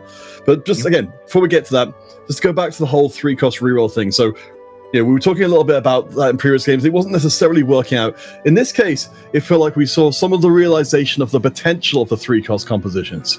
Yeah, we had Daisy that was on the verge of having the one successful Karma reroll game, but it ended up being a bust. He made a really good adaptation, recognizing he was low on economy, deciding not to go to level 7, because you still have really good odds of hitting 3-cost units on level 6. You have 30%, which is just 5% less, and he made it work up until a point. I feel like he was left in the dust a little bit by the map. And because he could not really make anything with that spatula. It's the Ionia spat is nice, but it's not game changing per se for his composition, and it allows his opponents to do some really, really, really crazy stuff. We've seen the winning compositions, the top 4. Really, every single board was cracked and could have taken first place in a different lobby. No, absolutely. It was really terrifying seeing that all coming together. But let's take a quick look at what Traviscat Meow Meow was able to bring out there. Of course, this mighty pirate hat, and of course, have been representing us as social media today. You can see, we've had a day absolutely full of these Azir strategist boards. It just seems to be everywhere, and for very good reason. Yeah, and one of the things to note is that he's one of the few players still playing the own legend that was super popular at the beginning of the set, but who has fallen off a little bit as the set went on. But here he made it work beautifully using that Trickster's Glass on the J4 to get that double stun, and then into the on augment on 4-2 to get one more boost in terms of items. And really the final composition was so well rounded out, and and it was, I was talking to you about how Azir Lux is the composition that really defined the day. It's the one that was there every single time, and there's not a single game where it went where there wasn't at least one Azir Lux player in top 4, I believe. Well, let's take a look across our results overall here. So we can see this in a kind of a game context here of our previous round, which of course will be deciding. See there, Italy going down to their 4th loss, MENA taking their 3rd loss as well. Turkey managing to maintain a clean sheet, and Resomir taking a relatively narrow loss to Poland, as we saw on the stream before. So we can see that it has been a day of domination across both groups A and B. Hopefully we'll be able to see in a second how those final signs, yes, there we go, have played out. Last time it was the Dark team who was able to come through and dominate, but this time it's Northern Europe and Turkey who both finished out with an unblemished record. Yep, and at the top of the standings, we see both of these teams sweeping their opposition. But what's really most interesting to us is what's happening at the bottom of the standings. So for Group A, there's no question. Italy went 0-4, so they are out sadly for and not playing for tomorrow. But on the Group B, we have a 3-way tie that is broken up by total points, and it's Eastern Europe that bites the bullet for the other two. So they are the teams that we will not be seeing tomorrow. But Morgan can rejoice because we will be seeing the MENA region competing and maybe trying to upset everybody, having a little bit of a dark horse run for the finals. And in the meantime, the individual standings, we're going to be able to see who takes the individual day MVP in just a second. So it's worth noting that unlike before, this is based on the average points a player's got, not just the sheer amount they've gotten overall. And it's going to be DarkHydra who gets the MVP nod with an absolutely cracked day. 2 first places way above Nika's in the 2nd place and Sayonara just below. That is a hell of a showing for Hydra. Yep, not a single bottom 4. Two top 1s, 1 top 2, really head and shoulders above the rest of the competition when it comes to individual strength. So we're going to be having a word with him rather short, in a short moment, and we're going to get to pick his brains on what made the difference for him and for his team. Well, absolutely, and it's particularly impressive DarkHydra managed to do that. Normally you'd expect a team that who's coming very, very top of the table. That's where you're going to be picking up the most points because you're winning those games. So to get it from a team that's coming in 2nd place, I think speaks very well of Dark's chances in the playoffs to come. But I believe we have got DarkHydra on the line right now. So Hydra. Yeah, hello. Lovely to have you here. I know it's been a very hot day for us here casting it. I imagine it's been the same for you as well. But I want to ask, how did your team come into the tournament? Were you feeling, very confident? Yeah, I think we are all pretty confident in our team. We all have good understanding of the meta, so we're all confident. Okay, and what would you say to the previous Dark team on the previous SuperBrawl? If you could send a message back in time, what would you tell them now that you are in this position? Just high roll more, I guess. Get luckier. Just get better. Okay.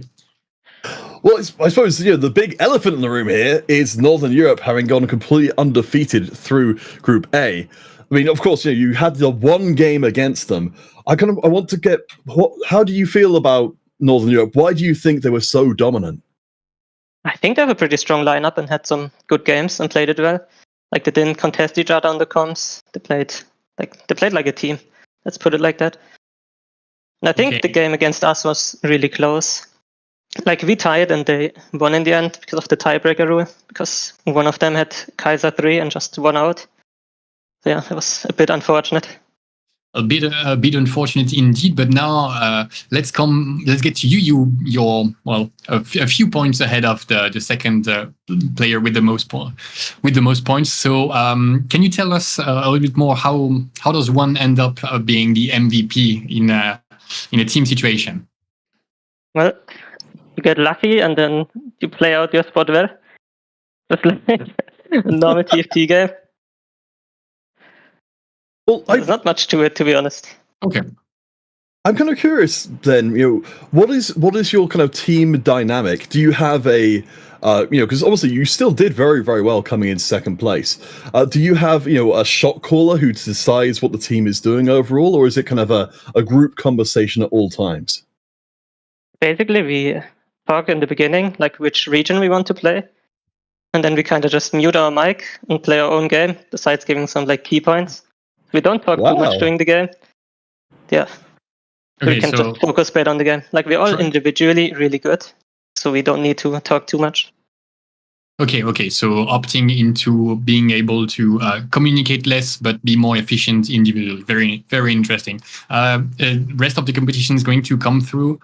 Is there any team, well, especially someone that, well, either that you've already faced or that you have not faced yet, that you are eager to go against? I kind of want to play against friends, just because I feel like it's a nice game between us. Like, who is the best one? Good choice.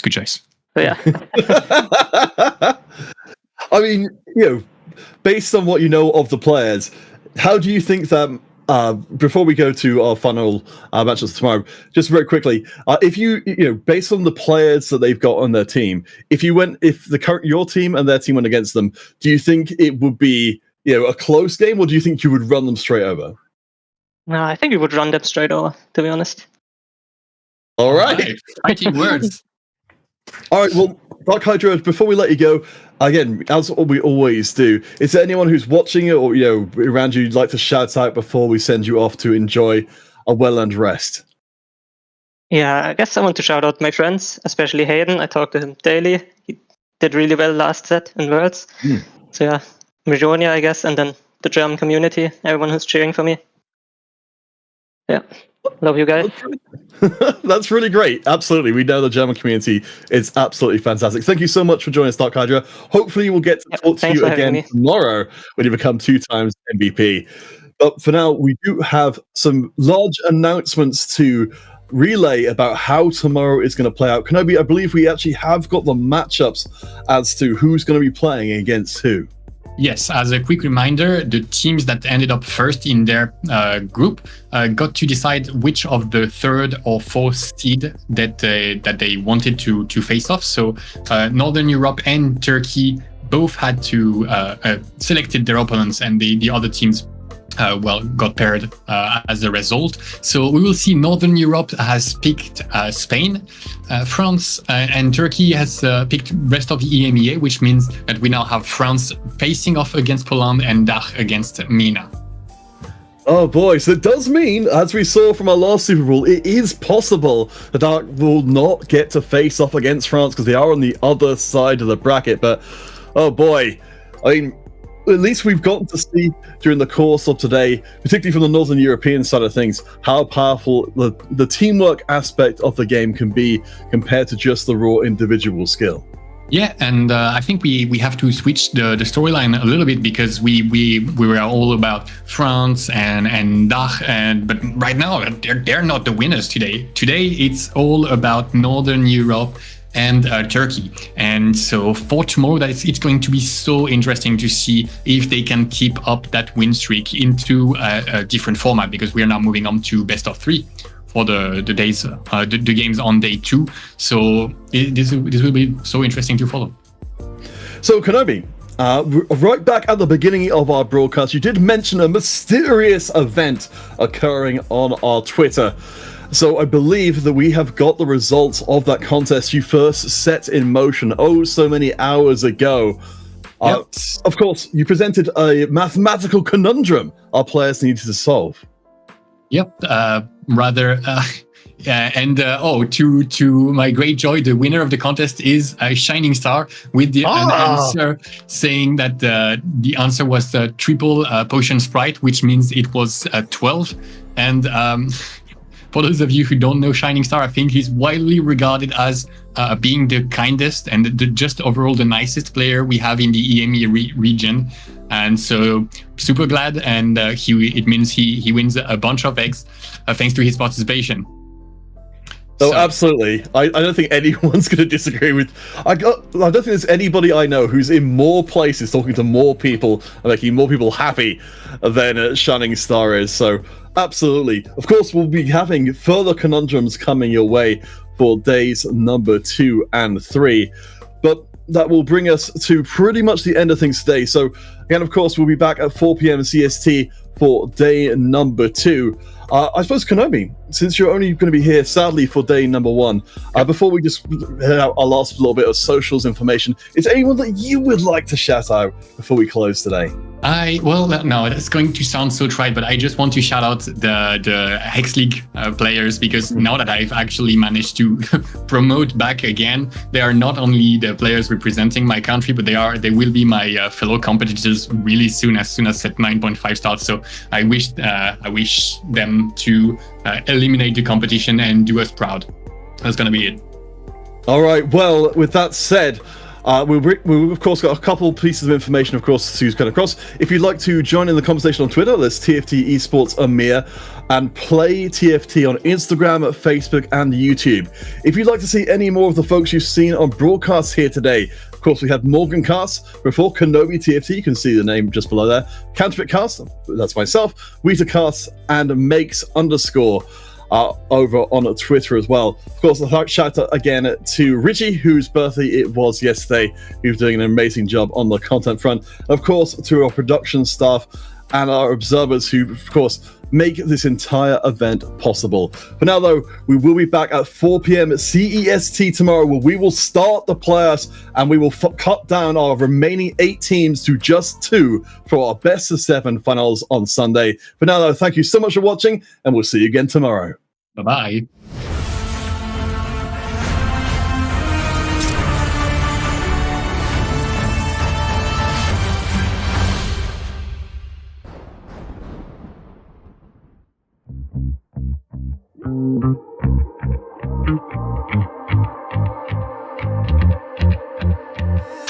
I stay breaking my own limits, and I won't say I'm not gonna win it, 'cause this crown's made for me. You just wait and see. All my haters getting bitter 'cause I'm working overtime. It's my moment and I own it. Stay in focus and I show it. You know I'm taking the night, feeling it right, stealing the light. And I stay loving myself, serving me well, as you can tell. 'Cause it's my moment. My moment. My moment. Oh. My moment.